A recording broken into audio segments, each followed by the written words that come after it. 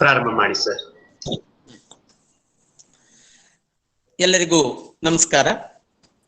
ಕನ್ನಡ ಸಾಹಿತ್ಯ ಚರಿತ್ರೆ ಅತ್ಯಂತ ಶ್ರೀಮಂತವಾದದ್ದು.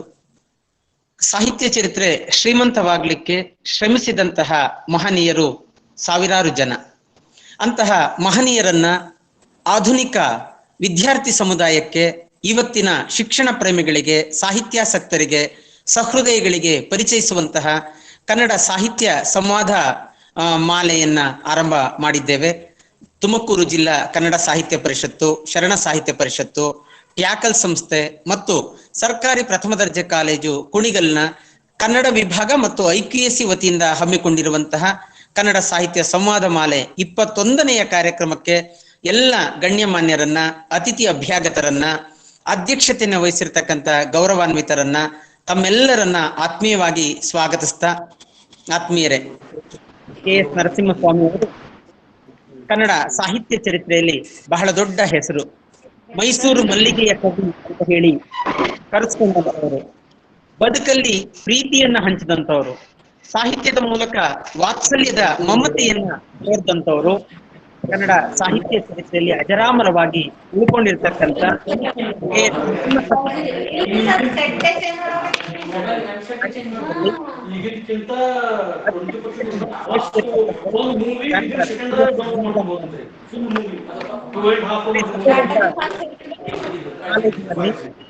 ಕಲಾ ವಾಣಿಜ್ಯ ವಿಜ್ಞಾನ ಕಾಲೇಜಿನಲ್ಲಿ ಪ್ರಾಧ್ಯಾಪಕರಾಗಿ ಸಾಕಷ್ಟು ವಿದ್ಯಾರ್ಥಿಗಳ ಬದುಕಿಗೆ ದಾರಿದೀಪ ಆಗಿರ್ತಕ್ಕಂಥ ಡಾಕ್ಟರ್ BS ಮಂಜುಳಾ ಮೇಡಮ್ ಅವರು ಈ ಸಂವಾದ ಮಾಲೆಯ ಕಾರ್ಯಕ್ರಮದ ಅಧ್ಯಕ್ಷತೆಯನ್ನು ವಹಿಸಿದ್ದಾರೆ. ಡಾಕ್ಟರ್ BS ಮಂಜುಳಾ ಮೇಡಮ್ ಅವರಿಗೆ ತಮ್ಮೆಲ್ಲರ ಪರವಾಗಿ, ಎಲ್ಲ ಸಂಘ ಸಂಸ್ಥೆಗಳ ಪರವಾಗಿ ಹೃದಯಪೂರ್ವಕ ಸ್ವಾಗತ ಸುಸ್ವಾಗತವನ್ನ ನಾನು ಕೋರ್ತಾ ಇದ್ದೇನೆ. ಹಾಗೆ ಇವತ್ತಿನ ಕಾರ್ಯಕ್ರಮದ ಕೇಂದ್ರ ಬಿಂದುಗಳಾಗಿ ಡಾಕ್ಟರ್ ಜಯಪ್ಪ ಹೊನ್ನಾಳಿ ಸರ್ ಅವರು, ಜಯಕವಿ ಅಂತಲೇನೆ ಮೈಸೂರು ಭಾಗದಲ್ಲಿ ಪ್ರಖ್ಯಾತರಾದಂಥವರು. ರುದ್ರತನಯ ಅನ್ನುವಂತಹ ಕಾವ್ಯನಾಮ ವಚನಗಳಲ್ಲಿ, ಜೀವದೇವ ಅನ್ನುವಂಥ ಕಾವ್ಯನಾಮ ಮುಕ್ತಕಗಳಲ್ಲಿ, ಜಯಕವಿ ಅನ್ನುವಂಥದ್ದು ಗಜಲ್ಗಳಲ್ಲಿ ಅವರು ಪ್ರಸಿದ್ಧರಾಗಿರ್ತಕ್ಕಂಥವ್ರು. ನಿಜಕ್ಕೂ ಅವರ ವಿದ್ಯಾಭ್ಯಾಸ, ಅವರ ವೃತ್ತಿ ಪ್ರವೃತ್ತಿ, ಸಾಹಿತ್ಯ ಕೃಷಿ ಅಂತೂ ನಿಜಕ್ಕೂ ತುಂಬಾ ಹೆಮ್ಮೆ ಅನ್ಸುತ್ತೆ ಅವ್ರ ಬಗ್ಗೆ ಮಾತಾಡ್ಲಿಕ್ಕೆ. ಬಾ ಬೆಳಕೆ ಎನ್ನುವಂತ ಕವನ ಸಂಕಲನದಿಂದ ಹಿಡಿದು ಹುಲ್ಲಿನ ಮನೆ, ನಕ್ಷತ್ರ ಕಾವ್ಯ, ವಚನ ನಂದನ, ಹೂರಣ ತೋರಣದಂತಹ ಕೃತಿಯಿಂದ ಹಿಡಿದು ನಾಡಿನ ಸುಪ್ರಸಿದ್ಧ ಗಾಯಕ ಗಾಯಕಿಯರಿಂದ, ಪ್ರಖ್ಯಾತ ಸಂಗೀತ ಸಂಸ್ಥೆಗಳಿಂದ ಭಾವಗೀತೆಗಳ ಧ್ವನಿ ಸುರುಳಿಯನ್ನ ತಂದಿರೋದ್ರಿಂದ ಹಿಡಿದು ನಿಜಕ್ಕೂ ಅವರು ಮಾಡಿರ್ತಕ್ಕಂಥ ಸೇವೆ ಅನನ್ಯ ಅಂತ ನಾನು ಭಾವಿಸ್ತೇನೆ. ಸಂಪಾದಕರಾಗಿ ಕುವೆಂಪು ಅವರ ನುಡಿನಮ್ಮನದಿಂದ ಹಿಡಿದು ವಿಜಯಗೀತ, ಅಕ್ಷಯ, ಜಂಗಮ ಜೋಳಿಗೆ, ಶಿವಪಥ ಅನ್ನುವಂತ ಅನೇಕ ಕೃತಿಗಳನ್ನ ಸಂಪಾದಿಸಿಕೊಟ್ಟಿದ್ದಾರೆ. ಆತ್ಮೀಯರೇ, ಇವರಿಗೆ ಕನ್ನಡಿಗರು ಗೌರವಿಸಿರೋದು ನಿಜಕ್ಕೂ ಒಂದು ಅಭಿಮಾನದ ವಿಷಯ. ಕವನಶ್ರೀ, ಕಾವ್ಯಶ್ರೀ, ಕನ್ನಡ ಕುಸುಮ, ದಾಂಪತ್ಯ ಅನುಸಂಧಾನ, ಇಂದಿರಾ ಪ್ರಿಯದರ್ಶಿನಿ, ಡಾಕ್ಟರ್ ರಾಧಾಕೃಷ್ಣನ್ ಉತ್ತಮ ಶಿಕ್ಷಕ ಪ್ರಶಸ್ತಿ, ಸೇವಾಕರ್ತ ಪ್ರಶಸ್ತಿ, ಮೈಸೂರು ಜಿಲ್ಲಾ ಕನ್ನಡ ರಾಜ್ಯೋತ್ಸವ ಪ್ರಶಸ್ತಿ, ಕುವೆಂಪು ಸಾಹಿತ್ಯ ರತ್ನ ಪ್ರಶಸ್ತಿ, ಬಸವಾನುಭವ ಪ್ರಶಸ್ತಿ, ಕರುನಾಡ ಕಾವ್ಯಶ್ರೀ ಪ್ರಶಸ್ತಿ ಅಂತ ಅನೇಕ ಪ್ರಶಸ್ತಿಗಳನ್ನ ತಮ್ಮ ಮುಡಿಗೇರಿಸಿಕೊಂಡಿದ್ದಾರೆ. ಅವರ ಸಾಹಿತ್ಯ ಸೇವೆಯನ್ನ ಕನ್ನಡಿಗರು ಹೃದಯ ಮಂದಿರದಲ್ಲಿ ಇಟ್ಟು ಅವರನ್ನ ಗೌರವಿಸಿರೋದು ನಿಜಕ್ಕೂ ಒಂದು ಅಭಿಮಾನದ ಸಂಗತಿ ಅಂತ ಹೇಳಿ ನಾನು ಭಾವಿಸ್ತಾ ಇದ್ದೇನೆ. ಹಾಗೆ ಅವರಿಗೆ ಅಖಿಲ ಭಾರತ ಸರ್ವಜ್ಞ ಸಾಂಸ್ಕೃತಿಕ ಪ್ರತಿಷ್ಠಾನದ ಅಧ್ಯಕ್ಷರಾಗಿದ್ರು, ಕಾರ್ಯದರ್ಶಿ, ಮೈಸೂರು ಜಿಲ್ಲಾ ಕನ್ನಡ ಸಾಹಿತ್ಯ ಪರಿಷತ್ತಿನ ಈಗಿನ ಪ್ರಧಾನ ಕಾರ್ಯದರ್ಶಿಗಳಾಗಿದ್ದಾರೆ, ಅಖಿಲ ಭಾರತ ಶರಣ ಸಾಹಿತ್ಯ ಪರಿಷತ್ತಿನ ಸದಸ್ಯರಾಗಿದ್ದಾರೆ. ಅಂತ ಸಹೃದಯಗಳು ನಮ್ಮ ಇವತ್ತಿನ ಕನ್ನಡ ಸಂವಾದ ಮಾಲೆಯಲ್ಲಿ ಭಾಗವಹಿಸಿರೋದು ನಿಜಕ್ಕೂ ಒಂದು ಹೆಮ್ಮೆಯ ವಿಷಯ ಅಂತ ಹೇಳಿ ನಾನು ಭಾವಿಸ್ತಾ, ಜಯಪ್ಪ ಹೊನ್ನಾಳಿ ಸರ್ ಅವರನ್ನ ನಮ್ಮ ಕಾರ್ಯಕ್ರಮದ ಪರವಾಗಿ ಇವತ್ತು ನಾವು ವಿನಂತಿ ಮಾಡಿಕೊಂಡಾಗ, ಬಿಡುವಿಲ್ಲದ ಕಾರ್ಯಕ್ರಮಗಳು ಅವರಿಗೆ, ಆ ಎಲ್ಲ ಕಾರ್ಯಕ್ರಮಗಳ ಮಧ್ಯೆ ನಮ್ಮ ಕಾರ್ಯಕ್ರಮಕ್ಕೆ ಬಂದಿರೋದು ನಮ್ಮ ತುಮಕೂರು ಜಿಲ್ಲೆಯ ಎಲ್ಲ ಕನ್ನಡಿಗರ ಪರವಾಗಿ ನಾನು ಗೌರವಪೂರ್ವಕವಾಗಿ ಅವರನ್ನು ಆತ್ಮೀಯವಾಗಿ ಸ್ವಾಗತಿಸ್ತಾ ಇದ್ದೇನೆ. ಸ್ವಾಗತ ಸರ್. ಹಾಗೆ ನಮ್ಮ ನಮಸ್ತೆ ಸರ್. ನಮ್ಮ ಜಿಲ್ಲಾ ಕನ್ನಡ ಸಾಹಿತ್ಯ ಪರಿಷತ್ತಿನ ಅಧ್ಯಕ್ಷರಾದಂತಹ ಬಹ ರಮಾಕುಮಾರಿ ಮೇಡಮ್ ಅವರು ಕನ್ನಡವನ್ನ ಕಟ್ಟುವಂತಹ ನಿಟ್ಟಿನಲ್ಲಿ ತುಂಬಾ ದೃಢ ಸಂಕಲ್ಪವನ್ನ ಮಾಡಿ ಕನ್ನಡದ ರಥವನ್ನ ಜಿಲ್ಲೆಯಾದ್ಯಂತ ಎಳೆಯುವಂತ ಕೈಂಕರ್ಯವನ್ನು ಹೊಂದಿರತಕ್ಕಂಥವರು ಬಹ ರಮಾಕುಮಾರಿ ಮೇಡಮ್ ಅವರನ್ನ ಕಾರ್ಯಕ್ರಮಕ್ಕೆ ನಾನು ಆತ್ಮೀಯವಾಗಿ ಸ್ವಾಗತಿಸ್ತಾ ಇದ್ದೇನೆ. ಹಾಗೆ ಜಿಲ್ಲಾ ಶರಣ ಸಾಹಿತ್ಯ ಪರಿಷತ್ತಿನ ಅಧ್ಯಕ್ಷರಾದಂತ ವಿದ್ವಾನ್ ಎಂ.ಜಿ. ಸಿದ್ದರಾಮಯ್ಯ ಸರ್ ಅವರು ವಚನ ಸಾಹಿತ್ಯವನ್ನ ಮನೆ ಮನೆಗಳಿಗೆ ಮನಕ್ಕೆ ಹಂಚುವಂತಹ ಕೆಲಸವನ್ನ ಮಾಡ್ತಾ ಇರ್ತಕ್ಕಂಥ ನಿವೃತ್ತ ಕನ್ನಡ ಉಪನ್ಯಾಸಕರು ಆಗಿರ್ತಕ್ಕಂಥ ವಿದ್ವಾನ್ ಎಂ.ಜಿ. ಸಿದ್ದರಾಮಯ್ಯ ಸರ್ ಅವರನ್ನ ಕಾರ್ಯಕ್ರಮಕ್ಕೆ ನಾನು ಹೃದಯಪೂರ್ವಕವಾಗಿ ಸ್ವಾಗತಿಸ್ತಾ ಇದ್ದೇನೆ. ಹಾಗೆ ವಿದ್ಯಾವಾಹಿನಿ ಪದವಿ ಪೂರ್ವ ಕಾಲೇಜಿನಲ್ಲಿ ಪ್ರಾಂಶುಪಾಲರಾಗಿ ಸಾರ್ಥಕ ಸೇವೆಯನ್ನ ಸಲ್ಲಿಸೋದ್ರ ಮೂಲಕ ಟ್ಯಾಕಲ್ ಸಂಸ್ಥೆಯ ಕಾರ್ಯದರ್ಶಿಗಳು ಆಗಿ ಕೆಲಸ ಮಾಡ್ತಾ ಇರ್ತಕ್ಕಂಥ ಅತ್ಯಂತ ಸಹೃದಯಿಗಳು, ಸಾವಿರಾರು ಜನ ವಿದ್ಯಾರ್ಥಿಗಳ ಬದುಕಿಗೆ ದಾರಿದೀಪ ಆಗಿರ್ತಕ್ಕಂಥ ಎಸ್ ಕುಮಾರಸ್ವಾಮಿ ಸರ್ ಅವರು ಟ್ಯಾಕಲ್ ಸಂಸ್ಥೆಯ ಕಾರ್ಯದರ್ಶಿಗಳು, ನಿವೃತ್ತ ಪ್ರಾಂಶುಪಾಲರು, ನಮ್ಮ ಮಾರ್ಗದರ್ಶಕರು. ಅವರನ್ನ ಗೌರವಪೂರ್ವಕವಾಗಿ ನಾನು ಸ್ವಾಗತಿಸ್ತಾ ಇದ್ದೇನೆ. ಹಾಗೇನೆ ನಮ್ಮ ಕಾಲೇಜಿನ ಗೌರವಾನ್ವಿತ ಪ್ರಾಂಶುಪಾಲರಾದಂಥ ಡಾಕ್ಟರ್ ಟಿ ನಿಂಗಯ್ಯ ಸರ್ ಅವರು ಈ ತರದೊಂದು ಸಾಹಿತ್ಯದ ಕಾರ್ಯಕ್ರಮಕ್ಕೆ ಅತ್ಯಂತ ಹೃತ್ಪೂರ್ವಕವಾಗಿ ಅವರು ಅಭಿಮಾನದ ಮಾತುಗಳನ್ನು ಹೇಳೋದ್ರ ಮೂಲಕ ಈ ಕಾರ್ಯಕ್ರಮದ ಯಶಸ್ಸಿಗೆ ಕಾರಣೀಕರ್ತರಾಗಿದ್ದಾರೆ. ನಮ್ಮ ಕಾಲೇಜಿನ ಗೌರವಾನ್ವಿತ ಪ್ರಾಂಶುಪಾಲರು, ಹಿರಿಯರು, ನಮ್ಮ ಮಾರ್ಗದರ್ಶಕರಾದಂಥ ಡಾಕ್ಟರ್ ಟಿ ನಿಂಗಯ್ಯ ಸರ್ ಅವರಿಗೆ ಆತ್ಮೀಯವಾದಂತಹ ಸ್ವಾಗತ ಸುಸ್ವಾಗತವನ್ನ ಕೋರ್ತಾ ಇದ್ದೇನೆ. ಹಾಗೆ ನಮ್ಮ ಕಾಲೇಜಿನ ಕ್ರಿಯಾಶೀಲ IPSC ಸಂಚಾಲಕರಾದಂತಹ ಪ್ರೊಫೆಸರ್ ಎಸ್ ವಿಶ್ವೇಶ್ವರಯ್ಯನವರು ತುಂಬಾ ಸಕ್ರಿಯವಾಗಿ ತೊಡಗಿಸಿಕೊಳ್ಳೋದ್ರ ಮೂಲಕ ಕಾರ್ಯಕ್ರಮದ ಹಿಂದೆ ಇದ್ದಾರೆ. ಎಸ್ ವಿಶ್ವೇಶ್ವರಯ್ಯನವ್ರಿಗೂ ಕೂಡ ನಾನು ಆತ್ಮೀಯವಾಗಿ ಸ್ವಾಗತವನ್ನು ಕೋರ್ತಾ ಇದ್ದೇನೆ. ಹಾಗೆ ನಮ್ಮ ಕಾರ್ಯಕ್ರಮದ ಮತ್ತೊಬ್ಬರು ಆಯೋಜಕರಾದಂತಹ ಪುಷ್ಪಾ ಮೇಡಮ್ ಅವರು ಗ್ರಂಥಾಲಯದಲ್ಲಿ ಇರ್ತಕ್ಕಂಥವ್ರು. ನಮ್ಮ ಕಾರ್ಯಕ್ರಮದ ಹಿಂದಿನ ರೂವಾರಿ ಅಂದ್ರೆ ತಪ್ಪಾಗ್ಲಾರ್ದು. ಪುಷ್ಪಾ ಮೇಡಮ್ ಅವ್ರಿಗೂ ಕೂಡ ನಾನು ಆತ್ಮೀಯವಾಗಿ ಸ್ವಾಗತ ಸುಸ್ವಾಗತವನ್ನ ಕೋರ್ತೇನೆ. ಹಾಗೆ ನನ್ನ ಕಾಲೇಜಿನ ಎಲ್ಲ ಅಧ್ಯಾಪಕರನ್ನ, ಬೋಧಕೇತರ ಸಿಬ್ಬಂದಿಯವರನ್ನ, ಎಲ್ಲ ವಿದ್ಯಾರ್ಥಿಗಳನ್ನ, ಕನ್ನಡ ಅಧ್ಯಾಪಕರ ಒಕ್ಕೂಟದ ಅನೇಕ ಸಹೋದ್ಯೋಗಿ ಸನ್ಮಿತ್ರರನ್ನ, ಸಹೃದಯಿಗಳನ್ನ ಎಲ್ಲರನ್ನು ಕೂಡ ಆತ್ಮೀಯವಾಗಿ ನಾನು ಸ್ವಾಗತಿಸ್ತಾ, ಇದೊಂದು ಅಪರೂಪದ ಕಾರ್ಯಕ್ರಮ. ಮೈಸೂರು ಮಲ್ಲಿಗೆಯ ಕವಿ ಅಂತ ಹೇಳಿ ಬಂದ ಬಾಗಿಲು ಕಣ್ಣು, ಬಿಡುವ ಬಾಗಿಲು ಕಣ್ಣು, ನಡುವೆ ಕಾಪಾಡುವುದು ತಾಯ ಕಣ್ಣು ಅಂತ ಹೇಳಿದಂತ ಬಹಳ ದೊಡ್ಡ ಕವಿ, ನಮ್ಮ ಕನ್ನಡಿಗರ ಹೃದಯ ಸಿಂಹಾಸನದಲ್ಲಿ ಶಾಶ್ವತವಾಗಿ ಮಲ್ಲಿಗೆಯ ಸ್ಥಾನದಲ್ಲಿ ಕೂತಿರ್ತಕ್ಕಂಥ KS ನರಸಿಂಹಸ್ವಾಮಿ ಅವರನ್ನ ಕುರಿತ ಹಾಗೆ ಜಯಪ್ಪ ಹೊನ್ನಾಳಿ ಸರ್ ಅವರು, ಜಯ ಕವಿಗಳು ನಮ್ಮೊಂದಿಗೆ ಮಾತಾಡ್ತಾ ಇರ್ತಕ್ಕಂಥದ್ದು ನಮಗೆ ತುಂಬ ಹೃದಯದ ಸಂತಸವನ್ನ ತಂದಿದೆ. ಸರ್ ಅವರು ಮಾತನಾಡಬೇಕು, ಅವರ ಬಗ್ಗೆ ಒಂದಷ್ಟು ಮಾಹಿತಿಯನ್ನ ನಮ್ಮ ಕೇಳುಗರಿಗೆ ಕೊಡಬೇಕು ಅನ್ನುವಂತ ಮಾತನ್ನ ಹೇಳ್ತಾ ಸರ್ ಅವರಿಗೆ ವೇದಿಕೆಯನ್ನ ಬಿಟ್ಟುಕೊಡ್ತಾ ಇದ್ದೇವೆ. ಧನ್ಯವಾದಗಳು ಸರ್. ಸ್ವಾಗತ ಸರ್. ಧನ್ಯವಾದಗಳು ಸರ್. ವಂದನೆಗಳು. ಬದುಕಿನಲ್ಲಿ ಪ್ರೀತಿ ಹುಟ್ಟಿಸುವ ಕನ್ನಡಿಗರ ಪ್ರೇಮ ಕವಿ KS ನ ಕನ್ನಡ ಸಾಹಿತ್ಯ ಸಂವಾದ ಮಾಲೆ 21 ಈ ಸುಂದರ ಸಮಾರಂಭದ ಘನಾಧ್ಯಕ್ಷತೆಯನ್ನ ವಹಿಸಿಕೊಂಡಂತ ಡಾಕ್ಟರ್ BS ಮಂಜುಳಾ ಮೇಡಮ್ ಅವರೇ, ಉಪಸ್ಥಿತಿಯನ್ನ ಒದಗಿಸುವುದರ ಮೂಲಕ ಶೋಭೆ ತಂದಂತ ಶ್ರೀಯುತರಾದಂತ ಬಾಹಾ ರಮಾಕುಮಾರಿ ಅವರೇ, ಶ್ರೀಮತಿ ಬಾಹಾ ರಮಾಕುಮಾರಿ ಅವರೇ, ಎಸ್ ಕುಮಾರಸ್ವಾಮಿ ಅವರೇ, ವಿದ್ವಾನ್ ಎಂ.ಜಿ. ಸಿದ್ದರಾಮಯ್ಯನವರೇ, ಡಾಕ್ಟರ್ ಗೋವಿಂದರಾಯ ಎಂ ಅವರೇ, ಡಾಕ್ಟರ್ ನಿಂಗಯ್ಯ ಟಿ ಅವರೇ, ಪ್ರೊಫೆಸರ್ ಎಸ್ ವಿಶ್ವೇಶ್ವರ ಅವರೇ, ಡಾಕ್ಟರ್ ರವಿಶಂಕರ್ AK ಅವರೇ, ಜಿಲ್ಲಾ ಕನ್ನಡ ಸಾಹಿತ್ಯ ಪರಿಷತ್ತು ಹಾಗೂ ಜಿಲ್ಲಾ ಶರಣ ಸಾಹಿತ್ಯ ಪರಿಷತ್ತಿನ ಟ್ಯಾಕಲ್ ಸಂಸ್ಥೆ ತುಮಕೂರಿನ ಹಾಗೂ ಕುಣಿಗಲ್ ಸರ್ಕಾರಿ ಪ್ರಥಮ ದರ್ಜೆ ಕಾಲೇಜಿನ ಕನ್ನಡ ವಿಭಾಗದ ಎಲ್ಲ ಮಹನೀಯರುಗಳೇ ಮತ್ತು ಕನ್ನಡದ ಎಲ್ಲ ಆತ್ಮ ಬಂಧುಗಳೇ, ನಮಗೆಲ್ಲ ನನ್ನ ಪ್ರೀತಿ ಪೂರ್ವಕ ವಂದನೆಗಳು, ನಮನಗಳು, ಶರಣಾರ್ಥಿ. ಖಲೀಲ್ ಗಿಬ್ರಾನ್ ಒಂದ್ ಮಾತು ಹೇಳ್ತಾನೆ, ಕಾವ್ಯ ಹೃದಯವನ್ನು ಮೋಹಗೊಳಿಸುವ ತಿಳಿವು ಮನಸ್ಸಿನಲ್ಲಿ ಹಾಡುವ ಕಾವ್ಯ ನಾವು ಮಾನವ ಹೃದಯವನ್ನು ಮೋಹಿಸಿ ಏಕಕಾಲದಲ್ಲಿ ಅವನ ಮನಸ್ಸಿನಲ್ಲಿ ಹಾಡಬಲ್ಲವರಾದರೆ ಆಗ ವಾಸ್ತವವಾಗಿ ನಾವು ಭಗವಂತನ ನೆರಳಿನಲ್ಲಿ ಬಾಳುತ್ತಿರುತ್ತೇವೆ.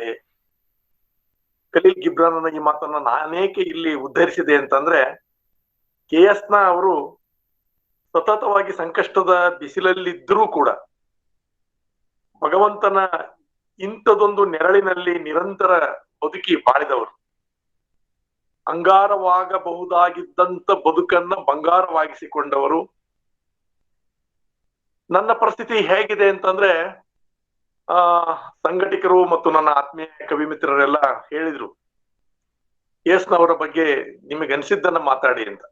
ನನ್ನ ಪರಿಸ್ಥಿತಿ ಹೇಗಾಗಿದೆ ಈಗ ಅಂತಂದ್ರೆ, ಮಗುವೊಂದನ್ನ ಗೊಂಬೆ ಅಂಗಡಿಯಲ್ಲಿ ಯಾರೋ ತಂದು ಬಿಟ್ಟ ಹಾಗಿದೆ. ಯಾವ ಗೊಂಬೆ ಕೊಳ್ಳೋದು, ಯಾವ ಗೊಂಬೆ ಬಿಡೋದು, ಎಲ್ಲವೂ ಚಂದ, ಎಲ್ಲವೂ ಅಂದ, ಎಲ್ಲವೂ ಬಣ್ಣಮಯ, ಎಲ್ಲವೂ ಆನಂದಮಯ. ಅಥವಾ ಒಬ್ಬ ತರುಣಿಯನ್ನ ಸೀರೆ ಅಂಗಡಿಯಲ್ಲಿ ಬಿಟ್ಟ ಹಾಗಿದೆ ನನ್ನ ಪರಿಸ್ಥಿತಿ. ಯಾವ ಸೀರೆ ತಗೊಳ್ಳೋದು, ಯಾವ ಸೀರೆ ಬಿಡೋದು, ಯಾವ್ದನ್ನ ಆಯ್ಕೆ ಮಾಡ್ಕೊಳ್ಳೋದು ಅಂತಾನೆ ತಿಳಿದ ಹಾಗಿದೆ. ಆದಾಗ್ಯೂ ಕೂಡ ನನಗೆ ಈ ಸಂದರ್ಭಕ್ಕೆ ಒದಗಬಹುದಾದ ಒಂದಿಷ್ಟು ಮಾತುಗಳನ್ನ ನನ್ನ ಅತ್ಯಂತ ಪ್ರೀತಿಯ ಕವಿ, ನಾನು ಅತ್ಯಂತ ಪ್ರಭಾವ ಅವರಿಂದ ಪಡ್ಕೊಂಡಿದ್ದೀನಿ. ನಾನು ಚಿಕ್ಕವನಿದ್ದಾಗ್ಲೇನೆ ನಮ್ಮೂರ ಗ್ರಾಮ ಕೇಂದ್ರಕ್ಕೆ ಒಂದು ಗಾಯಕರ ತಂಡ ಬಂದಿತ್ತು. ಅಲ್ಲಿ ಮೊಟ್ಟ ಮೊದಲಿಗೆ ನಮ್ಮೂರು ಚಂದವೋ ನಿಮ್ಮೂರು ಚಂದವೋ ಎಂದೆನ್ನ ಕೇಳಲೇಕೆ ಎನ್ನರಸ ಸುಮ್ಮನಿರಿ ಎಂದಳಾಕೆ ಹೇಳಿದಾಗ ನಾನು ಅಕ್ಷರಶಃ ರೋಮಾಂಚಿತನಾಗಿದ್ದೆ. ಬೆರಗಾಗಿ ನನ್ನನ್ನೇ ನಾನು ಕಳೆದುಕೊಂಡಿದ್ದೆ. ಮುಗ್ಧ ಮನಸ್ಸಿನಿಂದ ಮೈಯೆಲ್ಲ ಕಿವಿಯಾಗಿ ಆಲಿಸಿದ್ದೆ. ಅಂತ ಒಂದು ನವುರಾದ ಭಾವ, ಒಂದು ಜೀವಂತಿಕೆಯ ಲವಲವಿಕೆಯಿಂದ ಕೂಡಿದಂತ ಒಂದು ಜೀವಭಾವ. ಅದು ಅಂತ ಜೀವಭಾವನ್ನ ಅವತ್ತೇ ನನ್ನಲ್ಲಿ ಅದು ಹುಟ್ಟಿಸಿತ್ತು. ಅಂತ ಕವಿತೆಗಳನ್ನ ಬಹುಶಃ ನರಸಿಂಹಸ್ವಾಮಿ ಅವರಿಗೆ ಬಿಟ್ರೆ ಇನ್ಯಾರಿಗೂ ಕೊಡ್ಲಿಕ್ಕೆ ಆಗಲ್ವೇನೋ. ಆ ಕಾರಣಕ್ಕಾಗಿನೇ ಅವರು ಕನ್ನಡದ ಜನಮಾನಸವನ್ನ ಈಗಲೂ ಕೂಡ ತಮ್ಮ ಕಾಲಾತೀತ ಕವಿತ್ವದಿಂದ ಅಥವಾ ಕಾವ್ಯದಿಂದ ಆಳ್ತಾನೆ ಇದ್ದಾರೆ. ಕಾಲಾತೀತವಾಗಿ ಜನಮಾನಸದಲ್ಲಿ ಮನೆ ಮಾಡಿಕೊಂಡು ಇರುವಂತ ಕವಿಯಾಗಿದ್ದಾರೆ ಅವರು. ಗೀಜುಗ ತನ್ನ ಸುತ್ತಮುತ್ತಲಿನ ಪಾಡಿನ ಏನೆಲ್ಲವನ್ನ ಪಡೆದು ಹಾಡಗೂಡ ಕಟ್ಟಿ ಹೇಗೆ ಜಗತ್ತನ್ನ ತನ್ನತ್ತ ಸೆಳ್ಕೊಳ್ಳುತ್ತೋ ಹಾಗೆ KS ಅವರು ತನ್ನ ಸುತ್ತಮುತ್ತಲಿನ ಪಾಡಿನಲ್ಲಿ ಒದಗಬಹುದಾದದ್ದೆಲ್ಲವನ್ನ ಪಡ್ಕೊಂಡು ಹಾಡಗೂಡ ಕಟ್ಟಿ ಒಂದು ಸುಂದರವಾದ ಭೂಮಿಕೆಯನ್ನ ನಿರ್ಮಾಣ ಮಾಡಿ ನಮ್ಮನ್ನೆಲ್ಲ ಮನಸೂರೆ ಮಾಡಿಕೊಂಡವರು. ಅವರ ಕವಿತೆ ನಮ್ಮೆಲ್ಲರ ಕವಿತೆಯಾಗಿದ್ದೇ ಒಂದು ಪರಮಾಶ್ಚರ್ಯ. MV ವೆಂಕಟೇಶ್ ಮೂರ್ತಿ ಅವರು ಅವರ ಅನೇಕ ಕವಿತೆಗಳಿಗೆ ಬೆರಳಾಗ್ತಾರೆ. ಅವರ ಕೊರಳಿಗೆ ಬೆರಳಾದಾಗ ಆದ ಆನಂದವನ್ನ ಬಹಳಷ್ಟು ಕಡೆ ಹೇಳ್ಕೇಳ್ತಾ ನಾನು ಧನ್ಯನಾದೆ, ಅವರ ಕೊರಳಿಗೆ ಬೆರಳಾಗಿ ಮಾನ್ಯನಾದೆ ಅಂತ ಹೇಳ್ಕೇಳ್ತಾರೆ. ಅವಾಗ ಕವಿ ಬರೀತಾರೆ, ಕಣ್ಣು ಹೋಗಿದ್ದರೂ ಕವಿತೆ ನಿಲ್ಲಲೇ ಇಲ್ಲ, ಒಳಗಣ್ಣ ಮುಂದೆ ನಾನು ನನ್ನ ಕವಿತೆಯ ಕಂಡೆ, ಕವಿತೆ ಸಾವಿರ ಕಣ್ಣ ತೆರೆದು ಕಂಡಿತು ನನ್ನ. ಬಹುಶಃ ಕಣ್ಣನ್ನ ಕಳೆದುಕೊಂಡ ನಂತರವೂ ಬದುಕಿಗೆ ಕಣ್ಣಾಗಬಹುದಾದಂತ ಕವಿತೆಗಳನ್ನ ಕೊಟ್ಟಂತ ಕನ್ನಡದ ಅಗ್ರಮಾನ್ಯ ಕವಿ, ಶ್ರೇಷ್ಠ ಕವಿ ಅಂತಂದ್ರೆ ನಮ್ಮ KS. ಜೀವನದ ಬಗ್ಗೆ ಆಸಕ್ತಿಯನ್ನ ಇನ್ಯಾರಾದ್ರೂ ಆಗಿದ್ರೆ ಕಳ್ಕೊಂಡ್ಬಿಡ್ತಾ ಇದ್ರು.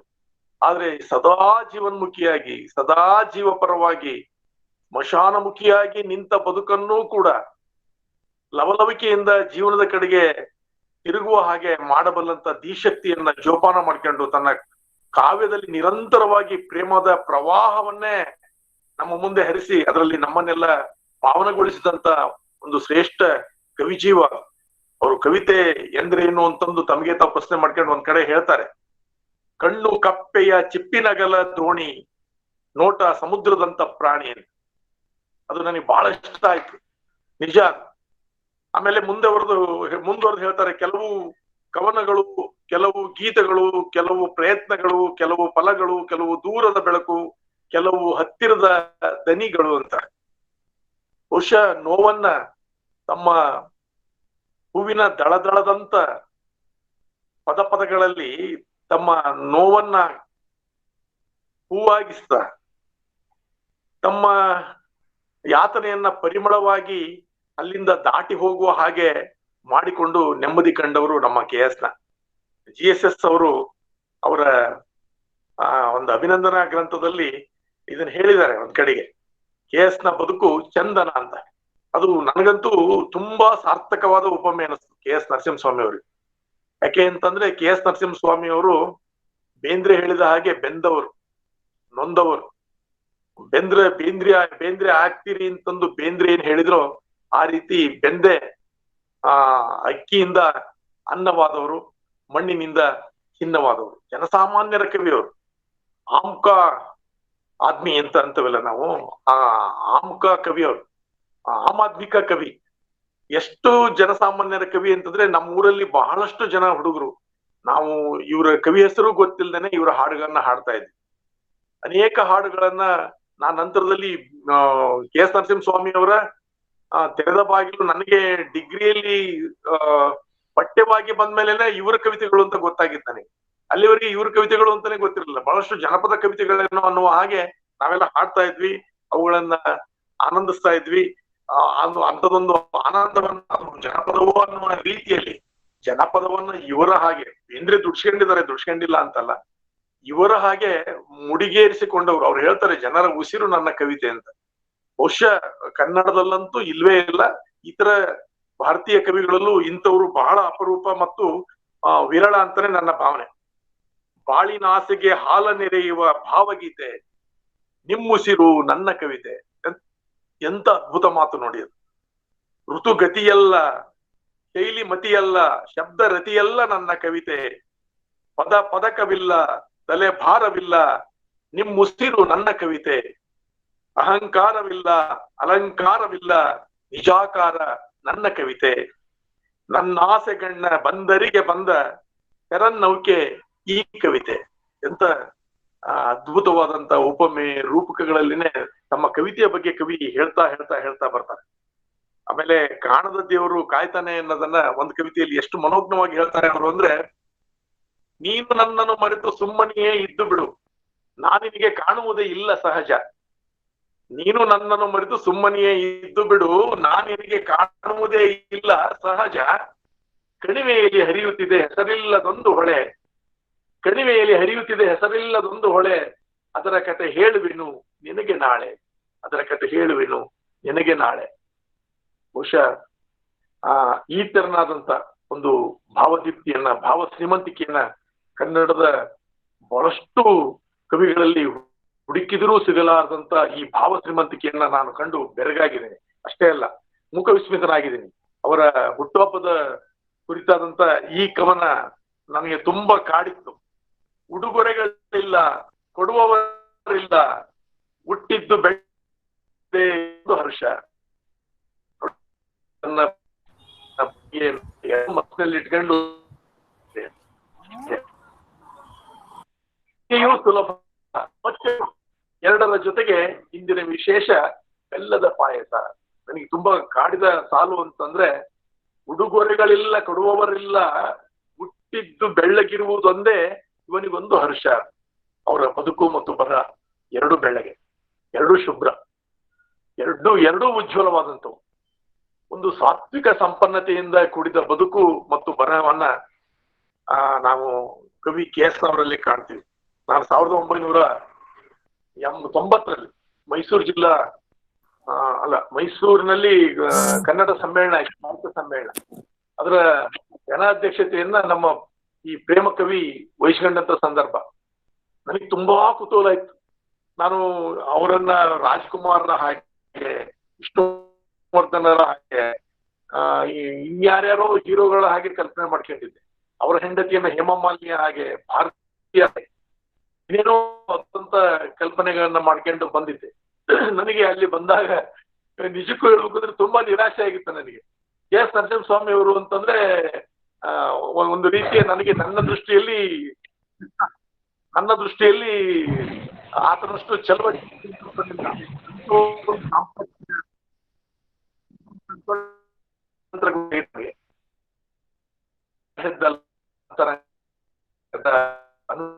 ಸೌಂದರ್ಯ ಗೊತ್ತಿಲ್ಲ ಆಶೀರ್ವಾದ. ಗುಡ್ಡಡಾಚೆ ಬದುಕು ಹಾಡು ಸಂಜರಿಯುತ್ತಿದೆ ಸುಳ್ಳು ಪರಂಪರೆಯನ್ನ. ಇಂಥ ಹಾಡಿನ ಹಾಯಿ ದೋಣೆಗಳು ನಾಟಿದಕ್ಕೆ ಅವರಿಗೆ ಮಾತ್ರ ಸಾಧ್ಯ ಇತ್ತು ಅಂತ ಅನ್ಸುತ್ತೆ ನನಗೆ ಬಹಳ ಸಂದರ್ಭಗಳಲ್ಲಿ. ಅವರು ಬೆಂಗಳೂರಿನ ಸೆಂಟ್ರಲ್ ಜೈಲಿನಲ್ಲಿ ಓದುವಾಗ ತಂದೆ ತೀರೋದ್ರು ಅಂತಂದು ಅರ್ಧದಲ್ಲೇ ಡಿಗ್ರಿಯನ್ನ ನಿಲ್ಲಿಸಿ ಬರ್ತಾರೆ.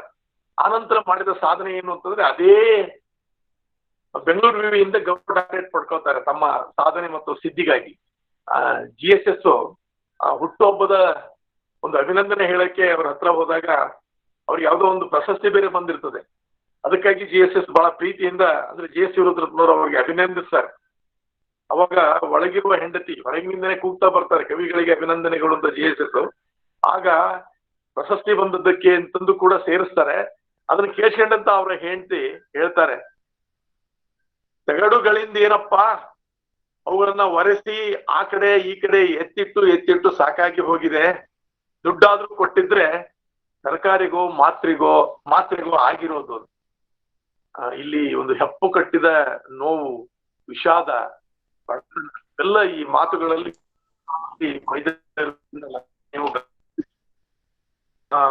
ಎಷ್ಟು ಬೇಸರ ಆಗುತ್ತೆ. ಆದ್ರೆ ಈ ಬೇಸರದಲ್ಲೂ ಕೂಡ ಕಾವ್ಯದ ನೇಸರವನ್ನೇ ಕಂಡವರು ಮತ್ತು ಕಾಣಿಸಿದವರು ನಮ್ಮ KS. ಅವರು ನನಗೆ ಬಹಳ ವಿಚಿತ್ರ ಅನ್ಸಿದ್ದು, ಹೌಸಿಂಗ್ ಬೋರ್ಡ್ ನಲ್ಲಿ ಕ್ಲರ್ಕ್ ಆಗಿರ್ತಾರೆ ಅವರು. ಕರ್ನಾಟಕ ಗೃಹ ಮಂಡಳಿ ಹೌಸಿಂಗ್ ಬೋರ್ಡ್ ಅಂದ್ರೆ ಅಲ್ಲಿ ನಿವೃತ್ತರು ಆಗ್ತಾರೆ ಅವರು. ಅಂತಂದ್ರೆ ಹೌಸಿಂಗ್ ಬೋರ್ಡ್ ನಲ್ಲಿ ಇದ್ದಂತ ಅವರಿಗೆ ಒಂದೇ ದಿವಸ ಹೋಗ್ಲಿಲ್ಲ. 2 ಮಕ್ಕಳನ್ನ ಹೇಗೋ ಕಷ್ಟಪಟ್ಟು ನಂತರ 4 ಹೆಣ್ಣು 4 ಸತ್ತು ಪೂರ್ತಿ ಮನೆಯ ಭಾರ ಇವ್ರ ಮೇಲೆ ಬಿದ್ದು ಹೇಗೂ ಆಚಾಗುತ್ತೆ. ಒಬ್ಬ ಗುಮಾಸ್ತರ ಅದು ಅವರೆಲ್ಲೂ ಕೂಡ ತಮ್ಮ ನೋವನ್ನ ಯಾರೊಂದಿಗೂ ಹಂಚಿಕೊಳ್ಳೋದಿಲ್ಲ. ನೋವು ಹಂಚಿಕೊಳ್ಳೇಬಾರ್ದು ಅನ್ನೋದು ಜೀವನ ಸಿದ್ಧಾಂತ. ಅವ್ರು ಒಂದಕ್ಕೂ ಸಂತೋಷ ಹಂಚಿದ್ರು, ಆನಂದವನ್ನ ಹಂಚಿದ್ರು. ನೋವು ಅಂಬನಿ ಬದುಕು ಕವಿತೆ ಕರವಸ್ತ. ಅವರು ಇದೊಂದು ಸ್ಟೇಟ್ಮೆಂಟ್ ಸಾಕು ಅಂತ ಅನ್ಸುತ್ತೆ ನನಗೆ. ಅವರು ಬದುಕಿನ ದಿವ್ಯ ದರ್ಶನವನ್ನ ಹೇಗೆ ಮಾಡ್ಕೊಂಡಿದ್ದಾರೆ. ನೋವು ನೀ ಬದುಕು ಗಂಡದ್ದು ಎಲ್ಲ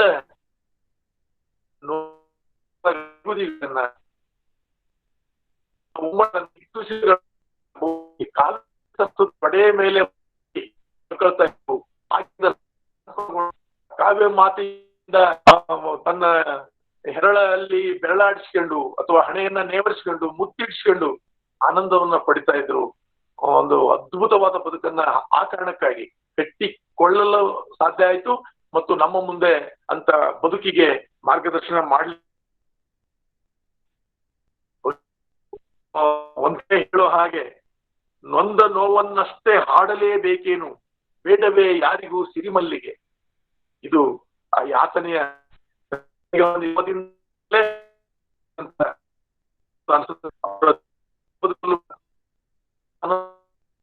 ರೀತಿಯಿಂದಾಗಿ ನನ್ನ ಹೆಂಡತಿಗೂ ಸಾಕಷ್ಟು ಜೊತೆಗೆ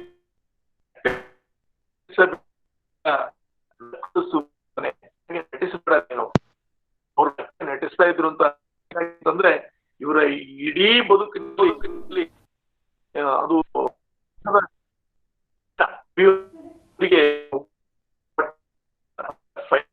ಹಾಗಾಗಿ ಹೇಳ್ತಾರೆ, ಕವಿ ನಕ್ಕಾಗಿ ನಟಿಸ್ತಾ ಇದೆಯಾ?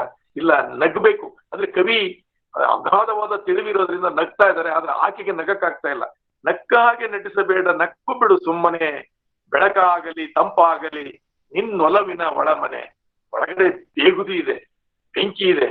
ಆ ಅಗ್ನಿಗೆ ಅವರು ತತ್ತರಗುಡ್ತಾ ಇದ್ದಾರೆ ತಾಯಿ ಅಥವಾ ಅವರ ಶ್ರೀಮತಿ. ಒಲವಿನ ಒಳಮನೆ, ಅಲ್ಲಿ ಕೂಡ ಒಲವು, ಅಲ್ಲಿ ಕೂಡ ಪ್ರೀತಿ, ಅಲ್ಲಿ ಕೂಡ ಪ್ರೇಮ. ಅವರು ಪ್ರೇಮ ಸಾಗರ, ಅವರ ಅಂತರನೇ ಒಂದು ಪ್ರೇಮದ ಕಡಲು. ಅಲ್ಲಿ ಮುಂದೆ ಏನು ಅದ್ಭುತವಾದಂತ ಮಾತದು, ಮೈ ಚುಮ್ಮನ್ನಿಸುವಂತ ಪದಪುಂಜ. ನಿನ್ನೊಲವಿನ ತೆರೆಗಳಲ್ಲಿ ಬೆಳದಿಂಗಳು ಹೊರಳಲಿ, ನಿನ್ನ ಹಸಿರು ಕನಸಿನಲ್ಲಿ ಹೊರಳಲಿ. ಹಿಂಗೆಯನ್ನು ಅಂತೂ ಬಿಡದೇ ಇಲ್ಲ ಅವರು. ಮಲ್ಲಿಗೆ ಹಾಗೇನೆ ಅವರ ಮನಸ್ಸು, ಅವರ ಕನಸು, ಅವರ ಹೃದಯ, ಅವರ ಭಾವ, ಅವರ ತೇವದ ಜೀವ ಎಲ್ಲವೂ ಮಲ್ಲಿಗೆ ಹಾಗೆ. ಅಷ್ಟೇ ಸುಕೋಮಲ, ಅಷ್ಟೇ ಮಧುರ, ಅಷ್ಟೇ ಘಮಘಮ. ಬಹಳ ಸುಕುಮಾರ ಚರಿತೆಯ, ಸುಕುಮಾರ ಕವಿತೆಯ ಕವಿ ನಮ್ಮ KS. ಅವರ ಪ್ರತಿಯೊಂದು ಪದಗಳಿಗೂ ಸುಕುಮಾರದ ಭಾವತೇವ, ಆ ಸುಕುಮಾರದ ಅಥವಾ ಒಂದು ಸುಂದರವಾದ ಮೃತ್ವದ ಪದ. ನಿನ್ನ ತುಂಬ ತಾರೆ ನಿನಗೆ ಶುಭವ ಕೋರಲಿ. ನೋಡಿ, ಅದನ್ನ ಆಶಯ ನಿನಗೆ ದಕ್ಕಲಿ, ನಿನಗೆ ಆ ಒಲವಿನ ಒಳಮನೆ ಆ ಬೆಳಕಾಗಲಿ, ತಂಪಾಗಲಿ, ಕುದಿಬೇಡ ಅಂತಂದು ಸಾಂತ್ವನಿಸುವ, ಸಮಾಧಾನಿಸುವ ಪರಿ ಇದೆಯಲ್ಲ, ಬಹುಶಃ ಅಪೂರ್ವ. ಹೀಗಾಗಿ ಇವರೆಲ್ಲ ಕವಿತೆಗಳು ನಮ್ಮ ಹಾಗೆ ದಕ್ಕಿ ಬಿಡ್ತವೆ, ಸಿಕ್ಬಿಡ್ತವೆ, ಬಹಳ ಖುಷಿಗೊಳಿಸ್ತವೆ, ಬದುಕು ಅಪೂರ್ವ ಅನ್ನುವ ಭಾವನೆ ತರ್ತವೆ. ಏನೂ ಇಲ್ಲದ ಎಲ್ಲ ಇಲ್ಲಗಳ ನಡುವೆ ಎಲ್ಲವಾಗುವ ಪರಿಯನ್ನ, ರೀತಿಯನ್ನ, ನೀತಿಯನ್ನ, ಪ್ರೀತಿಯನ್ನ ನಮಗೆ ದಯಪಾಲಿಸ್ತವೆ. ನನಗೆ ಬಹಳ ಸಂದರ್ಭದಲ್ಲಿ ವಿಸ್ಮಯ ಅನಿಸಿದರೆ ಈ ಕವಿ. ಯಾಕಾಗಿದ್ರೆ ಈ ಕಾರಣಕ್ಕೇನೆ ಅವರ ಕವಿತೆಗಳನ್ನ ನಾನು ನಿಮಗೆ ಹೇಳ್ಬೇಕು. ಮೊದಲ ಮೈಸೂರು ಮಲ್ಲಿಗೆ ಬಂದಾಗ ಲಕ್ಷ್ಮೀನಾರಾಯಣ ಭಟ್ರು ಅವ್ರಿವ್ರಿದ್ರಿಗೆ ಹೇಳ್ತಾ ಇದ್ರಂತೆ, ಅದು ಬಹುಶಃ ಕನ್ನಡದ ಕಾವ್ಯದ ಚರಿತ್ರೆಯಲ್ಲೇ ಒಂದು ಐತಿಹಾಸಿಕ ದಾಖಲೆ ಮತ್ತು ಸರ್ವಶ್ರೇಷ್ಠ ಮೈಲುಗಲ್ಲುಗಳನ್ನ ನೆಟ್ಟಂತ, ಪ್ರೀತಿಯ ಪತಾಕೆಯನ್ನ ಹಾರಿಸಿದಂತ, ಸಾಧನೆಯ ಸಿದ್ಧಿ ಶಿಖರಗಳನ್ನ ಕವಿಗೆ ತಂದು ಕೊಟ್ಟಂತ ಕವನ ಸಂಕಲನ ಮೈಸೂರು ಮಲ್ಲಿಗೆ. ಅದಕ್ಕೆ ತೀನಂಶ್ರೀ ಅವ್ರನ್ನ ಮೈಸೂರು ಮಲ್ಲಿಗೆ ಕವನ ಸಂಕಲನ ಓದಿ ಹೇಳಿದ ಮೇಲೆ ಇದಕ್ಕೆ ಹೆಸರೇನ್ ಕೊಡೋದು ಅಂತಂದ್ರೆ, ಇಲ್ಲಿ ಮೈಸೂರಿನಲ್ಲಿರುವಂತ ಬಸ್ ಸ್ಟ್ಯಾಂಡ್ ಹತ್ತಿರದ ಸರ್ಕಲ್ ಇದೆಯಲ್ಲ, KR ಸರ್ಕಲ್, ಅಲ್ಲಿ ದೊಡ್ಡ ಗಡಿಯಾರ ಕಂಬ ಇದೆ. ಆ ದೊಡ್ಡ ಗಡಿಯಾರ ಅಲ್ಲ, ಚಿಕ್ಕ ಗಡಿಯಾರ ಕಂಬದ ಹತ್ರ ಮಲ್ಲಿಗೆ ಹೂವನ್ನ ಕಟ್ತಾ ಇದ್ದಂತ ಒಬ್ಬ ಮುಸ್ಲಿಂ ಯುವಕನನ್ನ ನೋಡ್ತಾ ತೀನಂಶ್ರೀ ಹೇಳಿದ್ರಂತೆ, ಆತ ಮಲ್ಲಿಗೆ ಹೂವನ್ನ ದಂಡಿಯನ್ನು ಕಟ್ತಾ ಇದ್ದ. ಅಲ್ಲಿ ನೋಡು, ಅದನ್ನೇ ಹೆಸರಿಡು, ಮೈಸೂರು ಮಲ್ಲಿಗೆ ಅಂತಾನೆ ಕೊಡು ಅಂತ. ಸರಿ, ತನ್ನ ಗುರುಗಳು ಹೇಳಿದ ಆ ಶೀರ್ಷಿಕೆಯನ್ನೇ ತನ್ನ ಕವನ ಸಂಕಲನಕ್ಕೆ ಇವರು ಕೊಡ್ತಾರೆ. ಮೈಸೂರು ಮಲ್ಲಿಗೆ ಅದು ಬಾಡದ ಮಲ್ಲಿಗೆಯಾಗಿ, ಸದಾ ಅರಳುವ ಮಲ್ಲಿಗೆಯಾಗಿ, ಸದಾ ಪರಿಮಳವನ್ನ ಬೀರುವ, ಕನ್ನಡದ ಕಂಪನ್ನ ಹರಡುವ ಶ್ರೇಷ್ಠ ಮಲ್ಲಿಗೆಯಾಗಿ ಇವತ್ತಿಗೂ ನಮ್ಮ ಮುಂದೆ ನಮ್ಮನ್ನ ಘಮಗುಡಿಸ್ತಾ, ನಮ್ಮ ಬದುಕಿಗೆ ಒಂದು ಪರಿಮಳವನ್ನ ಪ್ರಸಾದಿಸ್ತಾನೆ ಇದೆ. ಅವರ ಲಕ್ಷ್ಮೀನಾರಾಯಣ ಭಟ್ರು ನನಗೆ ನಿಜ ಅನಿಸ್ತು. ಏನಪ್ಪಾ, KS ನರಸಿಂಹಸ್ವಾಮಿ ಅವರು ಮೊದಲನೇ ಓವರ್ನಲ್ಲೇನೆ ಬರೀ 6 ಹೊಡೆದು ಬಿಟ್ಟಿದ್ದಾರೆ ಅಂತ. 25 ಸಾರೆ, ನನಗೆ ಗೊತ್ತಿದ್ದಾಗೆ ಈಗ ಇನ್ನ 5 ಸಾರೆ ಆಗಿದೆ. ಅದು 30 ಸಾರೆ ಮರುಮುದ್ರಣಗೊಂಡಂತ ಏಕೈಕ ಕವನ ಸಂಕಲನ ಕನ್ನಡದಲ್ಲಿ ಯಾವ್ದಾದ್ರು ಒಂದು ಇದೆ ಅಂದ್ರೆ ಅದು KS ಅವರ ಮೈಸೂರು ಮಲ್ಲಿಗೆ. ಅದು ಅವರ ವಿಜಯ ಪತಾಕೆ. ನಾನು ಅದಕ್ಕೇನೆ ಅವ್ರನ್ನ ಆಮ್ ಆದ್ಮಿಕ ಕವಿ ಅಂತ ಆರಂಭದಲ್ಲಿ ಹೇಳಿದ್ದು. ಒಂದು ರೀತಿಯ ಜನತಾ ಕವಿ ಅವರು. ಆಮೇಲೆ ಜನರ ಜೀವನಾಡಿ ಮಿಡಿತವನ್ನ, ತುಡಿತವನ್ನ ಅರಿತುಕೊಂಡಂತ ಕವಿ ಅವರು. ಜನಾರ್ದನನಿಗಾಗಿಯೇ ಹಾಡಿದಂತ ಕವಿ. ಅವನ ಪ್ರೀತಿಗೆ, ಪೂರ್ಣ ಕೃಪೆಗೆ ಪಾತ್ರರಾದಂತ ಅತಿ ಮಹತ್ವದ ಕವಿ. ತುಂಬು ಬದುಕಿನ ಕವಿ ಮತ್ತು ತುಂಬು ಬರಹದ ಕವಿ. ಬಹಳ ಜನ ಇವರು ಯಶಸ್ಸಿರದಿಲ್ಲ ಅಂತಂದ್ರೆ ಬರೆದ ಕವಿ ಗೊತ್ತಿಲ್ಲದೆ ಹಾಡ್ತಾರೆ. ಬಹಳಷ್ಟು ಜನ ಗ್ರಾಮ್ಯರು ಅಥವಾ ನಾವ್ಯಾರು ನಿರಕ್ಷರ ಕುಕ್ಷಿಗಳು ಅಂತ ಅಂತೀವೋ ಅವರೆಲ್ಲ ಇವ್ರ ಹೆಸರೇ ಗೊತ್ತಿಲ್ಲದೆ ಹಾಡಿದ್ದಾರೆ. ಅಂದ್ರೆ ನಿರಕ್ಷರ ಕುಕ್ಷಿಗಳಿಗೂ ಯಾರದಾದ್ರೂ ಒಂದು ಕವಿತೆ ತಲುಪಿದೆ, ಕಾವ್ಯ ತಲುಪಿದೆ, ಅವರ ಬದುಕನ್ನು ಒಂದಿಷ್ಟು ಬೆಳೆಸಿದೆ, ಸಂಸ್ಕಾರಗೊಳಿಸಿದೆ, ಉನ್ನತೀಕರಿಸಿದೆ, ಆನಂದಗೊಳಿಸಿದೆ ಅಂತ ಅಂದ್ರೆ ಅದು KS ನವರ ಕಾವ್ಯ. ಅದು ಅವರ ಹೆಚ್ಚುಗಾರಿಕೆ. ಆ ಕಾರಣಕ್ಕಾಗಿನೇ ಅವರು ಜನಮಾನಸದಲ್ಲಿ ಸದಾ ಹಚ್ಚ ಹಸಿರಾಗಿರುವಂತಹ, ಸದಾ ಬೆಳ್ಳನೆಯ ವ್ಯಕ್ತಿತ್ವ ಮತ್ತು ಭಾವನೆಗಳನ್ನ ಬಿತ್ತಿ ಬೆಳೆದಂತಹ ಚಂದನದ ಕವಿ. ಅವರ ಕೆಲವು ಸಾಲುಗಳನ್ನ ನಾನು ಉಲ್ಲೇಖಿಸಲೇಬೇಕು ನಿಮ್ ಮುಂದೆ. ಸಿರಿಗೆರೆಯ ನೀರಲ್ಲಿ, ಬಿರಿದ ತಾವರೆಯಲ್ಲಿ, ಹೂಬನದ ಬಿಸಿಲಲ್ಲಿ, ನರ್ತಿಸುವ ನವಿಲಿನ ದನಿಯಲ್ಲಿ ನಿನ್ನ ಹೆಸರು. ಪ್ರೇಮಿಗೆ ಹೇಳುವಂತ ಈ ಪದವನ್ನು ಹೇಗೆ ಪದೋನ್ನತವಾಗಿ ಪುಟವಿಟ್ಟ ಹಾಗೆ ಬರ್ತದೆ ಅಂತ ನೋಡಿ. ಆಮೇಲೆ ಒಂದು ಪರಿಸರದ ಗೀತೆ ನೋಡಿ, ಹಕ್ಕಿಯ ಹಾಡಿಗೆ ತಲೆದೂಗುವ ಹೂ ನಾನಾಗುವ ಆಸೆ. ಕವಿಗೆ ಇನ್ನೇನು ಪ್ರಶಸ್ತಿ ಫಲಕ ಈ ತರದ ಕನಸುಗಳಿಲ್ಲ. ಅವ್ರಿಗೆ ಆಸೆ ಇರೋದು ಹಕ್ಕಿಯ ಹಾಡಿಗೆ ತಲೆದೂಗುವ ಹೂ. ನೋಡಿ, ಸುಮ್ಮನೆ ತಲೆದೂಗುತ್ತೆ ಹೂವು, ಅಲ್ಲೆಲ್ಲೋ ಹಕ್ಕಿ ಹಾಡುತ್ತೆ. ಅವುಗಳಿಗೆ ಒಂದು ಅಭೇದ ಪರಿಕಲ್ಪನೆಯನ್ನ ತಂದು ಅದ್ಭುತವಾದ ಚಿತ್ರಣವನ್ನ ಹೇಗೆ ಕೊಡ್ತಾರೆ. ಬೆಳೆಗಾರ ಚೆನ್ನಯ್ಯ ಬಾಗಿಲಿಗೆ ಬಂದಿಯೇನು, ಒಳಗೆ ಬರಲಪ್ಪಣೆಯ ದೊರೆಯೇ. ಜನಸಾಮಾನ್ಯರ ಭಾಷೆಯನ್ನ ಅಸಾಮಾನ್ಯವಾಗಿ ಬಳಸಿಕೊಂಡಂತ ಕವಿ, ಅದ್ಭುತವಾಗಿ ಬಳಸಿಕೊಂಡಂತ ಕವಿ. ಎಷ್ಟು ರಮ್ಯವಾಗಿ ಬಳಸ್ಕೊಳ್ತಾರೆ ನೋಡಿ. ಒಂದು ಸಂವಹನವನ್ನ ಹೇಗ್ ಮಾಡ್ತಾರೆ ನೋಡಿ. ಅವಾಗ ಈ ಪತ್ರಕರ್ತರ ಅಥವಾ ಈ ಅಂಚೆ ಅಣ್ಣನ ಕೆಲಸವನ್ನು ಕೂಡ ಈ ಬೆಳೆಗಾರಣ್ಣನೇ ಮಾಡ್ತಾ ಇದ್ದಂತ ಸಂದರ್ಭ ಅದು. ನಾವು ಚಿಕ್ಕವರಾಗಿದ್ದಾಗ ನಮ್ಮ ಅವ್ವನಿಗೆ ನಮ್ಮ ಅವ್ವನ ತವರು ಮನೆಯಿಂದ ಚೀಟಿಯಲ್ಲಿ ಅವರ ಅಣ್ಣಂದಿರು ಏನೇನೋ ವಿಚಾರಗಳನ್ನ ತಿಳಿಸೋರು, ಹಬ್ಬಕ್ಕೆ ಬರೆಯಕ್ ಕರೆಯೋರು, ಬರ್ತೀವಿ ನೀನು ಸಿದ್ಧಳಾಗಿರು ಅಂತ ಹೇಳೋರು, ಕಷ್ಟ ಸುಖಗಳನ್ನ ವಿಚಾರಿಸಿ ಹೇಳೋರು. ಇಂಥದೊಂದು ಅಪೂರ್ವವಾದ ರಸಸೇತುವೆ ಆಗ್ತಾ ಇದ್ದ ಆಗಿನ ಬೆಳೆಗಾರಣ್ಣ. ಬಣ್ಣ ಬಣ್ಣದ ಬಳೆಗಳನ್ನಷ್ಟೇ ತರ್ತಾ ಇರ್ಲಿಲ್ಲ ಅವನು. ಬಣ್ಣ ಬಣ್ಣದ ಭಾವಗಳನ್ನು, ಜೀವ ಭಾವಗಳನ್ನು, ತವರಿನ ತೇವ ಭಾವಗಳನ್ನು ತನ್ನೊಂದಿಗೆ ತರನು. ಅಂತ ಒಂದು ಅದ್ಭುತವಾದ ಕಾಲದಲ್ಲಿ ನಾವು ಬದುಕಿದ್ವಿ ಅನ್ನೋದೇ ನಮ್ಮ ಸಂತೋಷ. ನೋಡಿ, ಬೆಳೆಗಾರ ಚೆನ್ನಯ್ಯ ಬಾಗಿಲಿಗೆ ಬಂದಿಯನು, ಒಳಗೆ ಬರಲಪ್ಪಣೆಯ ದೊರೆಯಿದೆ. ಅವನು ಮುಂದೆ ಹೇಳ್ತಾನೆ, ನಾನು ನಿಮ್ಮನ್ನ ಬಳಿಗೆ ತೊಡ್ಸಕ್ ಬಂದಿಲ್ಲ, ಅಲ್ಲಿಂದ ಒಂದು ಸುದ್ದಿ ತಂದಿದ್ದೀನಿ. ಹಾಗೆ ಹೇಳ್ತಾ ಹೇಳ್ತಾ ಇಲ್ಲಿ ದೊರೆಗೂ ಮತ್ತು ದೊರೆಸಾನಿಗೂ, ಅಂದ್ರೆ ಯವನದ ನಾಯಕನಿಗೂ ಮತ್ತು ನಾಯಕಿಗೂ ಏನೋ ಮನಸ್ತಾಪ ಆಗಿದೆ. ತವರಿಗೆ ಹೋದ ಅವಳನ್ನ ಈತ ಹೋಗಿ ಕಂಡಿಲ್ಲ, ಅಥವಾ ಹೆರಿಗೆಗೆ ಹೋದ ಅವಳನ್ನ ನೋಡಕ್ ಹೋಗಿಲ್ಲ, ಏನೋ ಕಾರಣಕ್ಕಾಗಿ. ಅದಕ್ಕೇನೆ ಕವಿ ಹೇಳೋದ್ ನೋಡಿ, ಹಿಂಡಬಾರದು ದುಂಡು ಮಲ್ಲಿಗೆಯ ದಂಡೆಯೇನು, ಒಣಗಬಾರದು ಒಡಲ ಚಿಲುಮೆ. ಕಣ್ಣಲ್ಲಿ ಎಲ್ಲಂತಂದು ಕಣ್ಣಿಗೆ ಚಿಂಬಿಡುತ್ತೆ. ಹಿಂಡಬಾರದು ದುಂಡು ಮಲ್ಲಿಗೆಯ ದಂಡೆಯೇನು, ಒಣಗಬಾರದು ಒಡಲ ಚಿಲುಮೆ. ಅಲ್ಲಿ ಆಕಿ ಗರ್ಭಿಣಿ, ಹೆರಿಗೆಗಾಗಿ ಹೋಗಿದ್ದಾಳೆ ಬಹುಶಃ. ಆ ಕಾರಣಕ್ಕೆ ಹೇಳ್ತಾರೆ, ನೀವು ಇಲ್ಲಿ ಆ ಪ್ರೀತಿಯ ಮಲ್ಲಿಗೆ ದಂಡೆಯನ್ನ ಹೇಗೆ ಹಿಂಡಕ್ಕೆ ಸಾಧ್ಯ ಆಗುತ್ತೆ? ಇಲ್ಲಿ ಕುಳಿತು ಅಲ್ಲಿಗೆ ಬಂದು ನೇವರಿಸಿ ಅದರ ಪರಿಮಳವನ್ನು ಆಸ್ವಾದಿಸಿ, ಒಣಗಬಾರದು ಒಡಲ ಚಿಲುಮೆ. ನಿಮ್ಮಿಬ್ಬರ ಮನಸ್ತಾಪ, ತಾಯಿ ಮತ್ತು ನಿಮ್ಮ ನಡುವಿನ ಮನಸ್ತಾಪ ಅವರ ಮಗುವಿನ ಮೇಲೆ ಪರಿಣಾಮ ಆಗ್ಬಾರ್ದು, ನಿಮ್ಮ ಕರುಳಿನ ಕುಡಿ ಮೇಲೆ ಪರಿಣಾಮ ಆಗ್ಬಾರ್ದು ಅನ್ನೋದನ್ನ ಎಷ್ಟು ಚಂದ ಹೇಳ್ತಾರೆ ನೋಡಿ. ಜೀವಗಳ ಒಡನಾಟಕ್ಕೆ ಇಂಥದೊಂದು ಸಾಲ್ ಸಾಕು. ಇದು ರಸಸ್ಥೇತವಾಗಿ ಆ ಎರಡು ಹೃದಯಗಳ ನಡುವೆ ಅವರನ್ನ ಒಂದು ಮಾಡುವವರೆಗೂ ಬೆಳೆದು ನಿಂತ್ಕೊಂಡ್ಬಿಡುತ್ತೆ ಅಂತ ಅನ್ಸುತ್ತೆ ನನಗೆ. ಶಾನುಭೋಗರ ಮಗಳು ತಾಯಿ ಇಲ್ಲದ ಹುಡುಗಿ, ರತ್ನದಂತಹ ಹುಡುಗಿ ಊರಿಗೆಲ್ಲ. ಶಾನುಭೋಗರ ತಂಗಿಯ ಮಗ ಕವಿ. ಆ ಇಡೀ ಬದುಕು ಅಲ್ಲಿ ಬರುವ ನವಿಲೂರು, ಮುತ್ತೂರು, ಈ ತರದ ಊರುಗಳೆಲ್ಲ ಗ್ರಾಮೀಣ ಬದುಕನ್ನ ಹೇಗೆ ಪ್ರತಿನಿಧಿಸ್ತವೆ ಅಂತಂದ್ರೆ, ಆ ಪದಗಳಲ್ಲಿರುವ ಸೌಂದರ್ಯ, ಅದರ ಚೆಲುವು, ಅವುಗಳೆಲ್ಲ ಒಂದು ರೀತಿಯ ನಮ್ಮ ಭಾವದ ಕೊಕ್ಕೆಗೆ ಸಿಗದ ಹಾಗೆ ವಿಶಾಲವಾಗ್ತಾ ವಿಜೃಂಭಿಸ್ತಾ ಪ್ರಫುಲ್ಲವಾಗ್ತಾ ಹೋಗ್ಬಿಡ್ತವೆ. ನಿನ್ನೊಲಮೆಯಿಂದಲೇ ಬಾಳು ಬೆಳಕಾಗಿರಲು ಚಂದ್ರಮುಖಿ ನೀನೇನಲ್ಲೂ ತಪ್ಪೇನೆ. ಹೆಂಡತಿ, ಬಹುಶಃ ಅವರು ತನ್ನ ಎಲ್ಲ ಗೀತೆಗಳನ್ನ ದಾಂಪತ್ಯ ಗೀತೆಗಳು ಅಂತ ಕರ್ಕೊಳ್ತಾರೆ. ನಾವೆಲ್ಲ ಪ್ರೇಮ ಗೀತೆಗಳು ಅಂತ ಕರಿತೀವಿ. ಅವರಿಲ್ಲ, ಅದು ಪೂರ್ತಿ ದಾಂಪತ್ಯದ ಅನುಸಂಧಾನವೇ ಆತ್ಮೀಯವಾಗಿ ಆಗಿರೋದ್ರಿಂದ ದಂಪತಿಗಳ ನಡುವೆ ಅವು ದಾಂಪತ್ಯ ಗೀತೆಗಳೇ ಅಂತ ಹೇಳ್ತಾರೆ ನೋಡಿ. ನಿನ್ನೊಲಮೆಯಿಂದಲೇ ಬಾಳು ಬೆಳಕಾಗಿರಲು, ಅಲ್ಲಿ ಅವರ ಇಡೀ ಬದುಕನ್ನ ಕತ್ತಲಿನಿಂದ ದೂರ ಮಾಡಿದ್ದು, ಚಂದ ಮಾಡಿದ್ದು, ಅಂದ ಮಾಡಿದ್ದು ಯಾವುದು ಅಂತಂದ್ರೆ ಅವಳ ಒಲಮೆಯೇ ಬೆಳಕು.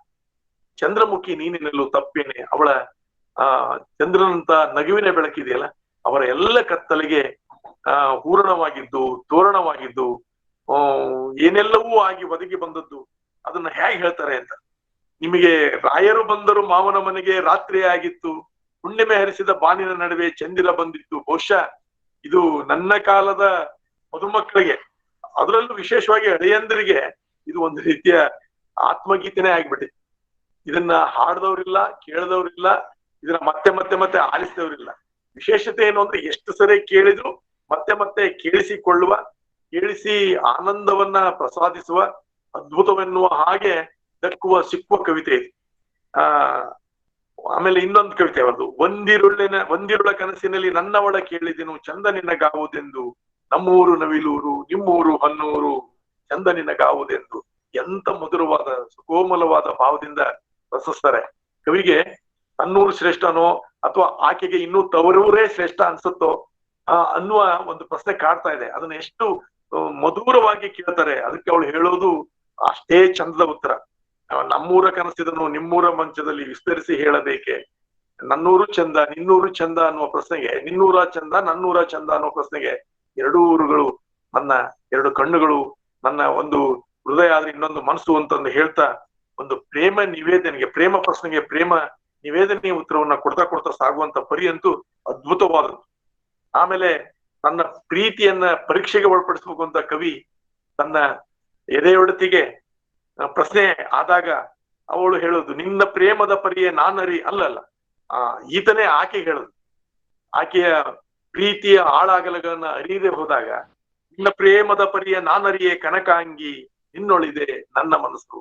ನಿನ್ನ ಪ್ರೇಮದ ಪರಿಗಳನ್ನ, ರೀತಿ ನೀತಿಗಳನ್ನ, ಆಳ ಅಗಲಗಳನ್ನ, ಎತ್ತರ ಬಿತ್ತರಗಳನ್ನ ನಾನು ಅರ್ಥ ಮಾಡಿಕೊಳ್ಳಲಾರೆ. ಅಷ್ಟೊಂದು ವಿಶಾಲವಾಗಿದೆ, ಅಷ್ಟೊಂದು ಶ್ರೀಮಂತವಾಗಿದೆ. ಆದ್ರೆ ನನ್ನ ಮನಸ್ಸು ಮಾತ್ರ ನಿನ್ನೊಳಗಿದೆ ಅನ್ನೋದ್ರ ಮೂಲಕ ಅತ್ಯಂತ ಸರಳವಾಗಿ ನನಗೆ ನೀನಲ್ಲದೆ ಗತಿ ಇಲ್ಲ, ನೀನಲ್ಲದೆ ಮತಿ ಇಲ್ಲ, ನೀನಲ್ಲದೆ ಪ್ರೀತಿ ಇಲ್ಲ ಅನ್ನೋದನ್ನ ಎಷ್ಟು ಚಂದ ಹೇಳ್ತಾರೆ ಅನ್ನೋದನ್ನ ನೋಡಿ. ಆಕೆ ಒಬ್ಬ ಕವಿ ಅಂದ್ರನೆ ಅರ್ಧನಾರೀಶ್ವರ. ತನ್ನ ಹೆಂಡತಿಯನ್ನು ಕೂಡ ಅಂತರಂಗದಲ್ಲಿ ಬದುಕಬಲ್ಲ ಕವಿ. ಆಕೆಯ ಭಾವನೆಗಳನ್ನ ತನ್ನ ಭಾವನೆಗಳನ್ನ ಮಾಡಿ ಅವಳನ್ನ ತನ್ನ ಅಂತರಾಳದಲ್ಲಿ ಜೀವಿಸಿ ಆಕೆಯ ಭಾವನೆಗಳಲ್ಲೇ ಒಂದು ಕವಿತೆಯನ್ನ ಹೇಗೆ ರಚಿಸಬಲ್ಲರು ಅನ್ನೋದಕ್ಕೆ 10 ವರ್ಷದ ಹಿಂದೆ ಮುತ್ತೂರ ತೇರಿನಲ್ಲಿ ಅತ್ತಿತ್ತ ಅಲೆದವರು ನೀವಲ್ಲವೇ, ನಾವೆಲ್ಲ ಜಾತ್ರೆಯಲ್ಲಿ ಹುಡುಗಿಯರ ಹಿಂದೆ ಸುತ್ತಿದಂತ ಸವಿ ನೆನಪುಗಳು ಸಾವಿರದ ಹಾಗೆ ಇದಾವೆ. ಅವುಗಳನ್ನು ಹೇಗೆ ಕಟ್ಟಿ ಕೊಡ್ತಾರೆ ನೋಡಿ. ಇವರು ಜನರ ಬಳಿಗೆ ಹೋದಂತ ಕವಿ. ಹಾಗಾಗಿ ಇವರ ಕವಿತೆಗಳು ಕೂಡ ಜನರ ಬಳಿಗೆ ಹೋದು, ಜನರ ಹತ್ತಿರ ಇವರು ಹೋಗಿರೋದ್ರಿಂದ ಜನರು ಕೂಡ ಇವರ ಎಲ್ಲ ಕವಿತೆಗಳನ್ನ ಬಾ ಹತ್ತಿರ ಅಂತಾನೆ ಕರ್ಕೊಂಡ್ರು. ಅವು ಹತ್ತಿರ ಆದವು. ಎಲ್ಲಿವರೆಗೆ ಹತ್ತಿರ ಆದವು ಅಂದ್ರೆ ಮನಸ್ಸಿಗೆ, ಹೃದಯಕ್ಕೆ ಅಲ್ಲ, ಆತ್ಮಕ್ಕೆ ಹತ್ತಿರವಾಗುವಷ್ಟು ಹತ್ತಿರವಾದವು. ಆಮೇಲೆ ಎಲ್ಲೋ ತವರಿಗೆ ಹೋದಂತ ಹೆಂಡತಿ ತನ್ನ ಮರ್ತು ಬಿಟ್ಟಿದ್ದಾಳೇನೋ ಅನ್ನುವ ಪ್ರಶ್ನೆಯನ್ನ ಕವಿ ಎಸೆದಾಗ ಆ ಕಡೆಯಿಂದ ಬರುವ ಸುಂದರ ಉತ್ತರ ನೋಡಿ. ತವರ ಸುಖದೊಳಗೆನ್ನ ಮರತಿಗಳು ಎನ್ನದಿರಿ, ನಿಮ್ಮ ಪ್ರೇಮವ ನೀವೇ ಒರೆ ನಿಟ್ಟು, ನಿಮ್ಮ ಪ್ರೇಮದ ಪರೀಕ್ಷೆಯನ್ನ ನೀವೇ ಮಾಡ್ಬೇಡಿ, ಒರೆ ಹಚ್ಚಿ ನೋಡ್ಬೇಡಿ. ತವರ ಸುಖದಲ್ಲಿ ನಾನ್ ನಿಮ್ಮನ್ನ ಮರ್ತಿಲ್ಲ. ಚಿತ್ರದುರ್ಗದ ರೈಲು ಮೈಸೂರು ಸೇರುವುದು. ಮಜಾ ಅಂತಂದ್ರೆ ಚಿತ್ರದುರ್ಗಕ್ಕೂ ಮೈಸೂರಿಗೂ ರೈಲ್ ಇರ್ಲಿಲ್ಲ, ಆದ್ರೆ ಕವಿ ಇಲ್ಲಿ ಪ್ರೀತಿಯ ರೈಲನ್ನ ಎಲ್ಲೇ ಬೇಕಲ್ಲಿ ಓಡಿಸಿದ್ದಾರೆ. ಚಿತ್ರದುರ್ಗದಿಂದ ವಿಚಿತ್ರ ಮಾರ್ಗದಲ್ಲಿ ಮೈಸೂರನ್ನ ತಲುಪಿಸಿದ್ದಾರೆ. ಅದು ಕವಿಯ ಕಾಣಿಕೆ, ಅದು ಕವಿ ಸಮಯ, ಅದನ್ನ ನಾವು ಪ್ರಶ್ನಿಸುವ ಹಾಗಿಲ್ಲ. ಅದಕ್ಕೇನೆ ಆಕೆ ಹೇಳ್ತಾಳೆ, ಒರೆಗೆ ಹಚ್ಚಬೇಡಿ ನಿಮ್ಮ ಪ್ರೀತಿಯನ್ನ. ರಾಮ ಸೀತೆಗೆ ಒರೆ ಹಚ್ಚಿದ ಹಾಗೆ ಅನ್ನುವ ಒಂದು ಮಾತನ್ನ ಹೇಳ್ತಾ ಅವರನ್ನ ಎಚ್ಚರಿಸ್ತಾ ಇದ್ದಾಳೆ. ಅದು ಅಪರಂಪಾರವಾದದ್ದು, ಅಪಾರವಾದದ್ದು, ಅನಂತವಾದದ್ದು ನಮ್ಮ ಪ್ರೀತಿ ಅಂತಂದು. ನಾವು ತುಂಬಾ ಹೈಸ್ಕೂಲ್ನಲ್ಲಿ ಇದ್ದಾಗಿತ್ತು ಇದು. ಹಿಂದಿನ ಸಾಲಿನ ಹುಡುಗರು ನಾವು ಅನ್ನೋ ಒಂದು ಕವಿತೆ. ಆ ಕವಿತೆ ಓದಿ ನಾವೆಲ್ಲ ನಮ್ಮ ಭುಜಗಳನ್ನ ನಾವೇ ತಟ್ಕೊಂಡಿದ್ವಿ. ಶಬಾಷ್, ನಮಗೂ ಒಂದು ಗೌರವ ಸಿಕ್ತು, ನಮಗೂ ಒಂದು ಘನತೆ ಇದೆ, ಪರವಾಗಿಲ್ಲ ಅಂತ. ಯಾಕಾಗಿ ಅಂತಂದ್ರೆ ನನ್ನ ಗೆಳೆಯರು ಗೆಳತಿಯರು ಎಲ್ಲ ಮುಂದಿನ ಬೆಂಚಿನಲ್ಲಿ ಇರೋರು, ನಾವು ಅವರಷ್ಟು ಜಾಣರಲ್ಲ ಅನ್ನೋ ಕಾರಣಕ್ಕೆ ಹಿಂದಿನ ಬೆಂಚಿನಲ್ಲಿ ಇರ್ತಾ ಇದ್ವಿ. ಹಿಂದಿನ ಸಾಲಿನ ಹುಡುಗರು ನಾವು. ಅದು ಕವಿತೆ ಅಂತೂ ಬಹಳ ರಸಮಯವಾಗಿದೆ, ಮನೋಜ್ಞವಾಗಿದೆ. ಸಾಮಾನ್ಯರನ್ನ ಹೇಗೆ ಖುಷಿಗೊಳಿಸ್ಬೇಕು ಅನ್ನೋದನ್ನ ಬಹುಶಃ ಎಸ್ ನರಸಿಂಹಸ್ವಾಮಿ ಅವ್ರನ್ನ ಬಿಟ್ರೆ ಇನ್ಯಾರು ಕರಗತ ಮಾಡ್ಕೊಂಡಿರ್ಲಿಲ್ಲ ಅಂತ ಕಾಣುತ್ತೆ. ತನ್ನ ಹೆಂಡತಿಗೆ ಜೊತೆ ಪಯಣದಲ್ಲಿ ಕವಿ ಹೇಳ್ತಾರೆ, ಆಗ್ಲೇ ಈಗ ಮುಪ್ಪು ಬೇಡವಂದ್ರು ಬಂದಿದೆ, ಸಂಜೆ ಆಗಿದೆ, ಬದುಕಿನ ಹಗಲು ಮುಗಿದಿದೆ, ಬೆಳಗು ಹೋಗಿ ಬೈಗು ಎದುರುಗೊಂಡಿದೆ, ನಗುವಾಗ ನಕ್ಕು ಅಳುವಾಗ ಹತ್ತು. ಆ ಕವಿತೆ ಓದಿದಾಗ ನನ್ನ ಕಣ್ಣುಗಳು ತೇವವಾದದ್ದು ಸುಳ್ಳಲ್ಲ. ಎಲ್ಲೋ ಒಂದ್ ಕಡೆ ಅಂತರಾಳದಲ್ಲೆಲ್ಲ ಅಲ್ಲೋಲ ಕಲ್ಲೋಲ ಅನ್ಸಿದ್ದು ಸುಳ್ಳಲ್ಲ. ಹಾಗೆ ಅದು ತೀವ್ರ ಸಂವೇದನೆಗಳಿಂದ ನನ್ನನ್ನ ಒಳಾಂತರಾಳಕ್ಕೂ ಕೂಡ ತಲುಪಿ ಅಲ್ಲಿ ಕೂಡ ಒಂದು ಮಧುರವಾದ ಕಲ್ಲೋಲವನ್ನ ಮಾಡಿದಂತ ಕವಿತೆ. ಆದ್ರೆ ಕವಿ ಇಲ್ಲಿ ಶ್ರೀಮಂತನಲ್ಲ, ಆದ್ರೆ ಭಾವ ಶ್ರೀಮಂತಿಕೆಯ ಮುಂದೆ ಅವನು ಸರಿಸಮ ಇಲ್ಲ, ಅವನು ಚಕ್ರವರ್ತಿನೇ. ಅದಕ್ಕೆ ಹೇಳ್ತಾರೆ ಅವರು, ನವಿಲೂರಿನೊಳಗೆಲ್ಲ ಚೆಲುವೆ, ಅದಕ್ಕಾಗಿಯೇ ನಾಳೆ ನಮಗಿಬ್ಬರಿಗೂ ಮದುವೆ ಮುಂದುವರಿತಿದೆ. ಹೀಗೆ ಆಕೆಯನ್ನ ಹೊಗಳ್ತಾ, ಆಕೆಯನ್ನ ಆನಂದವಾಗಿಡ್ತಾ, ಅವಳನ್ನ ಯಾವಾಗ್ಲೂ ಒಂದು ಕನಸಿನ ಲೋಕಕ್ಕೆ, ಮುನಿಸಿನ ಲೋಕದಿಂದ ಕರೆದುಕೊಂಡು ಹೋಗ್ತಾ, ಒಂದು ಭಾವ ವಿಮಾನದಲ್ಲಿ ಅವಳನ್ನ ಏರಿಸ್ತಾ, ನಕ್ಷತ್ರ ಲೋಕವನ್ನ ತೋರಿಸ್ತಾ, ಮಂಗಳದ ಅಂಗಳಕ್ಕೆ ಕಾಲಿಡಿಸ್ತಾ, ಚಂದ್ರನ ಅಂಗಳದಲ್ಲಿ ಆಟ ಆಡಿಸ್ತಾ, ಒಂದು ಪ್ರೀತಿಯ ಉಯ್ಯಾಲೆಯನ್ನ, ಪ್ರೇಮದ ಉಯ್ಯಾಲೆಯನ್ನ ನಿರಂತರವಾಗಿ ಆಡಿಸ್ತಾನೆ ಅವರು ನಮ್ಮ ಬದುಕನ್ನ ಬಂಗಾರ ಮಾಡ್ಕೊಂಡ್ರು. ಅಂಗಾರವಾಗಬಹುದಂತ ಬದುಕನ್ನ ಬಂಗಾರ ಮಾಡ್ಕೊಂಡಂತ ಕವಿ ಅವರು. ಆಮೇಲೆ ಅವರ ನನಗೆ ಇವತ್ತಿಗೂ ಬಹಳ ಒಂದು ಸುಂದರವಾದ ಲಾಲಿ ಹಾಡು ಅಂತಂದು ಯಾವ್ದಾದ್ರು ಅನ್ಸಿದೆ ಅಂದ್ರೆ ಅದು ಕೆ ಎಸ್ ನರಸಿಂಹಸ್ವಾಮಿ ಅವ್ರದ್ದೆ. ಅದ್ ಯಾವ ಹಾಡು ಅಂತ ನಿಮ್ಗೂ ಗೊತ್ತಿದೆ. ಒಂದ್ ಸಾಲ ಹೇಳ್ತೀನಿ, ಅತ್ತಿತ್ತ ನೋಡದಿರು, ಹತ್ತು ಹೊರಳಾಡದಿರು, ಈ ಲಾಲಿ ಹಾಡು. ಅದ್ ಇವತ್ತಿಗೂ ಕೂಡ ಅದನ್ನ ಬೀಟ್ ಮಾಡುವಂತ, ಅದನ್ನ ಹೊಡೆದು ಹಾಕುವಂತ ಇನ್ನೊಂದು ಲಾಲಿ ಹಾಡು, ಅದನ್ನ ಮೀರಿಸುವಂತ ಆ ಲಾಲಿ ಹಾಡು ಇನ್ನೊಂದನ್ನ ನಾನು ಕೇಳಿಲ್ಲ. ನೀವು ಇನ್ನೊಂದು ಹೇಳಲೇಬೇಕು ನಾನು ನಿಮಗೆ. ಮಾಯಾಮೃಗ ನಮ್ಮ TN ಸೀತಾರಾಮ್ ಅವರು ಬಹು ವರ್ಷಗಳ ಹಿಂದೆ ತಂದಿದ್ರು. ಅದಕ್ಕಾಗಿ ನಾವೆಲ್ಲ ಕೆಲಸಗಳನ್ನ ಬಿಟ್ಟು ಕೂತ್ಕೊಳ್ತಾ ಇದ್ವಿ. ತುಂಬಾ ಏನಾದ್ರು ಅರ್ಜೆಂಟ್ ಕೆಲಸ ಇದೆ, ಒತ್ತಡದಲ್ಲಿ ಇದೀವಿ ಅಂತಂದ್ರೆ ನಾನೇನ್ ಮಾಡ್ತಿದ್ದೆ ಅಂತಂದ್ರೆ ಆ ಮಾಯಾಮೃಗ ಹಾಡು ಬರೋವರೆಗೆ ಇದ್ದು ಆನಂತರ ಹೋಗ್ತಿದ್ದೆ. ಆ ಮಾಯಾಮೃಗ ದಿನವೂ ಕೇಳಿದ್ರೆ ಒಂದೊಂದು ಅರ್ಥ, ದಿನಕ್ಕೂ ಒಂದೊಂದು ಹೊಸ ಹೊಳವು, ಹೊಸ ಆಶಯ, ಹೊಸ ಕನಸು, ಹೊಸ ತೆರೆದುಕೊಳ್ಳುವಿಕೆ ಅದರಿಂದ ನನಗೆ ಪ್ರಾಪ್ತವಾಗ್ತಾ ಇತ್ತು. ಅದೊಂದು ನನಗೆ ವಿಸ್ಮಯ ಅನ್ಸ್ತದ. ಆ ಮಾಯಾಮೃಗವೆಲ್ಲಿ ಆ ಹಾಡಿದೆಯಲ್ಲ, ಅಬ್ಬಬ್ಬಾ, ಅದು ಅಶ್ವಥ್ ಅವರ ಸಂಗೀತ, ಆ ಶ್ವೇತಾ ಪ್ರಭು ಅವರ ಗಾಯನ, ಅದು ನಮ್ಮನ್ನೆಲ್ಲ ಮೋಡಿ ಮಾಡ್ಬಿಟ್ಟಿತ್ತು. ಎಸ್ ನರಸಿಂಹಸ್ವಾಮಿ ಯಾವುದನ್ನೇ ಬರೀಲಿ, ನಾನು ಹೇಳಿದ ಹಾಗೆ ಅವರ ಕೈಯಲ್ಲಿ ಅಂಗಾರವು ಬಂಗಾರ ಆಗಿಬಿಡ್ತದೆ. ಅವರ ಹೆಂಡತಿಯೊಬ್ಬಳು ಹತ್ತಿರವಿದ್ದರೆ ನನಗದೇ ಕೋಟಿ ರೂಪಾಯಿ, ಹೆಂಡತಿ ತಾನು ನಗು ನಗುತ್ತಿದ್ದರೆ ನಾನು ಒಬ್ಬ ಸಿಪಾಯಿ. ಬಹುಶಃ ಈ ಹಾಡು ರೇಡಿಯೋದಲ್ಲಿ ಬರ್ತಾ ಇದ್ರೆ ಎಲ್ಲ ಗಂಡಂದ್ರು ಹೆಂಡತಿ ಕಡೆ ತಿರುಗಿ ಒಂದು ಮುಗುಳ್ನಗೆಯನ್ನ, ಒಂದು ತುಂಟು ನಗೆಯನ್ನ, ಒಂದು ಮೆಚ್ಚುಗೆಯ ನಗೆಯನ್ನ, ಒಂದು ಮೀಸೆಯ ಮೇಲೆ ಒಂದು ಬೆರಳನ್ನ ಅಥವಾ ಒಂದು ಕಾಲರ್ ಸರಿ ಮಾಡಿಕೊಳ್ಳುವಂತ ಗುಣವನ್ನ ಬೆಳೆಸ್ಕೊಂಡಿದ್ರು. ನಾನು ಬಹಳ ಸಂದರ್ಭಗಳಲ್ಲಿ ಇದನ್ನ ಅನ್ಕೊಂಡಿದ್ದೆ ನಾನು. ಎಂತ ಅದ್ಭುತ ಅದು. ಹೆಂಡತಿನೂ ಕೂಡ ಎಷ್ಟೇ ಕೋಪದಲ್ಲಿರ್ಲಿ, ಆ ಹಾಡು ಬಂತು ಅಂತಂದ್ರೆ ಅವಳು ಕೂಡ ಕದ್ದಾದ್ರೂ ಒಂದ್ಸಲ ಗಂಡನ ಕಡೆ ನೋಡ್ತಿದ್ಲು.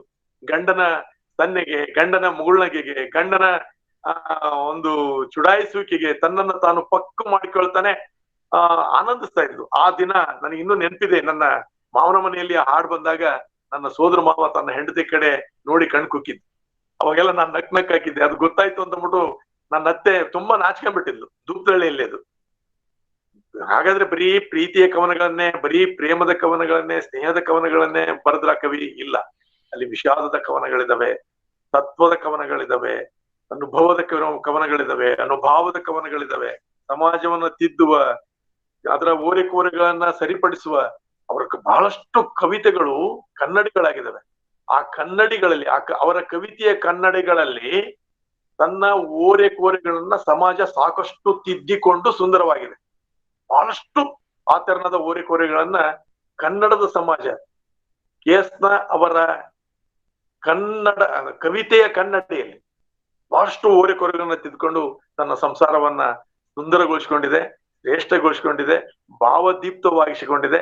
ತನ್ನ ಸಂಸಾರದ ಕತ್ತಲಿಗೆ ಅವುಗಳನ್ನೇ ದೀಪಗಳನ್ನಾಗಿ ಹಚ್ಚಿಕೊಂಡು ಆನಂದಿಸಿದೆ. ಅವರ ದೀಪ ಅಂದ ತಕ್ಷಣ ನೆನಪಾಯ್ತು. ದೀಪವು ನಿನ್ನದೇ, ಗಾಳಿಯು ನಿನ್ನದೇ, ಆರದಿರಲಿ ಬೆಳಕು.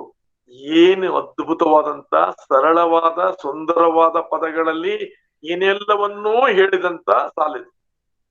ದೀಪವು ನಿನ್ನದೇ, ಭಗವಂತನಿಗೆ ಹೇಳ್ತಾ ಇದ್ದಾರೆ ಕವಿ. ಜೀವ ದೀಪ, ಅದು ರೂಪಕ. ದೀಪನು ನಿಂದ್ಯಪ್ಪ, ಗಾಳಿನೂ ನಿಂದೇನೆ. ಗಾಳಿ ಬೇಕು, ಎಷ್ಟು ಬೇಕೋ ಅಷ್ಟು ಬೇಕು. ಅದೇನಾದ್ರು ಜಾಸ್ತಿ ಆಗ್ಬಿಟ್ರೆ ದೀಪ ಆರಿ ಹೋಗುತ್ತೆ. ಗಾಳಿ ಬಿರುಗಾಳಿ ಆಗದೆ. ದೀಪವು ನಿನ್ನದೇ, ಗಾಳಿಯು ನಿನ್ನದೇ, ಆರದಿರಲಿ ಬೆಳಕು. ಕಡಲೂ ನಿನ್ನದೇ, ಹಡಗೂ ನಿನ್ನದೇ, ಕಡಲೂ ನಿನ್ನದೇ, ಹಡಗೂ ನಿನ್ನದೇ, ಮುಳುಗದಿರಲಿ ಬದುಕು. ಈ 4 ಸಾಲು ಸಾಕು. 4 ಯುಗದವರೆಗೂ ಅಥವಾ ಕನ್ನಡ ಇರುವವರೆಗೂ ಕವಿ KS ನವರು ಬದುಕಿರ್ತಾರೆ. ನನಗಂತೂ ಇಂಥದೊಂದು ಕವಿತೆ ಸಾಕು ಕವಿಯನ್ನ ಕಾಲಾತೀತ ಮಾಡ್ಲಿಕ್ಕೆ. ಎಷ್ಟು ಸರಳ, ಆದ್ರೆ ಎಷ್ಟು ಉನ್ನತ, ಗಗನೋನ್ನತವಾದ ಭಾವ. ದೀಪ ನಿಂದೆ, ಗಾಳಿನೂ ನಿಂದೆ, ಬೆಳಕಾರ್ದಂಗಿರ್ಲಿ. ಕಡಲು ನಿಂದೆ, ಹಡಗು ನಿಂದೆ, ಬದುಕು ಮುಳುಗ್ದಂಗಿರ್ಲಿ. ಇದಕ್ಕಿಂತ ಸರಳವಾಗಿ, ಶ್ರೇಷ್ಠವಾದದ್ದನ್ನ ಇದಕ್ಕಿಂತ ಅಡಕವಾಗಿ, ಕರಿಯು ಕನ್ನಡಿಯೋடு ಅಡಗಿದಂತಯ್ಯ ಅಂತ ಬಸವಣ್ಣವ್ರು ಹೇಳ್ತಾರಲ್ಲ, ಯಾರಿಗಾದ್ರೂ ಹೇಳಕ್ ಸಾಧ್ಯವೇ ಇಲ್ಲ ಅಂತ ಅನ್ನೋ ನನ್ನ ಭಾವನೆ. ಇದು ಆನು ಒಲಿದಂತೆ ಹಾಡುವೆನು, ಕೂಡಲ ಸಂಗಮ ದೇವ ನಿನ್ಗೆ ಕೇಳಿಲ್ಲವಾಗಿ, ಬಸವಣ್ಣವರ ಮಾತು. ಹೇಗೆ ನೋಡಿ ಅದು ಹೇಗೆ ಅರ್ಥದ ಮಡು ಅಲ್ಲಿದೆ ಅಂತಂದು. ಆ ಕಡಲಿನಲ್ಲಿ, ಅವರ ಕಾವ್ಯದ ಕಡಲಿನಲ್ಲಿ ಅರ್ಥದ ಆಳ ಅಗಲಗಳಿಗೆ ಇತಿಮಿತಿಗಳೇ ಇಲ್ಲ. ಹೇಗೆ ನೀವು ಏನು ಇದ್ರ ಬಗ್ಗೆ, ಕೇವಲ ಈ ಕವಿತೆಯ ಬಗ್ಗೆ ನಾನು ಒಂದು ದಿನ ಮಾತಾಡಬಲ್ಲೆ. ಅಷ್ಟು ತೆರನಾದಂತ ಅನಿಸಿಕೆಗಳು ನನಗೆ ಒಂದೊಂದು ಪದಗಳಿಂದ, ಒಂದೊಂದು ಸಾಲುಗಳಿಂದ ಹುಟ್ಟುತ್ತವೆ. ಅವರು ಗಂಡನ ಮನೆಗೆ ಹೋದಂತ ಹೆಂಡತಿ ಮೊದಲ ದಿನ ಅನುಭವಿಸುವ ಸೋಜಿಗ, ಅಚ್ಚರಿ, ಒಂಥರ ಎಲ್ಲರೂ ಇದ್ದು ಯಾರೂ ಇಲ್ಲದಂತ ಮನೋಸ್ಥಿತಿ, ತಾನು ತನ್ನ ತವರು ಮನೆಯಿಂದ ಬಂದಂತ ಏಕಾಂಗಿಯಾಗಿ ಅಲ್ಲಿ ಎಲ್ಲರ ನಡುವೆ ತನ್ನ ಜೊತೆಗೆ ಗಂಡನಿದ್ದಾಗ್ಯೂ ಕೂಡ ಒಂಟಿ ಭಾವವನ್ನ ಅನುಭವಿಸ್ತಾ ಎಲ್ಲೋ ಒಂದ್ ಕಡೆಗೆ ತಬ್ಬಲಿತನವನ್ನ ಅನುಭವಿಸುವುದನ್ನ ಅದನ್ನ ಹೇಗೆ ಕಟ್ಟಿಕೊಡ್ತಾರೆ ಅನ್ನೋದ್ ನೋಡಿ. ಮೊದಲ ದಿನ ಮೌನ ಅಳುವೆ ತುಟಿಗೆ ಬಂದಂತೆ, ನನ್ನಂತವ್ರನ್ನು ಕೂಡ, ಈ ಕಾಗೆಯ ಧ್ವನಿಯಲ್ಲಿ ಇರುವ ನನ್ನಂತವ್ನು ಕೂಡ ಕೂಗಿ ಆಗುವ ಹಾಗೆ ಮಾಡ್ಬಿಡ್ತದೆ. ಹೇಗೆ ಅದು ಹೇಗ್ ಸಾಧ್ಯ ಆಯ್ತು? ಅದೇ ಈ ವಿಸ್ಮಯ ಅನ್ನೋದ್ ನಾನು. ಮೊದಲ ದಿನ ಮೌನ ಅಳುವೆ ತುಟಿಗೆ ಬಂದಂತೆ, ಚಿಂತೆ ಬಿಡಿ ಹೂವ ಮುಡಿದಂತೆ. ಚಿಂತೆ ಬಿಡಿ ಹೂವ ಮುಡಿದಂತೆ. ಅಲ್ಲಿ ಶ್ಲೇಷಾಲಂಕಾರ ತರ್ತಾರೆ. ಚಿಂತೆ ಬಿಡಿ ಬಿಟ್ಬಿಡಿ ಅಂತ, ಚಿಂತೆ ಬಿಡಿ ಹೂವ ಮುಡಿದಂತೆ. ಬಿಡಿ ಬಿಡಿ ಹೂಗಳನ್ನ ಒಂದ್ಸಲ ಮುಡ್ಕೊಂಡ್ರೆ ಮುಗ್ದೋಗುತ್ತೆ. ಇಲ್ಲ, ಪ್ರತಿಯೊಂದು ಸಂದರ್ಭದಲ್ಲೂ ಒಂದೊಂದು ಚಿಂತೆಯ ಹೂಗಳನ್ನು ಮುಡ್ಕೊಂಡು, ಅವು ಕೋಮಲವೇ, ಅವು ಪ್ರೀತಿಯಿಂದ ಬರುವಂತವೇ, ಅವು ಪ್ರೇಮದಿಂದ ಅರಳಿದಂತವೇ, ಅವು ಅತ್ಯಂತ ಪರಿಮಳಯುಕ್ತವೇ. ಆದಾಗ್ಯೂ ಕೂಡ ಒಂದೊಂದೇ ಹೂಗಳನ್ನ ಮುಡ್ಕೊಳ್ಳೋದು ಇದೆಯಲ್ಲ, ಅದು ಒಂದು ರೀತಿಯ ಆ ನೋವಿಗೆ, ಯಾತನೆಗೆ, ಸಂಭ್ರಮಕ್ಕೆ, ಏನೆಲ್ಲವೂ ಈ ತರದ ಭಾವಗಳು ಮೇಳೈಸಿದುದಕ್ಕೆ ಸಾಕ್ಷಿಯಾಗಿ, ಪುರಾವೆಯಾಗಿ, ಉಪಮೆಯಾಗಿ, ರೂಪಕವಾಗಿ ಬರ್ತವೆ. ಇಂಥಲ್ಲೆಲ್ಲ ನಮಗೆ KS ನರಸಿಂಹಸ್ವಾಮಿಯವರು ಅತ್ಯಂತ ಶ್ರೇಷ್ಠ ಕವಿಯಾಗಿ ನಿಂತು ಬಿಡ್ತಾರೆ. ಚಿಂತೆ ಬಿಡಿ ಹೂವ ಮುಡಿದಂತೆ, 10 ಕಡೆ ಕಣ್ಣು, ಆ ಕಡೆ ಈ ಕಡೆ ಆತಂಕ, ತಲ್ಲಣ, ಯಾವುದೋ ಭಾವ, ಎಲ್ಲರನ್ನ ಅರಿತುಕೊಳ್ಳುವ, ಎಲ್ಲರನ್ನ ಅಳೆಯುವ, ಎಲ್ಲರನ್ನ ತೂಗುವ, ಎಲ್ಲರನ್ನ ಅರ್ಥೈಸಿಕೊಳ್ಳುವ 10 ಕಡೆ ಹೊಸ ಆ ಬಂಧುಗಳೊಡನೆ ಕಣ್ಣನ್ನ ಮಿಲಾಯಿಸೋದಿದೆಯಲ್ಲ, ಕಣ್ಣಿನಿಂದ ಅವರನ್ನ ಮೌಲ್ಯಮಾಪನ ಮಾಡೋದಿದೆಯಲ್ಲ, 10 ಕಡೆ ಕಣ್ಣು, ಸಣ್ಣಗೆ ದೀಪ ಉರಿದಂತೆ. ಇಷ್ಟಿಷ್ಟು ದೊಡ್ಡ ಕಣ್ಣು ಮಾಡಿ ನೋಡ್ತಾ ಇಲ್ಲ ಅವಳು. ಕಳ್ಳ ಕಣ್ಣಿನಿಂದ, ಒಂದು ಬೆರಗು ಕಣ್ಣಿನಿಂದ, ಅರೆತೆರೆದ ಕಣ್ಣುಗಳಿಂದ ಅವರನ್ನ ಅಳೆಯುವ, ತೂಗುವ, ಅವರನ್ನ ಅರ್ಥ ಮಾಡಿಕೊಳ್ಳುವ ಒಂದು ನೋಟ ಅವಳು ಬೀರ್ತಾ ಇದ್ದಾಳೆ. 10 ಕಡೆ ಕಣ್ಣು, ಸಣ್ಣಗೆ ದೀಪ ಉರಿದಂತೆ. ದೀಪ ಉರಿದ ಹಾಗೆ ಉರಿಸಿ ಆ ಬೆಳಕಿನಲ್ಲಿ ಅವರನ್ನೆಲ್ಲ ತೂಕ ಮಾಡ್ತಾ ಇದ್ದಾಳೆ, ಅಥವಾ ಅವರನ್ನೆಲ್ಲ ಅರಿತುಕೊಳ್ಳುವಂತ ಪ್ರಯತ್ನದಲ್ಲಿದ್ದಾಳೆ. ಜೀವದಲ್ಲಿ ಜಾತ್ರೆ ಮುಗಿದಂತೆ, ತನ್ನ ತವರಿನ ಜಾತ್ರೆ ಇದೆಯಲ್ಲ, ಆ ಸಂಭ್ರಮ ಇತ್ತಲ್ಲ, ಅದೊಂದು ದೊಡ್ಡ ಉತ್ಸವ ಇತ್ತಲ್ಲ, ಆ ತವರಿನ ಋಣ ಹರ್ಕೊಂಡು ಈ ಮನೆ ಬೆಳಗಕ್ಕೆ ಬಂದಿದ್ದಾಳಲ್ಲ, ಆ ಮನೆ ಮಲ್ಲಿಗೆ ಇವತ್ತು ಈ ಮನೆಯಲ್ಲಿ ಪರಿಮಳಿಸ್ತಾ ಇದೆಯಲ್ಲ, ಅದನ್ನ ನೆನ್ಕೊಂಡು ಆ ತವರ ಆ ಬಾಂಧವ್ಯವನ್ನ ಮತ್ತೆ ಮತ್ತೆ ಜ್ಞಾಪಿಸ್ಕೊಂಡು ಅದನ್ನ ಸ್ಮರಣೆಗೆ ತಂದ್ಕೊಂಡು, ಅವೆಲ್ಲ ಮುತಿಮಧುರ ನೆನಪುಗಳು ಹೆಣ್ಣಿಗೆ. ಅವೆಲ್ಲವುಗಳ ಕೊಂಡಿ ಕಳ್ಕೊಂಡು ಈ ಹೊಸ ಮನೆಯಲ್ಲಿ ಎಲ್ಲರನ್ನ ಕಂಡುಕೊಂಡು ಮತ್ತೆ ಹೊಸ ಬದುಕನ್ನ ಕಟ್ಟಿಕೊಳ್ಳೋದಿದೆಯಲ್ಲ, ಅದು ಹೆಣ್ಣಿಗೆ ಮಾತ್ರ ಸಾಧ್ಯ. ಅದನ್ನ ಹೇಗೆ ಕಟ್ಟಿಕೊಡ್ತಾರ ಮನೆ, ಒಂಥರ ಶಬ್ದ ಚಿತ್ರಗಳು, ಒಂದು ಶಬ್ದ ಚಿತ್ರಗಳ ಸಂತೆಯನ್ನೇ, ಒಂದು ಮೆರವಣಿಗೆನೆ ಮಾಡ್ಬಿಡ್ತಾರೆ ಕವಿ. ಕವಿ KS ನರಸಿಂಹಸ್ವಾಮಿ ನಮಗೆ ಯಾಕೆ ಬಹಳ ಮುಖ್ಯ ಆಗ್ತಾರೆ ಅಂದ್ರೆ, ಕೇವಲ ನವೋದಯದಲ್ಲಿ ಇವರು ಬಂದ್ರು ಆದ್ರೂ ಕೂಡ ನವೋದಯದ ಕವಿತೆಗಳನ್ನ ಮಾತ್ರ ಬರೆದು ಯಶಸ್ವಿ ಕವಿ ಹೇಳಿಲ್ಲ, ನವ್ಯವನ್ನು ಬರೀತಾರೆ. ಈ ನವೋದಯದಲ್ಲಿ ಇವರ ಸ್ನೇಹಿತರಾಗಿದ್ದಂತ ಘಟಾನುಘಟಿಗಳು ಯಾರ್ಯಾರು, AR ಕೃಷ್ಣಶಾಸ್ತ್ರಿ ಅವರು, ಕುವೆಂಪು ಅಂತ ದಿಗ್ಗಜರು, ದಿನಂಶ್ರೀ ಅಂತ ಶ್ರೇಷ್ಠ ಗುರುಗಳು, ಶ್ರೇಷ್ಠ ಕವಿಗಳು ಇವರ ಸಾಮೀಪ್ಯದಲ್ಲಿದ್ರು, ಸ್ನೇಹ ವಲಯದಲ್ಲಿದ್ರು ಅಂತಂದ್ರೆ ಮೈ ಜುಮ್ಮನ್ನುತ್ತೆ. ಇನ್ನು ನವ್ಯದಲ್ಲಂತೂ V ಸೀತಾರಾಮಯ್ಯನವರು ಇವರು ಅತ್ಯಂತ ಆತ್ಮೀಯರಾಗಿದ್ರು. ಆಮೇಲೆ ಗೋಪಾಲಕೃಷ್ಣ ಅಡಿಗರು ಇವರ ಅತ್ಯಂತ ಆತ್ಮೀಯ ಗೆಳೆಯ ಆಗಿ ಜೊತೆಗೆ ಇದ್ರು. ಇವರನ್ನ ಛೇಡಿಸ್ತಾ ಇದ್ರು, ಇವರನ್ನ ಪೀಡಿಸ್ತಾ ಇದ್ರು, ಇವರನ್ನ ಮೆಚ್ತಾ ಇದ್ರು. ಆ ಗೆಳೆತನದಲ್ಲಿ ಎಲ್ಲವೂ ಇತ್ತು. ಅಭಿಪ್ರಾಯ ಭೇದವಿದ್ದಾಗ್ಯೂ ಕೂಡ ಪರಸ್ಪರ ಅತ್ಯಂತ ಗೌರವ, ಪ್ರೀತಿ, ಸ್ನೇಹಮಯವಾದಂತ ಒಂದು ಮಧುರ ನಡೆ ನುಡಿ ಯಾವಾಗ್ಲೂ ಜೀವಂತವಾಗಿದ್ರು. ಅಂತವರ ಜೊತೆಗೆ ಜೀವನ ಮಾಡಿದಂಥವ್ರು. ಆ ಕಾರಣಕ್ಕಾಗಿನೇ ಅಲ್ಲಿಯೂ ಸಲ್ಲಿದ್ರು, ಇಲ್ಲಿಯೂ ಸಲ್ಲಿದ್ರು. ಆ ಅರ್ಥದಲ್ಲಿ ಇವರು ಸಮನ್ವಯ ಕವಿ. ನವೋದಯ ಮತ್ತು ನವ್ಯ ಎರಡನ್ನೂ ಕೂಡ ಜೀರ್ಣಿಸ್ಕೊಂಡ್ರು. ಎರಡರಲ್ಲೂ ಕೂಡ ತಮ್ಮ ಚಾಪನ್ನ ಒತ್ತಿದ್ರು, ತಮ್ಮ ಕಾವ್ಯದ ಪಟಗಳನ್ನ ಮುಗಿಲೆತ್ತರಕ್ಕೆ ಏರಿಸಿದ್ರು. ಈ ಕಾರಣಕ್ಕಾಗಿನೇ KS ನ ಎಲ್ಲ ಕಾಲಕ್ಕೂ ಸಲ್ಲುವ ಕವಿ. ನನ್ನ ದೃಷ್ಟಿಯಲ್ಲಿ ಅವ್ರು ಯಾಕೆ ಮಹತ್ವದ ಕವಿ ಅಂತಂದ್ರೆ ಅದಕ್ಕೇನೆ. ಅವ್ರದೊಂದು ಸುಕುಮಾರ ಜಗತ್, ಸುಕೋಮಲವಾದ ಜಗತ್, ಸುಂದರವಾದಂತ ಜಗತ್. ಅದು ಯಾವಾಗ್ಲೂ ಅರಳುವಂಥದ್ದು, ಯಾವಾಗ್ಲೂ ಪರಿಮಳಿಸುವಂಥದ್ದು, ಯಾವಾಗ್ಲೂ ಜೇನುಮಯವಾದಂತ ಜೀವರಸವನ್ನ ಜಗತ್ತಿಗೆ ನೀಡುವಂಥದ್ದು, ಸುಂದರಗೊಳಿಸುವಂಥದ್ದು, ಶಕ್ತಿಗೊಳಿಸುವಂಥದ್ದು, ಮತ್ತೆ ಆತ್ಮವಿಶ್ವಾಸವನ್ನ ತುಂಬಿ ಮುನ್ನಡೆಸುವಂಥದ್ದು. ಅಲ್ಲಿ ಪ್ರೇಮಲೋಕವೇ ತೆರ್ಕೊಂಡ್ಬಿಡುತ್ತೆ ಅವರ ಸುಕುಮಾರ ಜಗತ್ತಿನಲ್ಲಿ. ಒಂದು ಅರ್ಥದಲ್ಲಿ ನಾನು ಅತ್ಯಂತ ಪ್ರಾಮಾಣಿಕನಾಗಿ ಬಹಳ ಎಚ್ಚರಿಕೆಯಿಂದ ಹೇಳೋದಾದ್ರೆ, ಇವರು ಶಾಶ್ವತ ಪ್ರೇಮಲೋಕದ ಸಾಂಸ್ಕೃತಿಕ ಶಾಸಕ.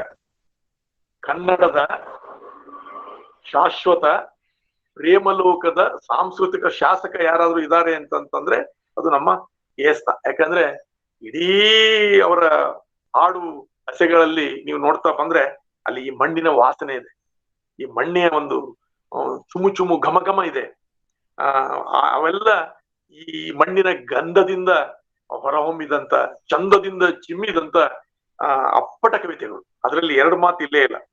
ಅಲ್ಲಿ ಬರೋ ನವಿಲೂರು, ಹೊನ್ನೂರು, ನಾನು ಆಗ್ಲೇ ಹೇಳಿದಂಗೆ ಮುತ್ತೂರು, ಅವೆಲ್ಲ ಗ್ರಾಮೀಣ ಬದುಕಿನ ನೆಲೆಗಳು. ಅಲ್ಲಿಂದನೇ ಕವಿತೆಗಳು ಚಿಮ್ತವೆ. ಅದು ಟೇಕಪ್ ಬೋರ್ಡ್ ಆಗಿ ಚಿಮ್ಮು ಹಲ್ಲಿಗೆಯಾಗಿ ಕವಿಗೆ ಒದಿಗೆ ಬರ್ತಾ ಇರ್ತದೆ. ಅವ್ರು ಯಾವುದೇ ಆ ಇವ್ರ ಹೆಚ್ಚುಗಾರಿಕೆ ಏನು ಅಂತಂದ್ರೆ, ನಾನು ಮೊದಲೇ ಹೇಳಿದ ಹಾಗೆ ನಿರಕ್ಷರ ಕುಕ್ಷಿಗಳು, ಯಾವುದೇ ಪಾಂಡಿತ್ಯವನ್ನ ಹೊಂದಿರದಂತವ್ರು ಈ ಕವಿಯ ಕಾವ್ಯವನ್ನ ಆ ಅಪೇಕ್ಷಿಸ್ತಾರೆ, ತಮ್ಮವಾಗಿ ಹೇಳ್ತಾರೆ. ಅವರನ್ನೆಲ್ಲ ಹಾಡುಗಳ ಮೂಲಕನೇ ಈ ಕವಿ ತಲುಪ್ತಾರೆ.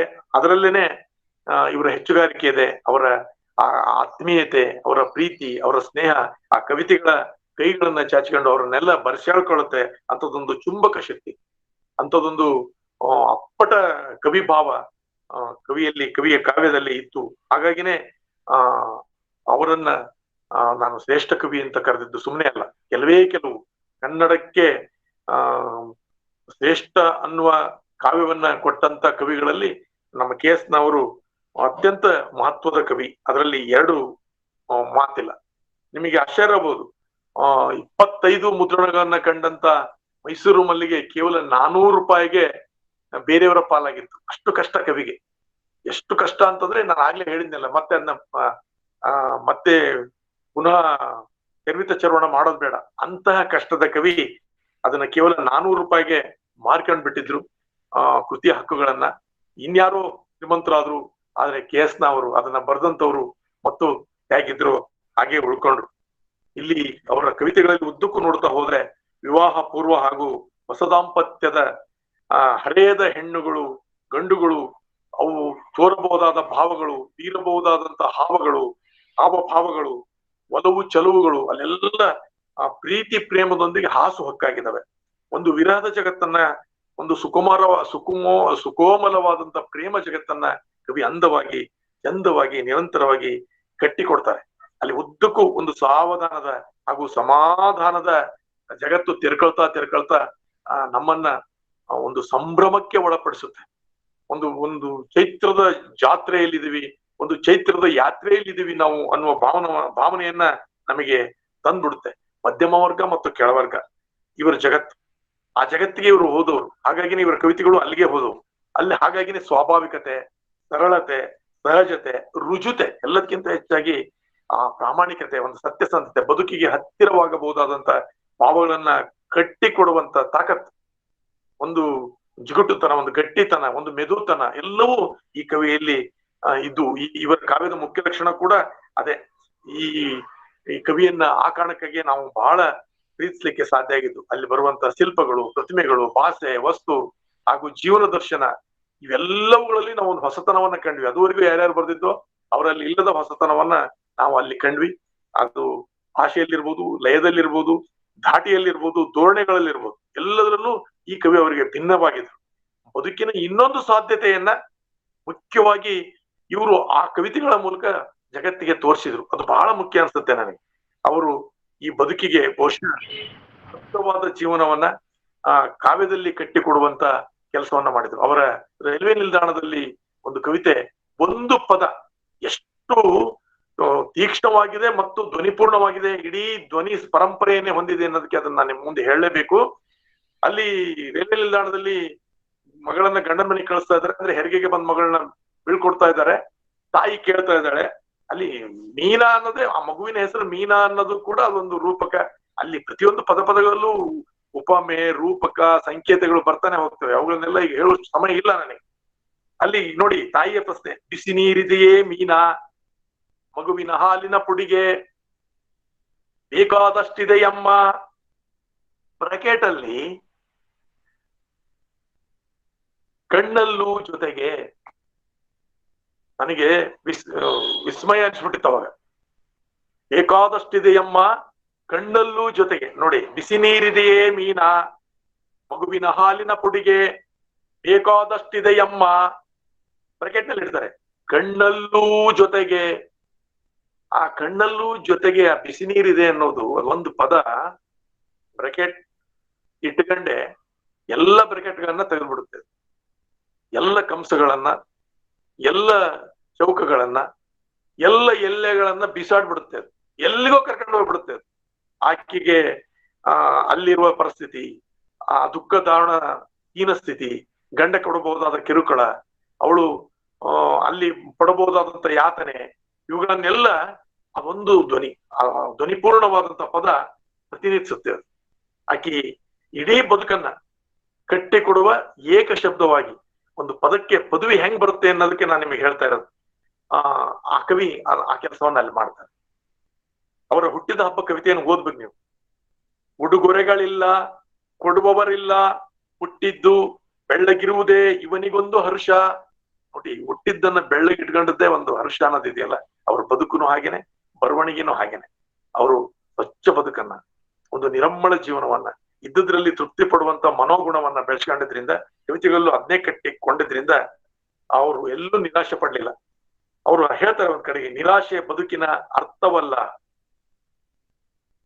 ಬದುಕಿಗೆ ಹೀಗಂತಾನೆ ಪ್ರೀತಿ ಕೊಟ್ಟವರು ಈ ಕವಿ, ಪ್ರೀತಿಗೆ ಪ್ರಾಣ ಕೊಟ್ಟವರು ಈ ಕವಿ, ಪ್ರೀತಿಯನ್ನ ಹೆಚ್ಚಿಸಿದವರು ಈ ಕವಿ, ಪ್ರೀತಿಯ ಮೊಳಕೆಯನ್ನ ಮೂಡಿಸಿದವರು, ಮರವಾಗಿ ಬೆಳೆಸಿದವರು, ಅವುಗಳಲ್ಲಿ ಹೂವು ಹಣ್ಣುಗಳನ್ನ ಜಂಪಲಿಕ್ಕಿಸಿದವರು ಈ ಕವಿ. ನಿರಂತರವಾಗಿ ಪ್ರೀತಿ ಹುಟ್ಟಿಸುವ ಕಾವ್ಯದಿಂದಲೇ ಕಾಲಾತೀತರಾದಂಥವರು ಈ ಕವಿ. ಅವರ ನನ್ನ ನೆಲೆ ಕವನದಲ್ಲಿ ಒಂದು ಮಾತಿದೆ, ಒಂದಿಷ್ಟು ಸಾಲುಗಳಿದಾವೆ. ಯಾವುದು ನಿಜವೋ ಯಾವುದು ಗುಣವೋ ಅದಾಗಲಿ ನನ್ನ ಗುರು. ಅವರ ಗುರು ಅದು. ಯಾವುದು ನಿಜವೋ ಯಾವುದು ಗುಣವೋ ಅದು ನನ್ನ ಗುರು ಆಗ್ಲಿ ಅಂತಾರೆ. ಯಾವುದು ಮಾನವ ಲೋಕದ ಋಣವೋ ಅದಾಗಲಿ ನನ್ನುಸಿರು, ಅದೇ ನನ್ನ ಉಸಿರಾಗ್ಲಿ. ಯಾವುದು ನಕ್ಕರೆ ಮಾತೇ ಹೊಳೆಯದೋ ಅದಾಗಲಿ ನನ್ನ ಸಿರಿ. ಯಾವುದು ನೊಂದರೆ ಏನೂ ಉಳಿಯದೋ ಅದಾಗಲಿ ನನ್ನ ಗುರಿ. ಯಾವುದು ನಕ್ ಬಿಟ್ರೆ ಏನೂ ಉಳಿಬಾರ್ದು, ಅದು ನನ್ನ ಗುರಿ ಆಗ್ಬೇಕು ಅಂತ. ಬಹುಶಃ ಅಮೂರ್ತಕ್ಕೆ ಮೂರ್ತ ರೂಪವನ್ನ ಅಂದ್ರೆ ಅಕ್ಷರದಲ್ಲಿ ಕಟ್ಟಿಕೊಟ್ಟು ಅಮೂರ್ತದೆಡೆಗೆ ನಮ್ಮನ್ನು ನಿರಂತರವಾಗಿ ಕರೆದುಕೊಂಡು ಹೋದಂತ ಈ ಕವಿ ಈ ತರದ ಶ್ರೇಷ್ಠ ಸಾಲುಗಳನ್ನ ಕಟ್ಟಿಕೊಟ್ಟು ನಿರಂತರವಾಗಿ ಕನ್ನಡದಲ್ಲಿ ತಮ್ಮತ್ವವನ್ನ ಅಥವಾ ತಮ್ಮ ಮೂರ್ತಿಯನ್ನ ತಾವೇ ಕಟ್ಟಿಸಿಕೊಂಡ್ರು ನಮ್ಮ ಎಲ್ಲರ ಎದೆ ಮನಗಳಲ್ಲಿ ಅಥವಾ ಹುಣ್ಮಂದಿರದಲ್ಲಿ ಅನ್ನೋದು ನನ್ನ ಭಾವನೆ. ಬಹುಶಃ 20ನೇ ಶತಮಾನದ ಬಹುಮುಖ್ಯ ಕವಿಯಾಗಿ 4 ಕಾಲಘಟ್ಟದಲ್ಲಿ ತಮ್ಮ ಜೀವನವನ್ನ ಕಳೀತಾರೆ ಅವರು. 4 ಕಾಲ, ನವೋದಯ, ಪ್ರಗತಿಶೀಲ, ನವ್ಯ. ಪ್ರಗತಿಶೀಲದಲ್ಲೂ ಕೂಡ ಒಂದಿಷ್ಟು ಕವಿತೆ ಬರೀತಾರೆ, ಆದ್ರೆ ಅವ್ರು ಹೆಚ್ಚು ಬರೆದದ್ದು ನವೋದಯ ಮತ್ತು ನವ್ಯದಲ್ಲೇನೆ. ನವ್ಯೋತ್ತರದಲ್ಲೂ ಕೂಡ ಬರೆದದ್ದಿದೆ. 4 ಕಾಲಘಟ್ಟಗಳನ್ನ ಮುಖಾಮುಖಿ ಆಗ್ತಾರೆ ಅವರು. ಆದ್ರೆ ನವೋದಯದಲ್ಲಿ ಮತ್ತು ನವ್ಯದಲ್ಲಿ ಇವರು ಬೆಳೆದಿದ್ದಿದೆಯಲ್ಲ, ಅದು ನಾವೆಲ್ಲ ವಿಸ್ಮಯಿಸಬಹುದಾದಂತ ಎತ್ತರ. ಅವರು ಅಂತ ಒಂದು ಎತ್ತರ ಬಿತ್ತರವನ್ನ ಹೊಂದಿದ್ರು. ಪೂತಿನ ಅವರು ಒಂದ್ ಕಡೆಗೆ ಹೇಳ್ತಾರೆ ತಮಾಷೆ ಮಾಡಿ, ಈ ಕವಿ ಹೇಗೆ ಅಂತಂದ್ರೆ ಅವರ ಉಜ್ವಲ ವ್ಯಕ್ತಿತ್ವಕ್ಕೆ ಹಿಡಿದ ಕನ್ನಡಿ. ಪೂತಿನ ಅವ್ರು ಹೇಳ್ತಾರೆ, ಈ KS ನರಸಿಂಹಸ್ವಾಮಿಗೆ ಕನಸಲ್ಲೂ ಕೂಡ ಹೆಂಡತಿನೇ ಬರ್ತಾಳೆ ಅಂತಂದ್ರೆ ಅವರ ಒಂದು ಪವಿತ್ರ ಬದುಕಿನ ಅರಿವು, ಆದ್ರ ಅಂತರಾರ್ಥ ಅಂತಂದು ನಾನು ನೀವು ಭಾವಿಸ್ಬೋದು. KS ನ ಮೊದಲ ಕವನ ಕಬ್ಬಿಗನ ಕೂಗು ಪ್ರಕಟ ಆಗ್ಲಿಲ್ಲ, ನಂತರದಲ್ಲಿ ಪ್ರಕಟ ಆಯ್ತು. ಅದಿರ್ಲಿ, KS ನರಸಿಂಹಸ್ವಾಮಿ ಅವ್ರ ಮನೆ ಮುಂದೆ ಅಕ್ಕಸಾಲಿಗರ ಮನೆ ಇತ್ತಂತೆ. ಅವರ ಏಟಿನಿಂದ ಅವ್ರು ಹೇಳ್ತಾರೆ ಒಂದ್ ಕಡೆ, ಅವರ ಏಟಿನಿಂದ ನಾನು ತಾಳ ಲಯ ಈ ತರದ ಮೇಳಗಳನ್ನ ಅರ್ಥ ಮಾಡ್ಕೊಂಡೆ ಅಂತ. ಹೂ ಕಟ್ತಾ ಇದ್ದಂತ ಸಾಬಿ, ಅಲ್ಲಿ ಮೊರಗ, ಮಲ್ಲಿಗೆ, ಗುಲಾಬಿ, ಕೆಂಗುಲಾಬಿ ಈ ತರದ ಹೂಗಳನ್ನ ಕಟ್ತಾ ಇದ್ರೆ ಅದೇ ಒಂದು ಭಾವಗೀತೆ ಅನ್ಸೋದು. ಆತ ನನಗೆ ಪುಷ್ಪ ಕವಿ ಆಗ್ತಾ ಇದ್ದ, ಆತನನ್ನ ಬೆರಗಿನಿಂದ ನೋಡ್ತಿದ್ದೆ. ನಮ್ಮ ಅಪ್ಪನ ನಂತರದಲ್ಲಿ ನಾನು ಗುಮಾಸ್ತನಾಗಿ ಹೋದಾಗ ಅಲ್ಲಿ ಹೂ ಕಟ್ಟುವುದನ್ನ ನೋಡಿ ನಾನು ಮೊದಲಿಗೆ ಭಾವಗೀತೆ ಹೇಗೆ ಬರಿಬೇಕು ಅನ್ನೋದನ್ನ ಕಲ್ತ್ಕೊಂಡೆ ಅಂತ. ಬಹಳ ಖುಷಿ ಆಯ್ತು ನನಗೆ. ಅವರು ಹೇಳ್ತಾರೆ, ನನಗೆ ಬಹಳ ಖುಷಿಯಾಗಿದ್ದೆ ಅವಾಗ, ಅಂದ್ರೆ ಧಾರವಾಡಕ್ಕೆ ಹೋಗಿದ್ರಂತೆ. ಅಂತಿಂತ ಹೆಣ್ಣು ನೀನಲ್ಲ, ನಿನ್ನಂತ ಹೆಣ್ಣು ಇನ್ನಿಲ್ಲ ಅಂತಂದು ಒಬ್ಬ ಭಿಕ್ಷುಕ ಹುಡುಗ ಹಾಡ್ತಾ, ಆಮೇಲೆ ಅವನದೇ ಆದಂತ ಕೆಲವೊಂದಿಷ್ಟು ಸಾಲುಗಳನ್ನು ಹಾಡಿಗೆ ಸೇರಿಸ್ಕೊಂಡು ಇವರಿಂದನೇ 1 ಪೈಸೆ ಇಸ್ಕೊಂಡಂತ. ಅದು ಬಹಳ ಸಂತೋಷದ ಸಮಯ ನನಗೆ. ಈಗೀಗ ಯಾರ್ಯಾರು ಹಾಡ್ತಾರೆ, ಎಷ್ಟೋ ಜನ ಜನಪದ ನನ್ನ ಹಾಡು ಅಂತ ತಿಳ್ಕೊಂಡಿದ್ದಾರೆ, ಎಷ್ಟೋ ಜನ ಇನ್ನೇನೇನೋ ಸೇರ್ಸ್ಕೊಂಡು ಹಾಡ್ತಾರೆ, ಅವೆಲ್ಲ ಆನಂದ ಆಗುತ್ತೆ. ಯಾಕಾಗಿ ಅಂತಾರೆ, ನನ್ನ ಹಾಡು ಅವ್ರ ಹಾಡು ಆಗಿರ್ತದೆ, ಹಾಗಾಗಿನೇ ನನಗೆ ಆ ಖುಷಿ ಆಗುತ್ತೆ ಅಂತ. ಇವ್ರು ಮೊದಲಿಗೆ ಇಂಗ್ಲಿಷ್ ಕವನ ರಚಿಸಿ ತನ್ನ ಗೆಳೆಯರಿಂದ ಕವಿ ಎನಿಸ್ಕೊಂಡು ಬಹಳ ಖುಷಿ ಪಟ್ಟಿರ್ತಾರೆ. ಅದನ್ನ ಹೇಳ್ತಾರೆ ಅವ್ರ ಒಂದ್ ಕಡೆ, ನಾನು ಬಹಳ ಹಿಗ್ಗಿದ್ದೆ ಅಂತ. ಆದ್ರೆ ಇವರನ್ನ ಇಂಗ್ಲಿಷ್ ಕವಿತೆಯ ಗುಲಾಬಿ ತೋಟದಿಂದ ವಾಪಸ್ ಕರ್ಕೊಂಡ್ ಬಂದಂತವ್ರು ಅಂದ್ರೆ ನಮ್ಮ ಮೈಸೂರು ಮಲ್ಲಿಗೆ ತೋಟಕ್ಕೆ ಕರ್ಕೊಂಡ್ BMC ಅವರು. ಅವರು ಮಲ್ಲಿಗೆ ತೋಟಕ್ಕೆ ಬಂದಂತವ್ರು ಮತ್ತೆ ಹೊರಗೆ ಹೋಗ್ಲಿಲ್ಲ. ಅದರ ಗಮದೊಂದಿಗೆ ಆ ಎಲ್ಲ ಸುಮಗಳೊಂದಿಗೆ ತಮ್ಮ ಜೀವನ ಯಾತ್ರೆಯನ್ನ ಪೂರ್ಣ ಮಾಡಿದ್ರು. ಅವರು ಇನ್ನೊಂದ್ ಕಡೆ ಹೇಳ್ತಾರೆ, ಪುರಾಣದ ಕಟ್ಟೆಯಲ್ಲಿ ಗದಗಿನ ಭಾರತವನ್ನ ಕೇಳ್ತಾ ಇದ್ದೆ ನಾನು. ಬರ್ನ್ಸ್ ಕವಿತೆಯನ್ನ ಬಹಳ ಇಷ್ಟಪಟ್ಟು ಇಂಗ್ಲಿಷ್ನಿಂದ ಕನ್ನಡಕ್ಕೂ ಕೂಡ ನಾನು ಅವುಗಳನ್ನ ತರ್ಜುಮೆ ಮಾಡಿದ್ದೆ. ಹಗಲು ರಾತ್ರಿ ಚಿನ್ನ ಬೆಳ್ಳಿ ಕೆಲಸ ಮಾಡೋದ್ರಿಂದ ನಾನು ಛಂದಸ್ಸಿನ ಕಲ್ಪನೆಯನ್ನ ಕಂಡ್ಕಂಡೆ. ಬಹುಶಃ ಇದು ನನಗೆ ಅದ್ಭುತ ಅನ್ಸುತ್ತೆ. ಹೀಗೆ ಬದುಕಿನ ಸುತ್ತಮುತ್ತ ಈ ಗೀಜುಗ ಹೇಗೆ ತನ್ನ ಸುತ್ತಮುತ್ತಲ ಯಾವ್ಯಾವುದೋ ವಸ್ತುವಿನಿಂದ ಗೂಡು ಕಟ್ಟಿಗೆಳುತ್ತೋ ಹಾಗೆ ಇವರು ಹಾಡಿನ ಗೂಡನ್ನ ಕಟ್ಟಿಕೊಂಡವ್ರು. ಬೇಂದ್ರೆ ಹೇಳುವ ಹಾಗೆ ಕವಿ ಅಂತಂದ್ರೆ ಹಿಗ್ಗಿನ ಹಾಡವ, ದುಡಿದು ಸತ್ತಾಗ ನುಡಿದು ಬೇಸತ್ತಾಗ ಜಗಕ್ಕೆ ಹಿಗ್ಗಿನ ಹಾಡ ನೀಡಾವ. ಬಹುಶಃ ಈ ಕವಿ ನಿರಂತರವಾಗಿ ಅದೇ ಕೆಲಸ ಮಾಡಿದ್ದಾರೆ. ಬೇಂದ್ರೆ ಹೇಳುವ ಇನ್ನೊಂದು ಮಾತು ಕೂಡ ಇಲ್ಲೇ ನೆನಪಾಗ್ತಿದೆ. ಎನ್ನ ಪಾಡೆನಗಿರಲಿ ಅದರ ಹಾಡನ್ನಷ್ಟೇ ನೀಡುವೆನು ರಸಿಕನಿನಗೆ, ಕಲ್ಲು ಸಕ್ಕರೆ ಅಂತ ನಿನ್ನೆದೇ ಕರಗಿದರೆ ಅದರ ಸವಿಯನ್ನಿಷ್ಟು ಹಣಿಸು ನನಗೆ. ಬಹುಶಃ ತನ್ನ ಪಾಡನ್ನ ತಾನೇ ಅನುಭವಿಸ್ತಾ ತನ್ನ ಆ ಪಾಡಿನ ಒಳಗೆ ಉದಿಸಿದ ಆ ಶ್ಲೋಕದಲ್ಲಿ ಉದಿಸಿದ ಶ್ಲೋಕವನ್ನ, ಅಂದ್ರೆ ಪಾಡಿನಿಂದ ಹುಟ್ಟಿದ ಹಾಡನ್ನ ನಮಗೆ ಕೊಟ್ಟು ಕಲ್ಲು ಸಕ್ಕರೆ ಅಂತ ನಿಮ್ಮೆಲ್ಲರ ಎದೆಗಳನ್ನ ಕರಗಿಸಿದವರು. ಇಂಜಿನಿಯರಿಂಗ್ ಆಗ್ಬೇಕಾಗಿತ್ತವ್ರು ಅಂತವ್ರು ಕಾರಣಾಂತರದಿಂದ ಮತ್ತೆ ಕನ್ನಡಕ್ಕೆ ಬರ್ತಾರೆ. ಕನ್ನಡಕ್ಕೆ ಬಂದು AR ಕೃಷ್ಣಶಾಸ್ತ್ರಿಗಳ ಕೃಪೆಯಿಂದ ಮತ್ತೆ ಕನ್ನಡಕ್ಕೆ ಬಂದು ಕನ್ನಡಕ್ಕೆ ಇಂಥ ಕಾವ್ಯವನ್ನ ಕೊಡ್ಲಿಕ್ಕೆ ಸಾಧ್ಯ ಆಗುತ್ತೆ. ಪ್ರಬುದ್ಧ ಕರ್ನಾಟಕದಲ್ಲಿ ಅವರ ಕವಿತೆ ಮೊಟ್ಟ ಮೊದಲಿಗೆ ಪ್ರಕಟವಾದಾಗ ಅವರು ಆನಂದಿಸಿದ್ದನ್ನ ಅವರು ನನಗೆ ಮಾತುಗಳೇ ಇಲ್ಲ ಹಾಗೆ ಅಂತಂದು ಹೇಳ್ತಾರೆ. ಅವೆಲ್ಲ ಹೇಳ್ತಾ ಹೋದ್ರೆ ತುಂಬಾ ತುಂಬಾ ತುಂಬಾ ದೂರ ಆಗುತ್ತೆ. ನನ್ನ ಭಾಷಣ ಬೆಳೀತಾ ಹೋಗುತ್ತೆ. ಕುವೆಂಪುರವರು ಕೂಡ ಬೆನ್ ತರ್ತಾರೆ. ರಾಮಕೃಷ್ಣ ಆಶ್ರಮದಲ್ಲಿ ಇರ್ತಾರೆ. ಅಲ್ಲಿ ತೀರ್ಕೊಂಡು ಹೋದಾಗ ಬಹಳ ಒಳ್ಳೆಯ ಮಾತುಗಳನ್ನ ಹೇಳಿ, ನೀನು ದೃಢ ಹೆಜ್ಜೆಗಳನ್ನ ಇಡಬಲ್ಲೆ, ಇಡು, ನಿನ್ನ ಪಯಣ ಪ್ರೀತಿಯಿಂದ ಆರಂಭ ಆಗ್ಲಿ ಅಂತಂದು ಹೇಳಿ ಬೆನ್ನು ತಟ್ತಾರೆ. ಅಂತ ಒಂದು ಪ್ರೀತಿಯ ಪಯಣವನ್ನ ಕುವೆಂಪುರವರ ಆಶೀರ್ವಾದದೊಂದಿಗೆ ಇನಂ ಶ್ರೀಯವರ ಹಾರೈಕೆಯೊಂದಿಗೆ ಆರಂಭಿಸಿದವರು KS ನರಸಿಂಹಸ್ವಾಮಿ ಅವರು. ಅವರು ನಿಜಕ್ಕೂ ನನ್ನ ಪ್ರಕಾರ ಪ್ರೀತಿಯ ಹರಿಕಾರ, ಪ್ರೇಮ ಕಾವ್ಯದ ಶ್ರೀಕಾರ. ಅವರ ಕೊನೆಯ ಕವಿತೆ, ಕೊನೆಯ ಮಾತುಗಳು ಕೊನೆ ಇಲ್ಲ ಅವ್ರಿಗೆ. ಅದು ನಿರಂತರವಾಗಿ ಮಾತನಾಡಬಹುದಾದಷ್ಟು ಬದುಕು ಮತ್ತು ಬರಹವನ್ನ ಹೊಂದಿದಂತ ಕವಿ. ಬಹುಶಃ ಬರೆಯಬಹುದಾದ ಬದುಕನ್ನ, ಬದುಕಬಹುದಾದ ಬರೆಹವನ್ನ ಕೊಟ್ಟಂತ ಇವರಂತ ಕವಿ ಇನ್ನೊಬ್ರಿಲ್ಲ. ಇದಾರೆ ಅಪರೂಪ, ವಿರಳದಲ್ಲಿ ವಿರಳ. ಬರೆಯಬಹುದಾದದ್ದನ್ನ ಬದುಕಿದ್ರು, ಬದುಕಬಹುದಾದದ್ದನ್ನ ಬರೆದ್ರು. ಅವರಿಗೆ ಬಹುಶಃ ಸಮಯ ಹೆಚ್ಚು ತಗೊಂಡೆ ಅಂತ ಕಾಣುತ್ತೆ. ನಾನು ಅಂತಿಮ ಹಂತಕ್ಕೆ ಬರ್ತಾ ಇದ್ದೀನಿ. ಅವರಿಗೆ ಅಂದ್ರೆ ಕಾಲಾತೀತ ಕವಿತೆಗಳನ್ನ ಕೊಟ್ಟು ಕಾಲಾತೀತ ಆದಂತ ಆ ಕವಿಗೆ ಅವರ ಮಾತುಗಳಲ್ಲೇ ನಾನು ಈ ನುಡಿಗನ್ನ ಉದ್ಧರಿಸ್ಬೇಕು ಅನ್ನೋ ಆಶೆಯಿಂದ ಆ ಮಾತುಗಳನ್ನ ಇಲ್ಲಿ ಉಲ್ಲೇಖಿಸ್ತಾ ಇದ್ದೇನೆ.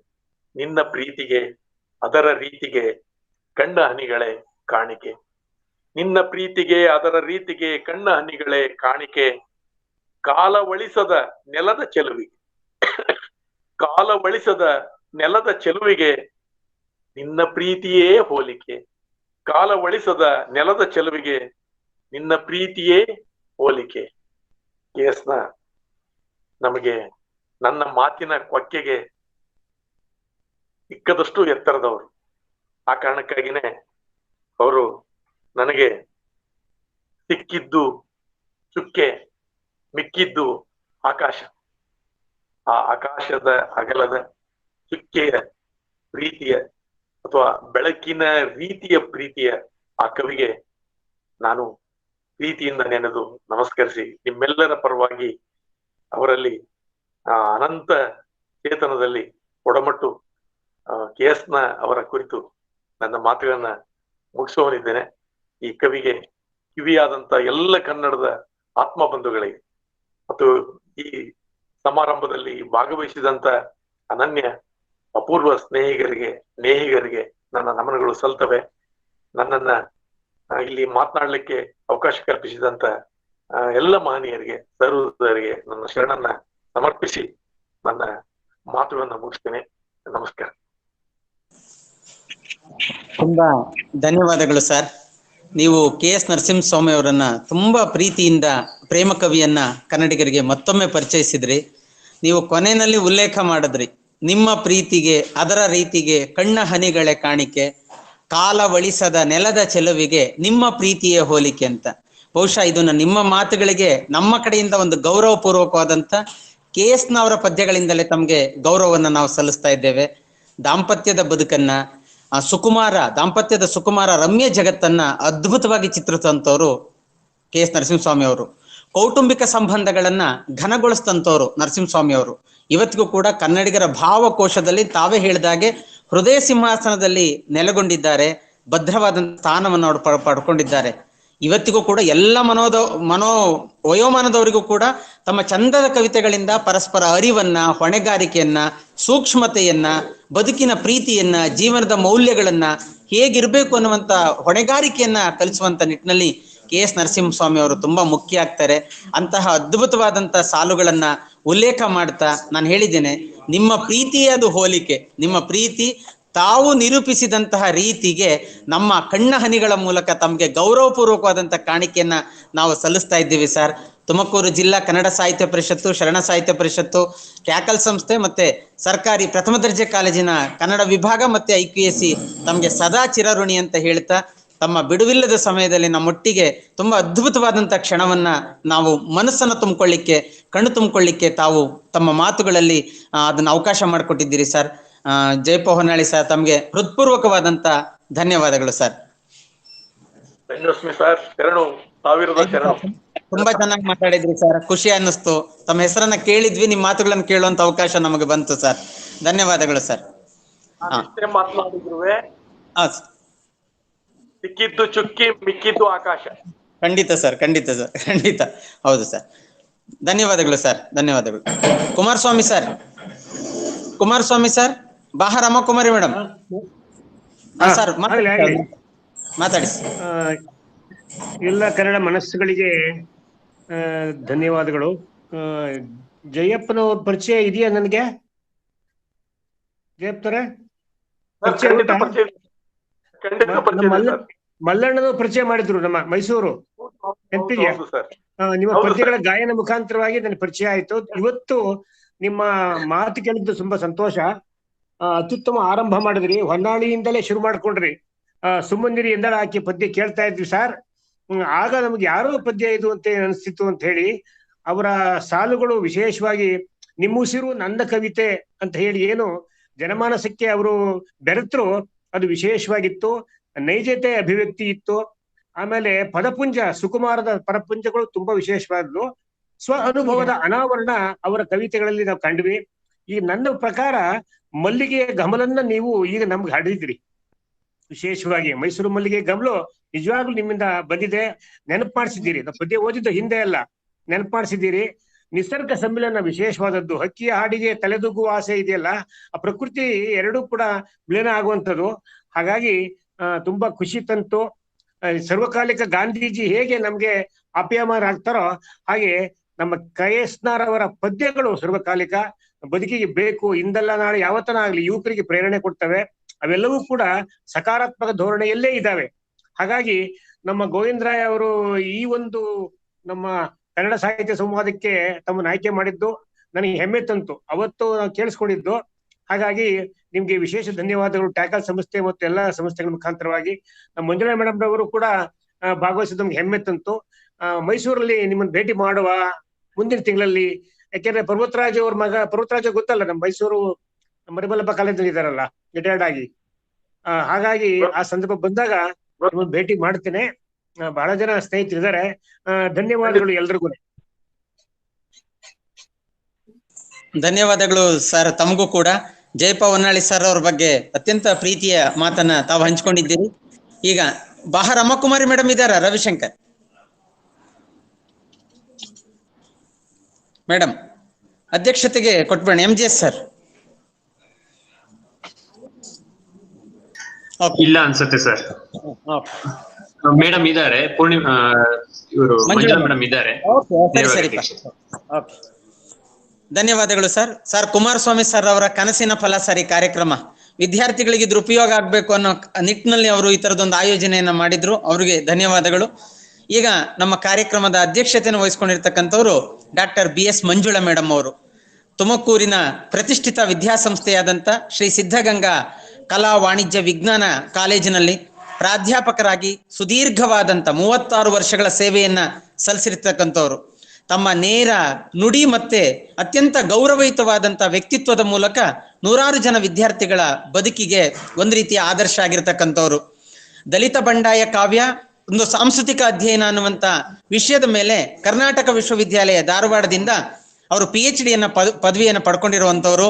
ಆ ಪುಸ್ತಕ ಕೂಡ ಪ್ರಕಟ ಆಗಿದೆ. ನಿರ್ವೈಲು ಅನ್ನುವಂಥ ಕೃತಿಯನ್ನ ಅವರು ತಂದಿದ್ದಾರೆ.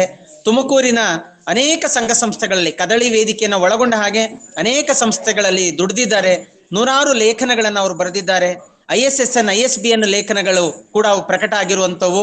ನಿಜಕ್ಕೂ ನಮ್ಗೆ ಮಾರ್ಗದರ್ಶಕರು. ಈ ಸಾರಿ ಅವರನ್ನ ಕಾರ್ಯಕ್ರಮದ ಅಧ್ಯಕ್ಷತೆ ವಹಿಸ್ಕೋಬೇಕು ಮೇಡಮ್ ಅಂತ ಕೇಳಿದಾಗ KS ನರಸಿಂಹಸ್ವಾಮಿ ಅವರ ಪ್ರೀತಿ ಮತ್ತೆ ವಾತ್ಸಲ್ಯ ಅವರನ್ನ ತುಂಬಾ ಪ್ರಭಾವಿತವಾಗಿರುವ ಹಿನ್ನೆಲೆಯಲ್ಲಿ ಖಂಡಿತವಾಗಿಯೂ ಕೂಡ ನಾನು ಒಪ್ಕೊಳ್ತೇನೆ, ಖಂಡಿತ ನಾನು ಮಾತಾಡ್ತೇನೆ ಅಂತ ಹೇಳಿ ಮೇಡಮ್ ಅವರು ಕಾರ್ಯಕ್ರಮದ ಅಧ್ಯಕ್ಷತೆಯನ್ನು ವಹಿಸಿ ಯಶಸ್ವಿಯಾಗಿ ನೆರವೇರಿಸಿಕೊಟ್ಟಿದ್ದಾರೆ. ಅವರು ತಮ್ಮ ಅಧ್ಯಕ್ಷೀಯ ನುಡಿಗಳನ್ನ ಹಂಚ್ಕೋಬೇಕು ಅಂತೇಳಿ ನಮ್ಮ ಎಲ್ಲ ಸಂಸ್ಥೆಗಳ ಪರವಾಗಿ ಅತ್ಯಂತ ಗೌರವದಿಂದ ಅವರನ್ನ ವಿನಂತಿ ಮಾಡ್ಕೊಳ್ತಾ ಇದ್ದೇನೆ.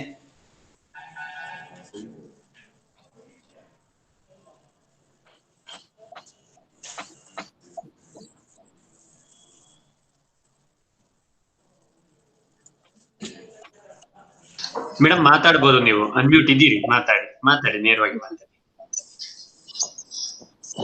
ಜಿಲ್ಲಾ ಕನ್ನಡ ಸಾಹಿತ್ಯ ಪರಿಷತ್ತು, ಶರಣ ಸಾಹಿತ್ಯ ಪರಿಷತ್ತು, ಟ್ಯಾಕಲ್ ಸಂಸ್ಥೆ ಹಾಗೂ ಸರ್ಕಾರಿ ಪ್ರಥಮ ದರ್ಜೆ ಕಾಲೇಜು IQAC ಕನ್ನಡ ವಿಭಾಗ ಕುಣಿಗಲ್ ಇವರ ಸಹಯೋಗದಲ್ಲಿ ಬದುಕಿನಲ್ಲಿ ಪ್ರೀತಿ ಹುಟ್ಟಿಸುವ ಕನ್ನಡಿಗರ ಪ್ರೇಮಿ KSN ಇವರ ಒಂದು ಸಂವಾದ ಮಾಲೆ 21ನೇ ಸಂವಾದ ಮಾಲೆಯನ್ನ ಕುಣಿಗಲ್ ಪ್ರಥಮ ದರ್ಜೆ ಕಾಲೇಜಿನವರು ಹಮ್ಮಿಕೊಂಡಿರ್ತಕ್ಕಂಥ ವಿಷಯ ನಿಜವಾಗ್ಲೂ ಸಂತೋಷದ ಸಂಗತಿಯಾಗಿದೆ. ಈ ಕಾರ್ಯಕ್ರಮಕ್ಕೆ ಆಯೋಜನೆ ಮಾಡಿರ್ತಕ್ಕಂಥ ಸಂಚಾಲಕರಾದ ಕನ್ನಡ ವಿಭಾಗದ ಮುಖ್ಯಸ್ಥರಾದ ಡಾಕ್ಟರ್ M ಗೋವಿಂದರಾಯ ಇವರು ಬಹಳ ಸಂಯಮದಿಂದ ಅಚ್ಚುಕಟ್ಟಾಗಿ ಕಾರ್ಯಕ್ರಮವನ್ನ ಸಂಯೋಜನೆ ಮಾಡಿದ್ದಾರೆ.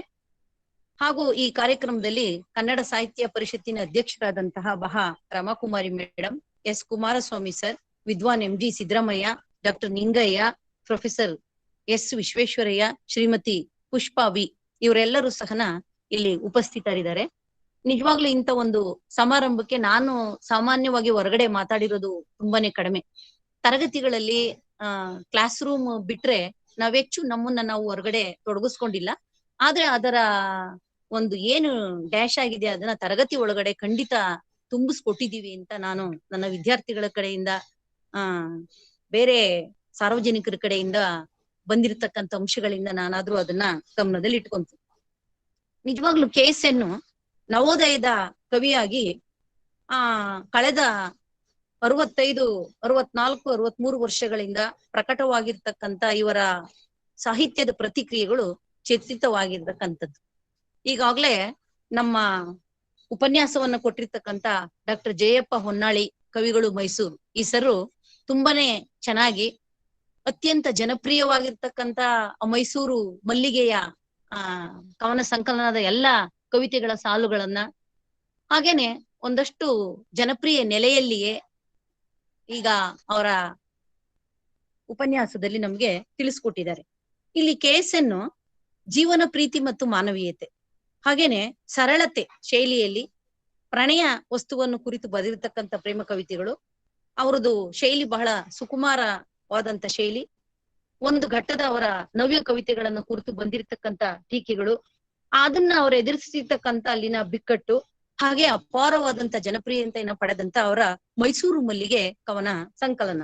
ಇವಿಷ್ಟರಲ್ಲಿ ಸಾಕಷ್ಟು ಚರ್ಚೆಗಳು ನಿಜವಾಗ್ಲೂ ನಡೆದಿದ್ದಾವೆ ಅಂತ. ಈ ಕೃತಿ ಮೈಸೂರು ಮಲ್ಲಿಗೆ 1942ರಲ್ಲಿ ಬಿಡುಗಡೆ ಆಗಿರ್ತಕ್ಕಂಥದ್ದು. ಆ 1930-40ರ ಸಾಹಿತ್ಯದ ಪರಿಸರದಲ್ಲಿ ಈ ಪ್ರೇಮ ಕವಿಗಳ ಒಂದು ವಿಚಾರನೆ ಬರಂಗಿರ್ಲಿಲ್ಲ ಆಗ. ಅಂತಹ ಸಂದರ್ಭದಲ್ಲಿ ಸಾಹಿತ್ಯದಲ್ಲಿ ಪ್ರೇಮ ಕವಿತೆಗಳನ್ನ ಬರೆಯೋದಕ್ಕೆ ನಿಜವಾಗ್ಲೂ ಒಂದು ದೊಡ್ಡ ಪ್ರೇರಣೆಯನ್ನ ಕೊಟ್ರು ನಮ್ಮ KSN ಅಂದ್ರೂ ಏನು ಸಹ ತಪ್ಪಾಗ್ಲಾರ್ದು. ಹಾಗೇನೆ ಬಂಡಾಯದ ಧೋರಣೆಯನ್ನ ಪ್ರೇಮ ಕವಿತೆಗಳ ನೆಲೆಯಲ್ಲಿ ಉಂಟು ಮಾಡಿದ್ರು ಅಂದ್ರೂನುವೆ ಏನು ಅತಿಶಯೋಕ್ತಿ ಆಗ್ಲಾರ್ದು ಅಂತ ಹೇಳ್ಬಹುದು. ಹಾಗೆ ಈ ಪ್ರೇಮ ಅಂದ ತಕ್ಷಣ ಇಲ್ಲಿ ಪ್ರಕೃತಿಯಲ್ಲಿ ಗಂಡು ಮತ್ತು ಹೆಣ್ಣು ಈ ಎರಡರ ಮಧ್ಯೆ, ಹಾಗೇನೆ ಇಡೀ ಜೀವಜಾಲದಲ್ಲಿ ನಡೀತಾ ಇರ್ತಕ್ಕಂಥ ಒಂದು ಕ್ರಿಯೆ. ಹೀಗೆ ಇದ್ದಾಗ ಈ ಪ್ರೇಮವನ್ನ ಪ್ರೇಮದ ನೆಲೆಯಲ್ಲಿ ಒಂದು ಸ್ತ್ರೀವಾದವನ್ನ ಇಲ್ಲೆಲ್ಲೋ ಒಂದ್ ಕಡೆ ಗುರ್ತಿಸ್ಬಹುದು ಅಂತ ಅನ್ಸುತ್ತೆ. ಯಾಕೆ ಅಂತ ಅಂದ್ರೆ ಸರ್ ಹೇಳಿದ್ರಲ್ಲ, ಹೆಂಡತಿಯೊಬ್ಬಳು ಮನೆಯೊಳಗಿದ್ದರೆ ನನಗದು ಕೋಟಿ ರೂಪಾಯಿ, ಆಕೆ ಇದ್ರೆ ನಿಜವಾಗ್ಲು ನಾನು ಒಬ್ಬ ಮನೆಯಲ್ಲಿ ಒಂದು ಸಿಪಾಯಿ ಅಂತ. ನೋಡಿ, ಅದನ್ನ ಬರೀ ಹಾಡಿನ ಮಟ್ಟಕ್ಕೆ ಬಿಡದನೆ ಅದನ್ನ ಅಷ್ಟಕ್ಕೆ ಕಾಲರಪ್ ಮಾಡ್ಕೊಂಡು ಅಥವಾ ಇನ್ಯಾವುದೋ ಒಂದು ಸಂಮೋಹನ ಕ್ರಿಯೆಯಿಂದ ಖುಷಿ ಪಟ್ಕೊಂಡ್ರೆ ಸಾಲದು, ಸ್ವಲ್ಪ ಇದು ಒಂದನ್ನೇ ಇಟ್ಕೊಂಡು ಹೆಂಡತಿಯೊಬ್ಬಳು ಮನೆ ಒಳಗಿದ್ದರೆ ನನಗದು ಕೋಟಿ ರೂಪಾಯಿ, ನಾನು ಒಬ್ಬ ಸಿಪಾಯಿ ಅನ್ನೋದನ್ನ ಒಂದು ಚಲನಚಿತ್ರನೋ ಅಥವಾ ಇನ್ನೊಂದು ಯಾವ್ದನೋ ಒಂದು ಯುಗವನ್ನೇ ಸೃಷ್ಟಿ ಮಾಡ್ತಕ್ಕಂಥ ಹಿನ್ನೆಲೆಗಳನ್ನ ಈ ಒಂದು ಲೈನ್ ಒಳಗೊಳ್ಳುತ್ತೆ ಅಂತ ನಾನು ಅಂದ್ಕೊಂತೀನಿ. ಯಾಕೆಂದ್ರೆ ಅಷ್ಟು ಶಕ್ತಿಯುತವಾದಂತ ತಾಕತ್ತು ಆ ಒಂದ್ ಸೆಂಟೆನ್ಸ್ಗೆ ಖಂಡಿತ ಇದೆ.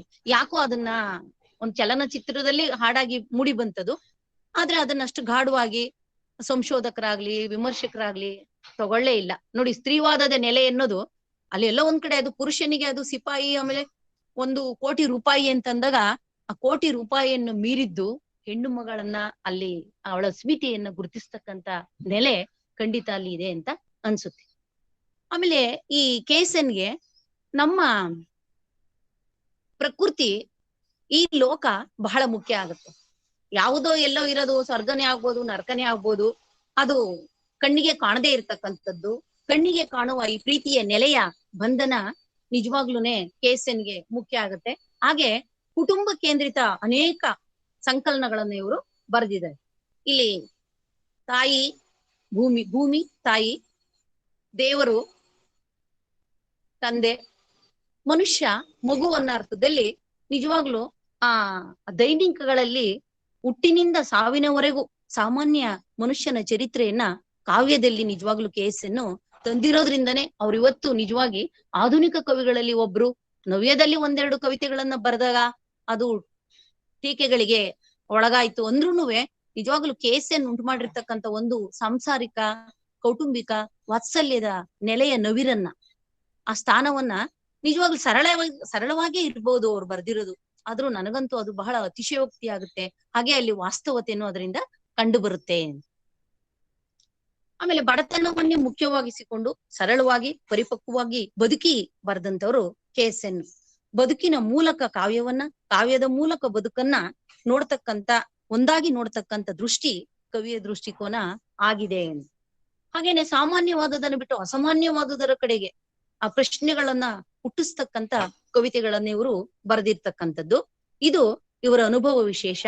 ಈ ಬಗೆಯಲ್ಲಿ ಸಹೃದಯ, ಇವತ್ತು ಇಂತಹ ಬಗೆಯಲ್ಲಿ KSN ಅವರಿಗೆ ಸಹೃದಯರು ಬೇಕಾಗಿದ್ದಾರೆ ಅಂತ ಅನೇಕ ಆಪ್ಯಾಯಮಾನವಾದ ಕವಿತೆಗಳನ್ನ ಇವರು ರಚಿಸಿದ್ದಾರೆ. ಆ ಬದುಕಿನ ಕಷ್ಟ ಕಾರ್ಪಣ್ಯದಲ್ಲಿ, ಬದುಕಿನ ಧೋರಣೆ, ಆ ಬಡತನ, ಇದನ್ನ ಮೌಲ್ಯವಾಗಿ ಸ್ವೀಕಾರ ಮಾಡಿಕೊಂಡು ಈ ಒಂದು ಬದುಕಿನ ಬಗೆಗಿನ ಸಹಾನುಭೂತಿ ಇವರ ಕವಿತೆಗಳನ್ನ ವಿವೇಚನೆಗೆ ಒಳಪಡಿಸುವಾಗ್ಲೂ ನಮ್ಗೆ ಸಹಕಾರಿಯಾಗುತ್ತೆ. ಹಾಗೇನೆ ಮೈಸೂರು ಮಲ್ಲಿಗೆ ಎಷ್ಟು ಜನಪ್ರಿಯತೆಯನ್ನ ಪಡಿತೆ ಅಂತಕ್ಕಂಥದ್ದನ್ನ ನಾವು ಖಂಡಿತ ಮಾತುಗಳಲ್ಲಿ ಹೇಳೋದಕ್ಕೆ ಸಾಧ್ಯ ಇಲ್ಲ. ಅದಕ್ಕೆ ಅದರದೇ ಆದಂತ ಮೈಸೂರು ಮಲ್ಲಿಗೆಗೆ ಒಂದು ವಾಸ್ತವಿಕತೆ, ಶೃಂಗಾರದ ಹಾಸ್ಯದ ಜೊತೆಯಲ್ಲಿ ನವಿರಾದ ಪೊರೆಯ ಜೊತೆಯಲ್ಲಿ ಒಂದು ಸ್ವತಂತ್ರ ಸಂಗ್ರಾಮ ಅಲ್ಲಿ ಸೇರ್ಕೊಳುತ್ತಲ್ಲ, ಅದಂತೂ ನಿಜವಾಗ್ಲೂ ಮರಿಲಾರದೆ ಇರ್ತಕ್ಕಂತಹ ಸಂದರ್ಭ. 1930-40ರಲ್ಲಿ ನಮ್ಮ ಕರ್ನಾಟಕವನ್ನೇ ಸಮೋಹನಗೊಳಿಸಿದಂತಹ ಅದು ಸಂಕಲನ ಯಾಕಾಯ್ತಪ್ಪ ಅಂದ್ರೆ ಪ್ರೀತಿಯ ಜೊತೆಯಲ್ಲಿ ಯಾವಾಗ ದೇಶ ಪ್ರೇಮನು ಸೇರ್ಕೊಂತ ಆ 3 ನೆಲೆಗಳಲ್ಲಿ ಒಂದು ತಮಿಳಿನಲ್ಲಿ ಒಂದು ಕಾವ್ಯ ಚಲನಚಿತ್ರ ಇತ್ತು, ರೋಜಾ ಅಂತ. ಆ ಒಂದು ಸಮಾನತೆಗೆ ಏರ್ತಾ ಇತ್ತು. ಅದನ್ನ ಚಲನಚಿತ್ರ ಆದಾಗ್ಲೂ ಇನ್ನೂ ಸರಿಯಾಗಿ ನಿರ್ವಹಿಸ್ಬೇಕಾಗುತ್ತಿತ್ತು ಅನ್ಸುತ್ತೆ ಪ್ರೊಡ್ಯೂಸರು, ಡೈರೆಕ್ಟರ್ಗಳು ಇವರೆಲ್ಲ. ಆ ಮಾತು ಒತ್ತಟ್ಟಿಗಿರ್ಲಿ. ಇಲ್ಲಿ ಗೃಹಲಕ್ಷ್ಮಿ ಅಂತಕ್ಕಂಥ ಒಂದು ಕವಿತೆಯಲ್ಲಿ ಅವರು ಹೆಣ್ಣು ಮಕ್ಕಳ ಬಗ್ಗೆ ಹೇಗೆ ಹೇಳ್ತಾರೆ, ಒಲವಿನೊಳಗೊಂದು ನಾವು, ನಮಗಿಲ್ಲ ಸಾವು ನೋವು, ತಾರೆಗಳ ಮೀಟುವೆವು, ಚಂದಿರನ ದಾಟುವೆವು. ನೋಡ್ರಿ, ತಾರೆಗಳ ಮೀಟ್ತೀವಿ, ಚಂದಿರನ ದಾಟ್ತೀವಿ. ಆ ಒಲವಿನೊಳಗೆ ನಮ್ಗೆ ಸಾವು ನೋವು ಅನ್ನೋದಿಲ್ಲ. ನಿಜವಾಗ್ಲೂ ಬೇಂದ್ರೆಯವರಂತಹ ನಾನು ಬಡವಿ ಆತ ಬಡವ ಒಲವೇ ನಮ್ಮ ಬದುಕು ಬಳಸಿಕೊಂಡೇವೆ ಅದನ್ನೇ ಇದನ್ನೇ ಎದಕು ಅಂತಕ್ಕಂತ ಅಷ್ಟು ವಿಮರ್ಶಕರು ಹೇಳೋ ಪ್ರಕಾರ ಇಲ್ಲಿ ಪ್ರೇಮದ ಬಗ್ಗೆ ಚಿಂತನೆ ಇಲ್ಲ, ಪ್ರೇಮ ಇದೆ. ಇದು ಅವರ ಬರಹದಲ್ಲಿ ಸರಳವಾಗಿ ಕಾಣಿಸಿದಾಗ ಮೇಲ್ಮೇಲಿನ ಪ್ರೇಮ ಆಗೋದಕ್ಕೆ ನಿಜವಾಗ್ಲೂ ಸಾಧ್ಯನೇ ಇಲ್ಲ. ಹಾಗೇನೆ ರಾಯರು ಬಂದರು ಮಾವನ ಮನೆಗೆ, ಒಬ್ಬಳೇ ಮಗಳೆಂದು ನೀವೇಕೆ ಮಾವನಿಗೆ ಕೇಳ್ತಾರೆ, ಒಬ್ಬಳೇ ಮಗಳೆಂದು ನೀವೇಕೆ ಕೊರಗುವಿರಿ, ನನಗಿರುವುದು ಒಬ್ಬಳೇ ಹೆಂಡತಿ. ನೋಡಿ ಅಲ್ಲಿ ಎಷ್ಟು ಒಂದು ನ್ಯಾಯಬದ್ಧವಾದ ರೂಟ್ಗೂ ನಮ್ಮನ್ನ ಸಾಲು ಕರ್ಕೊಂಡು ಹೋಗ್ತಾ ಇದೆ. ಹಾಗೇನೆ ಅವರ ಮಾವನನ್ನು ಅತ್ಯಂತ ಸರಳವಾಗಿ ಸಮಾಧಾನವನ್ನು ಮಾಡ್ತಾ ಇದೆ. ಬಳೆಗಾರನ ಹಾಡಿನಲ್ಲೂ ಅಷ್ಟೇ ಆ ಒಂದು ಕವಿತೆಯಲ್ಲಿ ಮುಳಿಸು ಮಾವನ ಮೇಲೆ ಮಗಳೇನ ಮಾಡಿದಳು, ಹಿಂಡದಿರು ದುಂಡು ಮಲ್ಲಿಗೆಯನ್ನು. ಆ ಬಸುರಿ ಆಗಿರ್ತಕ್ಕಂಥ ಹೆಣ್ಣು ಮಗಳು ಅವಳನ್ನ ರಾಯರು ಏನಕ್ಕೆ ನೀವು ನೋಡಕ್ ಬರ್ಲಿಲ್ಲ ಅಂತ ಬಳೆಗಾರ ಅವ್ರ ಊರ್ಗೋಗಿ ಹೇಳಿದಾಗ ಈ ಮಾತುಗಳು ನಿಜವಾಗ್ಲು ಬಹಳ ಮಾರ್ಮಿಕವಾದಂತಹ ಮಾತುಗಳಾಗ್ತವೆ. ಆ ಬಸಿರಿ ಹೆಂಡತಿಯನ್ನು ನೋಡದೆ ಇರತಕ್ಕಂತ ಒಂದು ನಿನ್ನ ಗಂಡಿನ ಕರುಳು ಎಂತಹದ್ದು ಅನ್ನೋ ಪ್ರಶ್ನೆನೂ ಅಲ್ಲೆಲ್ಲೋ ಒಂದ್ ಕಡೆ ನಾವು ಸಂವೇದನೆಗೆ ಒಳಗಾದಾಗ ನಮ್ಗೆ ಹೊಳಿತಾ ಹೋಗುತ್ತೆ. ಇನ್ನ ಹಾಗೇನೆ ಒಂದಿರುಳು ಕನಸಿನಲ್ಲಿ ನನ್ನ ಒಳ ಕೇಳಿದೇನು, ನಮ್ಮೂರು ಚಂದವೋ ನಿಮ್ಮೂರು ಚಂದವೋ, ಆ ಗಂಡತ ಹೆಂಡತಿಯರು ಅವರ ನವಿರಿನ ಹೊಂದಾಣಿಕೆ, ಹಾಗೇನೆ ಅವರು ತಮ್ಮ ಮಗುವನ್ನ ಅತ್ತಿತ್ತ ನೋಡದಿರು, ಅತ್ತು ಹೊರಳಾಡದಿರು ಅಂತ ರಮಿಸಿ ಜೋಗುಳವನ್ನ ಆಡ್ತಕ್ಕಂತ ರೀತಿ, ಇವೆಲ್ಲನೂ ನಿಜವಾಗ್ಲೂ ಅಪ್ಯಾಯಮಾನವಾದಂತವೆ. ಇವತ್ತಿನ ದಿನ ನಮ್ಮ ಸಮಾಜದ ಕೌಟುಂಬಿಕ ನೆಲೆಯಲ್ಲಿ ಇಂತಹ ಚಿತ್ರಣಗಳು ಕಡಿಮೆ ಆಗ್ತಾ ಇರೋದ್ರಿಂದ ಬಹಳಷ್ಟು ಗೊಂದಲಗಳು ಕೌಟುಂಬಿಕವಾಗಿ ಉಂಟಾಗ್ತಾ ಇದೆ. ನಿಜವಾಗ್ಲು KSN ಅಂತ ಕವಿ ಮತ್ತೆ ಆತರ ಆ ಬರವಣಿಗೆ ಇರ್ತಕ್ಕಂಥವ್ರು ಮತ್ತೆ ಬರ್ಬೇಕು ಅಂತ ಅನ್ಸುತ್ತೆ. ಆಮೇಲೆ DRN ಒಂದು ಸ್ವಲ್ಪ ಮಾತನ್ನ ಹೇಳ್ತಾರೆ ಇಲ್ಲಿ. ಸಂಸಾರ KSN ಕಾವ್ಯದ ಕೇಂದ್ರ ರೂಪಕ, ಸಂಸಾರ KSN ಕಾವ್ಯದ ಕೇಂದ್ರ ರೂಪಕ, ವಾಸ್ತವದ ಬಿರುಬಿಸಿಲು ತಟ್ಟದೇ ಇರ್ತಕ್ಕಂತಹ ಮೈಸೂರು ಮಲ್ಲಿಗೆ ಅಂತಾರೆ. ಯಾಕೆಂದ್ರೆ ಅದು ನವೋದಯ ಕಾಲ ಆಗಿರೋದ್ರಿಂದ ರಮ್ಯ ಒಂದು ಕಾವ್ಯದಲ್ಲಿ ರಮ್ಯದ ನೆಲೆಯನ್ನ ಬಿಂಬಿಸ್ತಕ್ಕಂಥ ಸಂದರ್ಭದ ಕಾಲ ಅದು.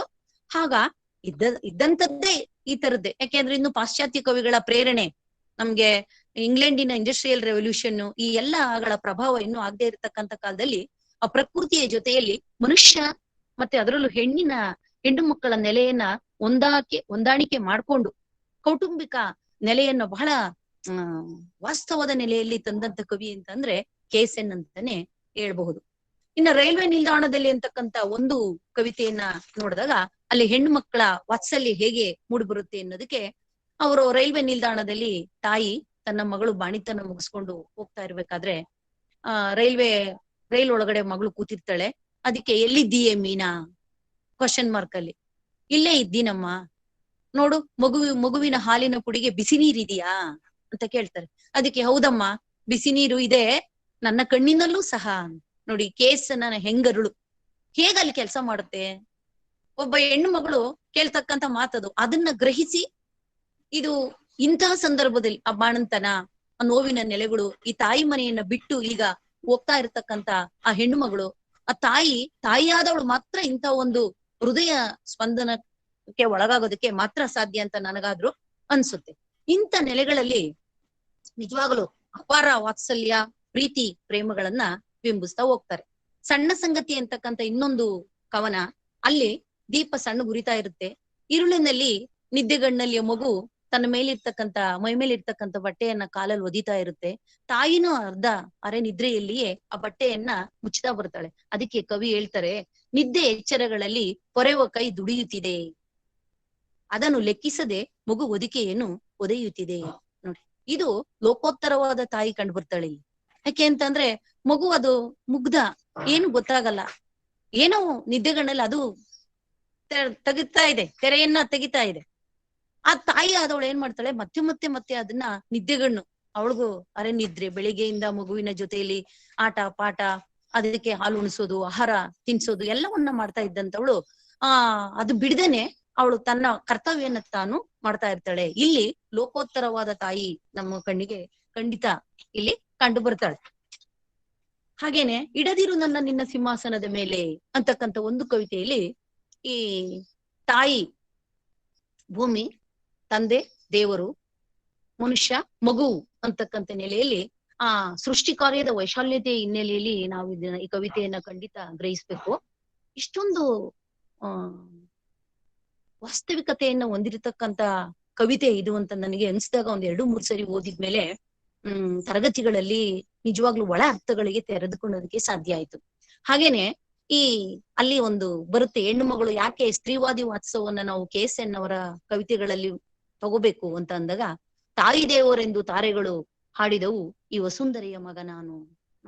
ತಾಯಿ ದೇವರೆಂದು ತಾರೆಗಳು ಹಾಡಿದವು ಅಂತಹ ಈ ಒಂದು ವಸುಂಧರೆಯ ಮಗ ನಾನು ಇದೀನಿ. ಆದ್ರೂ ಸಹನ ನಾನು ಸಣ್ಣವನಿದ್ದಾಗ, ಚಿಕ್ಕವನಿದ್ದಾಗ ಎಷ್ಟೊಂದು ಕೈ ಬೀಸಿ ತಂದೆಯನ್ನ ಕರೆದೆ, ಅವನು ನನ್ ಕಡೆ ತಿರುಗಿ ನೋಡ್ಲೇ ಇಲ್ಲ. ತಿರುಗಿ ನೋಡ್ದ ಹಾಗೆ ಹೊರಟೋದೆ. ಅದಕ್ಕೆ ಇವತ್ತು ನನಗೆ ನೀನ್ ದೇವ್ರೇ ಆಗಿದ್ರು ಸಹ ನಿನ್ನ ಹಂಗು ನನಗೆ ಬೇಡ. ನನ್ನ ಪಾಡಿಗೆ ನಾನು ಜೀವನವನ್ನ ಮಾಡ್ತೀನಿ. ನೀನು ನನ್ನ ಶ್ರೇಯಸ್ಸನ್ನು ನೋಡು, ನನ್ನ ದಾರಿಗೆ ನೀನು ಹಾರೈಸು ಅಷ್ಟೇ.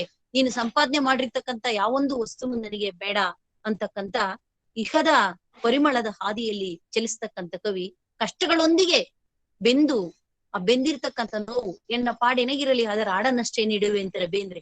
ಹಾಗೆ ಕೊಟ್ಟಂತವ್ರು ಆಳುವವರ ಕೃಪೆಯನ್ನ ಬೇಡದಾನೆ, ಬಾ ನಾನ್ ಕೊಡ್ತೀನಿ ಅಂತ ಕರೆದಾಗ್ಲೂ ಸಹ ಅಲಕ್ಷ್ಯ ಮಾಡಿದಂತಹ ಪರಮ ಪುರುಷನ ಕೃಪೆ ಬೇಡ ಅಂತಕ್ಕಂಥ ನಿರಾಕರಣೆಯ ಆ ಗಟ್ಟಿತನದ ಒಂದು ವಾಸ್ತವತೆ ಈ ಕವಿತೆಯಲ್ಲಿ ಇದೆ ಅಂತ. 10 ಹಾಡುಗಳ ಹಾಡಬೇಕು, ಚಿಂತೆಯನ್ನು ಬದಿಗಿಟ್ಟು ವೀಣೆಯನ್ನು ನುಡಿಸುತ್ತಾ. 10 ಹಾಡುಗಳ ಹಾಡ್ಬೇಕು, ಚಿಂತೆಯನ್ನು ಬಿಡ್ಬೇಕು, ವೀಣೆಯನ್ನ ನುಡಿಸ್ಬೇಕು, ಹೀಗೆ ಬದುಕ್ಬೇಕು ಅನ್ನೋದು KSN ಅವರ ಮಹದಾಸೆ. ಇನ್ನು ಮನೆಯಿಂದ ಮನೆಗೆ ಅನ್ನೋ ಕವಿತೆಯಲ್ಲಿ ಅಲ್ಲಿ ನೋಡಿ, ಮನೆಯಿಂದ ಮನೆಗೆ ನಾವು ಹೋಗ್ಬೇಕು, ಹೊತ್ತು ಸಾಗಿಸಬೇಕು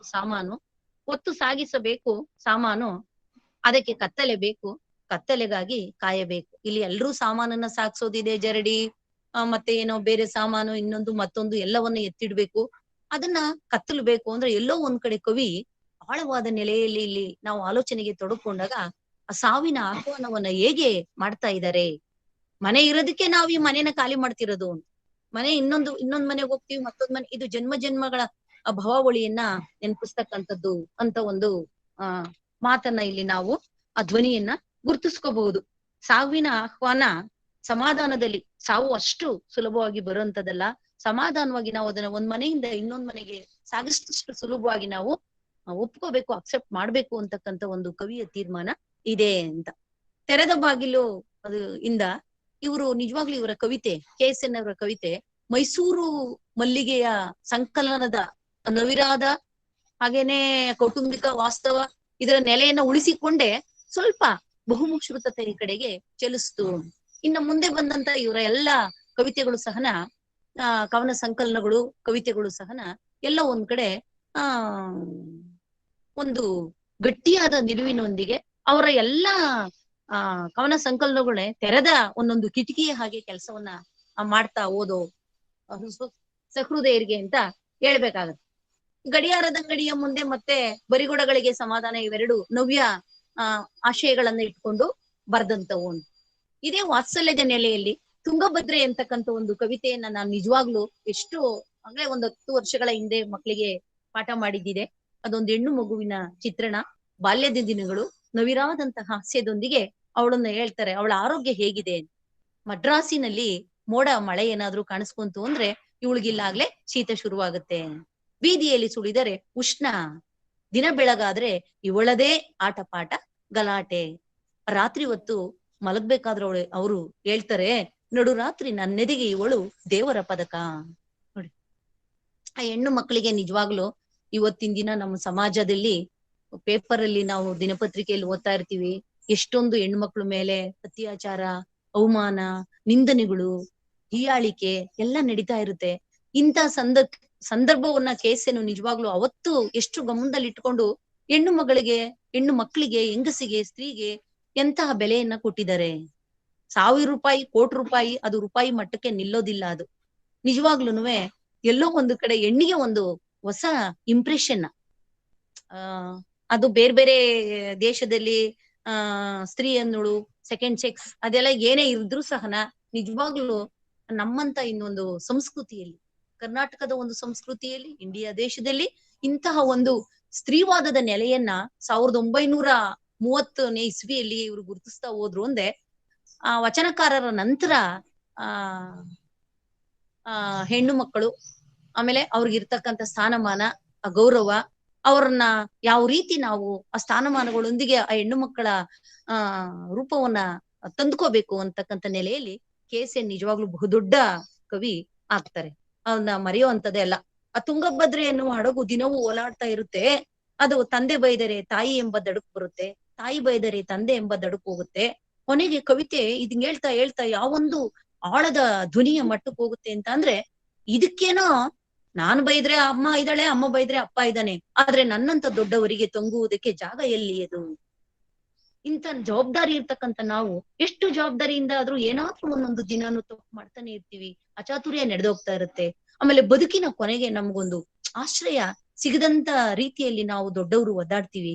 ಆದ್ರೆ ಮಕ್ಕಳ ಮನಸ್ಸು ಹೂವಿನಂತದ್ದು, ಮೃದುವಾಗಿರ್ತಕ್ಕಂಥದ್ದು. ಅವರು ಯಾವುದೇ ವಿಧವಾಗುನುವೆ ಏನೋ ಒಂದು ತಪ್ಪು ಮಾಡದೆ ಇದ್ರೂ ಸಹನ ಎಂತಹ ಒಂದು ತುಂಗಭದ್ರೆ ಅಂತ ಹೆಣ್ಣು ಮಗಳನ್ನ ಎಷ್ಟ್ ಚೆನ್ನಾಗಿ ಹೇಳ್ತಾರೆ. ಮೇಲೊಂದು ಅಕ್ಕಿ, ಕೆಳಗೊಂದು ಸಣ್ಣ ಚಿಕ್ಕಿ, ಆಮೇಲೆ ಶಾಸ್ತ್ರಕ್ಕೆರಡು ಕೂದಲು, ಜಡೆಯೋ ಮರುಳು ಒಂದು ಜುಟ್ಟು ಜಡೆ ಅಂತಾರೆ. ಅದರಲ್ಲಿಗೆ ಕೊನೆಗೆ ಒಂದು ವಾಸ್ತವತೆಯನ್ನ ಕಾಣ್ತಕ್ಕಂಥ ನೆಲೆಯನ್ನ ಸ್ತ್ರೀಗೆ ಅಲ್ಲಿ ಕಲ್ಪಿಸ್ತಾ ಹೋಗ್ತಾರೆ. ಹಾಗೆ ಎಷ್ಟೊಂದು ಕವಿತೆಗಳು ಈ KSN ಕೊನೆಗೆ ಇವ್ರದ್ದು ಅಧ್ಯಯನ ಮಾಡೋದಕ್ಕಾಗಲ್ಲ. ಕೊನೆಯಲ್ಲಿ ಇವರು ನಿನ್ನ ನೆನಪು, ಪ್ರಶ್ನೆ, ಬೇಕು ಒಲವಿನ ಹಾಡು, ನಾಕಂಡ ದೇವರು, ಹಾಡಿನ ಅರ್ಥ, ಕನ್ನಡ ಕಾಣುವುದಷ್ಟೇ ನೋಟವೇ, ನೀನೇ ನಾನು, ಇಂತಹ ಹಲವಾರು ಕವನ ಸಂಕಲನಗಳು ಸಹನ ಇನ್ನೂ ಪ್ರೇಕ್ಷಕರಿಗೆ ಓದುಗರಿಗೆ ಸಹೃದಯರಿಗೆ ತಲುಪಿಲ್ಲ. KSN ಅವರ ಎಲ್ಲ ಈ ಕವನ ಸಂಕಲನಗಳ ಬಗ್ಗೆ ಆಗಿರ್ತಕ್ಕಂಥ ಚರ್ಚೆಗಿನ್ನ ಸಂಶೋಧನೆ ಮತ್ತೆ ವಿಮರ್ಶೆ, ಓದು, ಅಧ್ಯಯನ ಇವೆಲ್ಲನೂ ಇನ್ನೂ ಆಗ್ಬೇಕು ಅಂತ ನನಗಾದ್ರೂ ಅನ್ಸುತ್ತೆ. ಇಂತಹ ಒಬ್ಬ ಕವಿ ಬರೀ ಕೌಟುಂಬಿಕ ನೆಲೆಯಲ್ಲಿ ವಾತ್ಸಲ್ಯ ಪ್ರೇಮ ಗೀತೆಯಲ್ಲಿ ಬದುಕಿದ್ದಷ್ಟೇ ಅಲ್ಲ, ನವ್ಯ ಕವಿತೆಗಳ ಸಂದರ್ಭದಲ್ಲಿ ಬರೆದಂತಹ ಬರಿಗೊಡಗಳಿಗೆ ಸಮಾಧಾನ. ಹಾಗೇನೆ ಇದು ಎಲ್ಲ ಒಂದು ಕಡೆ ನಮ್ಮ ರಾಜಕಾರಣಿಗಳ ಈ ಬಾಯಿ ಮಾತನ್ನ, ಮೋಡವಿಲ್ಲದ ಮಳೆಯನ್ನ ಸುರಿಸ್ತಕ್ಕಂಥ ರಾಜಕಾರಣಿಗಳ ಮಾತನ್ನ ಬರೀ ಸಮಾಧಾನ ಹೇಳೋದು, ಅಲ್ಲಿ ಇಲ್ಲಿ ಹೊಸ ಯೋಜನೆಗಳಿಗೆ ಕಲ್ಲನ್ನು ಹಾಕ್ತಕ್ಕಂತಹ, ಜೊತೆಗೆ ಒಳ್ಳೆಯ ಕೆಲಸಗಳಿಗೆ ಕಲ್ಲನ್ನು ಒಗಿತಕ್ಕಂತಹ ನಮ್ಮ ರಾಜಕಾರಣಿಗಳ ವೈರುಧ್ಯವನ್ನ ಬಹಳ ಚೆನ್ನಾಗಿದು ಪ್ರತಿಬಿಂಬಿಸ್ತಾ ಹೋಗ್ತದೆ. ಹಾಗೇನೆ ಗಡಿಯಾರದಂಗಡಿಯ ಮುಂದೆ ಅಂತಕ್ಕಂಥ ಕವಿತೆನೂ ಇದೇ ನೆಲೆಗೆ ಬರ್ತಕ್ಕಂಥದ್ದು.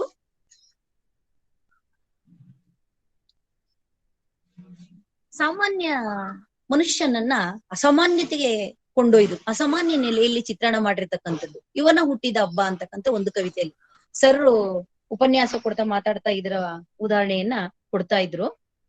ಆಮೇಲೆ ಅದ್ರಲ್ಲಿ ಅಯ್ಯೋ ಹೆಸರಿಗೆ ಒಂದು ಪಾಯಸ, ಒಂದು ಹೆಸರು ಬೇಳೆ ಅಷ್ಟೇ.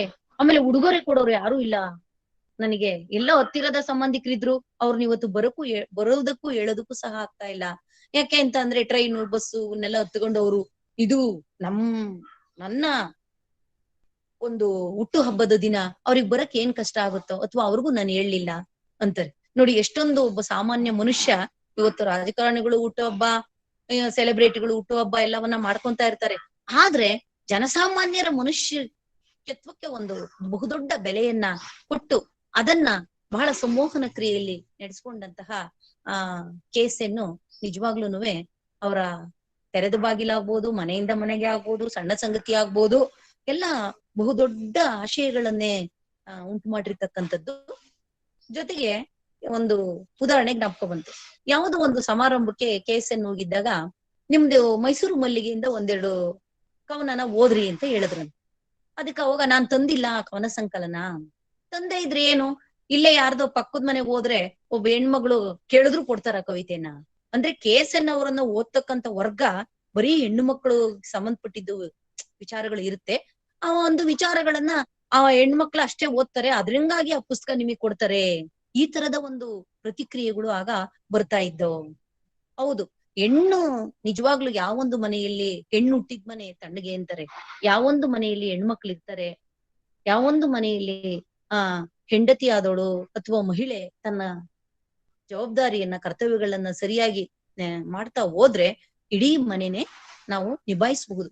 ಹಾಗೇನೆ ತಾಯಿ ಏನು ಮೊದಲ ಗುರು ಆಗ್ತಾಳೆ ಮನೆಗೆ, ಮನೆಯ ಮೊದಲ ಪಾಠಶಾಲೆ ಆಗುತ್ತೆ. ಇಂತಹ ನೆಲೆಯಲ್ಲಿ ಕೇಸನ್ನು ಬಹುದೊಡ್ಡ ಒಂದು ಸಂಸ್ಕೃತಿಯನ್ನ ಈ ಕುವೆಂಪು, ಬೇಂದ್ರೆ ಮತ್ತೆ ಪೂತಿನ ಇವರ ಜೊತೆಗೆ ಸೇರ್ಕೊಂಡತಕ್ಕಂತ ಒಬ್ಬ ನವೋದಯದ ದ್ವೈರ್ಯವಾಗಿ ಬೆಳಿತಾ ಹೋಗ್ತಾರೆ. ಆಮೇಲೆ ಬೇರೆಯವರು ಏನಾರು ಅಯ್ಯೋ ನಮ್ದು ಸರಳವಾಗಿದೆ, ನನ್ನ ವಿಮರ್ಶೆಗೆ ಹೆಚ್ಚು ತಗೊಂಡಿಲ್ಲ, ಸಂಶೋಧನೆಗೆ ಬಳಸ್ಕೊಂಡಿಲ್ಲ ಅಂತಕ್ಕಂಥ ನೋವು ಅವ್ರನ್ನ ಯಾವತ್ತೂ ಕಾಡೋದಿಲ್ಲ. ಎಲ್ಲೋ ಒಂದ್ ಕಡೆ ಒಂದ್ ಮಾತು ಹೇಳ್ತಾರೆ, ಅಂದವರ ಬಾಯಿಗೆ ನಾನು ಬೇವಿನ ಚಕ್ಕೆ. ನೋಡಿ ಅಷ್ಟೇ ಹೇಳೋದು.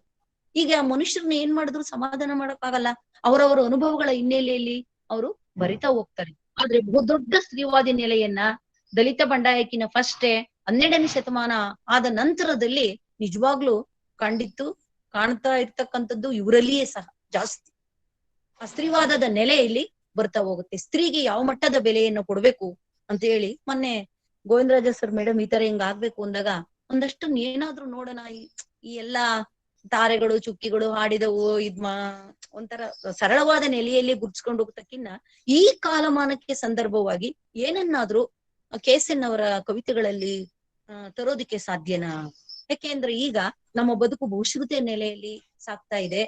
ಬರೀ ಸಂತೋಷ ಪಟ್ಕೊಂಡು ಹಾಡ್ಕೊಂಡು ನಲ್ಕೊಂಡು ಇರ್ತಕ್ಕಂತ ಸಂದರ್ಭ ಇದಲ್ಲ. 5 ನಿಮಿಷಕ್ಕೂ ನಮ್ಮ ಜ್ಞಾನ, ನಾವು ಮಾಡ್ತಕ್ಕಂಥ ಕೆಲಸಗಳು ಸೂಕ್ಷ್ಮವಾಗ್ಬೇಕು. ಆಮೇಲೆ ಸಮಯವನ್ನ ವೇಳೆಯನ್ನ ನಾವು ಅನೃತ ಕಳಿಬಾರ್ದು ಅಂತಕ್ಕಂತ ಮಾತುಗಳ ನೆಲೆಯಲ್ಲಿ ಒಂದಷ್ಟು ನೋಡೋದಕ್ಕೆ ಅಂತ ಓದ್ದಾಗ ಕವಿತೆಗಳನ್ನ ಆಳವಾಗಿ ನಿಜವಾಗ್ಲೂ ಸ್ತ್ರೀವಾದ ಅಂತಕ್ಕಂಥದ್ದು ನಂಗೆ ಫಸ್ಟ್ಗೆ ಹೆಗ್ಗುರ್ತಾಗಿ ಕಾಣ್ತಾ ಬಂತು. ಆಮೇಲೆ ಹೆಣ್ಣು ಅವಳು ಇಲ್ದೇ ಇದ್ರೆ ನಾನು ಇರಕ್ಕೆ ಆಗೋದಿಲ್ಲ, ಅವಳು ನಾನು ಜೊತೆಯಲ್ಲಿ ಇದ್ದಂತವ್ರು ಕನಸಿನಲ್ಲಿ ಹಾಡ್ತಾರೆ.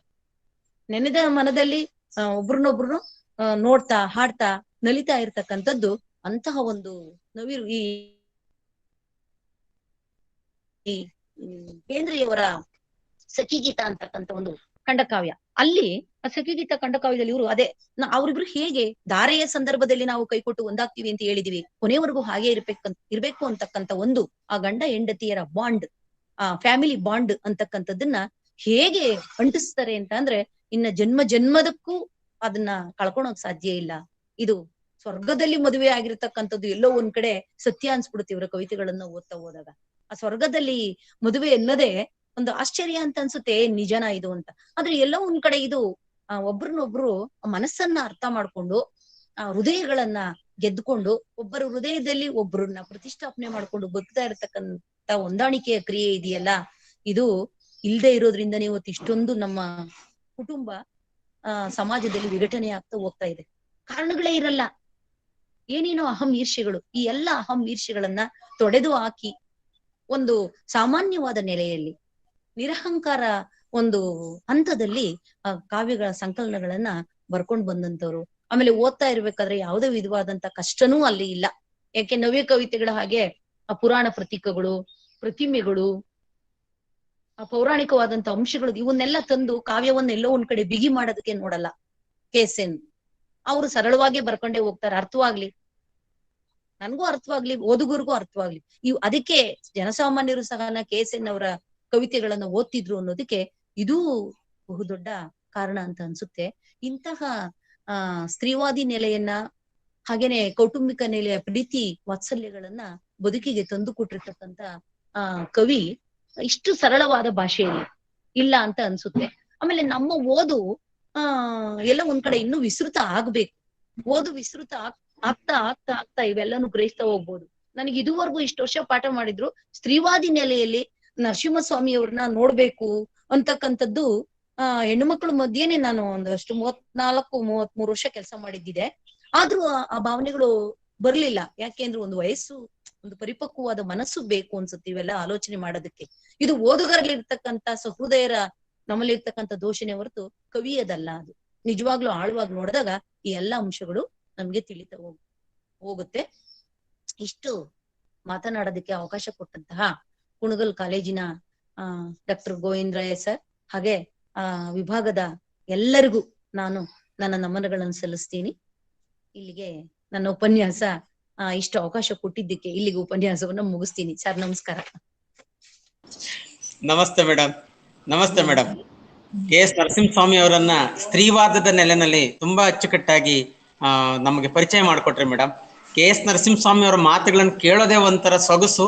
ಆ ಸೊಗಸಿನ ಮಧ್ಯೆ ಒಂದು ಜೀವನದ ಜೀವಂತಿಕೆ ಮತ್ತೆ ಬದುಕಿನ ಮೌಲ್ಯ ಈ ತರದಲ್ಲಿ ಇದೆ ಅನ್ನೋದನ್ನ ತಾವು ತಿಳಿಸ್ಕೊಟ್ರಿ.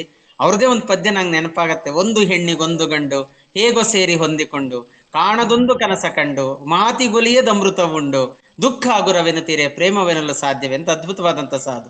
ನಮಗಿದುವೇ ಸೊಗಸು, ಬದುಕಿನ ಬಣ್ಣಗಳ ಸಂತೆ, ನಮಗಿಲ್ಲ 100 ಚಿಂತೆ, ನಾವು ಗಂಧರ್ವರಂತೆ ಅಂತ ತಾಯಿನ ಕುರಿತಾಗಿ ನಾನು ಆರಂಭದಲ್ಲಿ ಒಂದು ಮಾತನ್ನು ಹೇಳಿದೆ. ಬಂದ ಬಾಗಿಲು ಮಣ್ಣು, ಬಿಡುವ ಬಾಗಿಲು ಮಣ್ಣು, ನಡುವೆ ಕಾಪಾಡುವುದು ತಾಯ ಕಣ್ಣು. ಬಹುಶಃ ತಾವು ಸ್ತ್ರೀವಾದದ ನೆಲೆಯಲ್ಲಿ ನರಸಿಂಹಸ್ವಾಮಿ ಅವರನ್ನು ಕಟ್ಟಿಕೊಟ್ಟಿದ್ದು ನಿಜಕ್ಕೂ ಒಂದು ಅರ್ಥಪೂರ್ಣವಾದಂತ ಮಾತುಗಳು ಅಂತ ಹೇಳ್ತಾ ತಾವು ಅಧ್ಯಕ್ಷತೆಯನ್ನು ವಹಿಸಿದ್ರಿ ಮೇಡಮ್. ಕಾರ್ಯಕ್ರಮಕ್ಕೂ ಒಂದು ಶೋಭೆ. ತಮಗೆ ಎಲ್ಲರ ಪರವಾಗಿ, ಎಲ್ಲ ಸಂಘಟನೆಗಳ ಪರವಾಗಿ ಗೌರವಪೂರ್ವಕ ಧನ್ಯವಾದಗಳನ್ನು ಅರ್ಪಿಸ್ತಾ ಇದ್ದೇನೆ madam. Thank you madam. Thank you madam. ಹಾಗೆ ಆತ್ಮೀಯರೇ, ಇಲ್ಲಿಗೆ ಕಾರ್ಯಕ್ರಮ ಮುಕ್ತಾಯ ಆಗತ್ತೆ. ನಮ್ಮ ಕಾರ್ಯಕ್ರಮದ ಅಧ್ಯಕ್ಷತೆಯನ್ನು ವಹಿಸಿ ಯಶಸ್ವಿಯಾಗಿ ನೆರವೇರಿಸಿಕೊಟ್ಟಂತ ಸ್ತ್ರೀವಾದದ ನೆಲೆನಲ್ಲಿ KS ನರಸಿಂಹಸ್ವಾಮಿ ಅವರನ್ನ ಪ್ರೀತಿ ವಾತ್ಸಲ್ಯದ ಒಳಗೆ ನರಸಿಂಹಸ್ವಾಮಿ ಅವರ ಸ್ಥಾನ ಏನು ಅನ್ನುವಂಥದ್ದನ್ನ ಪರಿಚಯ ಮಾಡಿಕೊಟ್ಟಂತ BS ಮಂಜುಳಾ ಮೇಡಮ್ ಅವರಿಗೆ ಎಲ್ಲ ಸಂಘಟನೆಗಳ ಪರವಾಗಿ ಮತ್ತೊಮ್ಮೆ ಗೌರವಪೂರ್ವಕವಾದಂತಹ ಧನ್ಯವಾದಗಳನ್ನ ಅರ್ಪಿಸ್ತಾ ಇದ್ದೇನೆ. ಹಾಗೆ ಬದುಕಿನಲ್ಲಿ ಪ್ರೀತಿ ಹುಟ್ಟಿಸುವಂತಹ ಕನ್ನಡಿಗರ ಪ್ರೇಮ ಕವಿಯನ್ನ ಪರಿಚಯ ಮಾಡಿಕೊಟ್ಟಂತವರು ಹಾವೇರಿ ಜಿಲ್ಲೆಯ ಹಿರೇಕೆರೂರು ತಾಲೂಕಿನ ಸರ್ವಜ್ಞನ ಮಾಸೂರಿನಿಂದ ಬಂದು ಮೈಸೂರಿನಲ್ಲಿ ನೆಲೆ ನಿಂತು ನಾಡಿನಾದ್ಯಂತ ತಮ್ಮ ಮಾತಿನ ಮೂಲಕ ಇವತ್ತು ಕನ್ನಡಿಗರಲ್ಲಿ ಒಂದು ರೀತಿಯ ಸ್ಥಾನವನ್ನು ಪಡ್ಕೊಂಡಿರ್ತಕ್ಕಂಥ ಜಯಪ್ಪ ಹೊನ್ನಾಳಿ ಸರ್ ಅವರು, ಜಯಕವಿ ಅವರು ಮೈಸೂರು ಮಲ್ಲಿಗೆಯ ಕವಿಯನ್ನ ಪರಿಚಯ ಮಾಡಿಕೊಟ್ಟಿದ್ದಾರೆ. ಅವರಿಗೆ ಎಲ್ಲ ಸಂಘಟನೆಗಳ ಪರವಾಗಿ ಅತ್ಯಂತ ಗೌರವಪೂರ್ವಕವಾದಂತಹ ಧನ್ಯವಾದಗಳನ್ನು ಅರ್ಪಿಸ್ತಾ ಇದ್ದೇನೆ. ನಮಸ್ಕಾರ ಸರ್. ಹಾಗೆ ಈ ಕಾರ್ಯಕ್ರಮದ ರೂವಾರಿಗಳು ನಮ್ಮ ಜಿಲ್ಲಾ ಕನ್ನಡ ಸಾಹಿತ್ಯ ಪರಿಷತ್ತಿನ ರಮಾಕುಮಾರಿ ಮೇಡಮ್ ಅವರು, ಶರಣ ಸಾಹಿತ್ಯ ಪರಿಷತ್ತಿನ MG ಸಿದ್ದರಾಮಯ್ಯ ಸರ್ ಅವರು, ಟ್ಯಾಕಲ್ ಸಂಸ್ಥೆಯ ಕುಮಾರಸ್ವಾಮಿ ಸರ್ ಅವರು, ಹಾಗೆ ಗ್ರಂಥಾಲಯದ ಪುಷ್ಪ ಮೇಡಮ್ ಅವರು, ಹಾಗೆ ಇದೆಲ್ಲಕ್ಕೂ ಕಾರಣೀಕರ್ತರಾದಂಥವ್ರು ನಮ್ಮ ಕಾಲೇಜಿನ ಪ್ರಿನ್ಸಿಪಾಲ್ರಾದಂಥ ಡಾಕ್ಟರ್ ನಿಂಗಯ್ಯ ಸರ್ ಅವರು, IQAC ಸಂಚಾಲಕರಾದಂಥ ವಿಶ್ವೇಶ್ವರಯ್ಯನವರು, ಹಾಗೂ ಇದಕ್ಕೆ ತಾಂತ್ರಿಕವಾದಂಥ ಸಹಾಯವನ್ನು ಕೊಡ್ತಿರ್ತಕ್ಕಂಥ ನನ್ನ ಸಹೃದಯ ಆತ್ಮೀಯ ಮಿತ್ರ ಕವಿ ಮಿತ್ರ ಡಾಕ್ಟರ್ ರವಿಶಂಕರ್ ಅವರಿಗೆ, ನನ್ನ ವಿಭಾಗದ ಎಲ್ಲ ಅಧ್ಯಾಪಕರಿಗೆ, ಕಾಲೇಜಿನ ಎಲ್ಲ ಅಧ್ಯಾಪಕರಿಗೆ, ಬೋಧಕೇತರ ಸಿಬ್ಬಂದಿಯವರಿಗೆ, ಎಲ್ಲ ಸಂಘ ಸಂಸ್ಥೆಗಳ ಪದಾಧಿಕಾರಿಗಳಿಗೆ ಧನ್ಯವಾದಗಳನ್ನು ಅರ್ಪಿಸ್ತಾ ಕಾರ್ಯಕ್ರಮವನ್ನು ಮುಕ್ತಾಯ ಮಾಡ್ತಾ ಇದ್ದೇವೆ. ಧನ್ಯವಾದಗಳು. ಈ ಕಾರ್ಯಕ್ರಮ ಫೇಸ್ಬುಕ್ ಅಲ್ಲಿ ಕನ್ನಡ ಸಾಹಿತ್ಯ ಸಂವಾದ ಮಾಲೆ ಫೇಸ್ಬುಕ್ ಅಲ್ಲಿ ಲಭ್ಯ ಆಗತ್ತೆ ಅನ್ನುವಂತ ಮಾತನ್ನು ಹೇಳ್ತಾ ಇಲ್ಲಿಗೆ ಕಾರ್ಯಕ್ರಮ ಮುಕ್ತಾಯ ಆಗುತ್ತೆ. ಎಲ್ರಿಗೂ ನಮಸ್ಕಾರ, ಧನ್ಯವಾದಗಳು.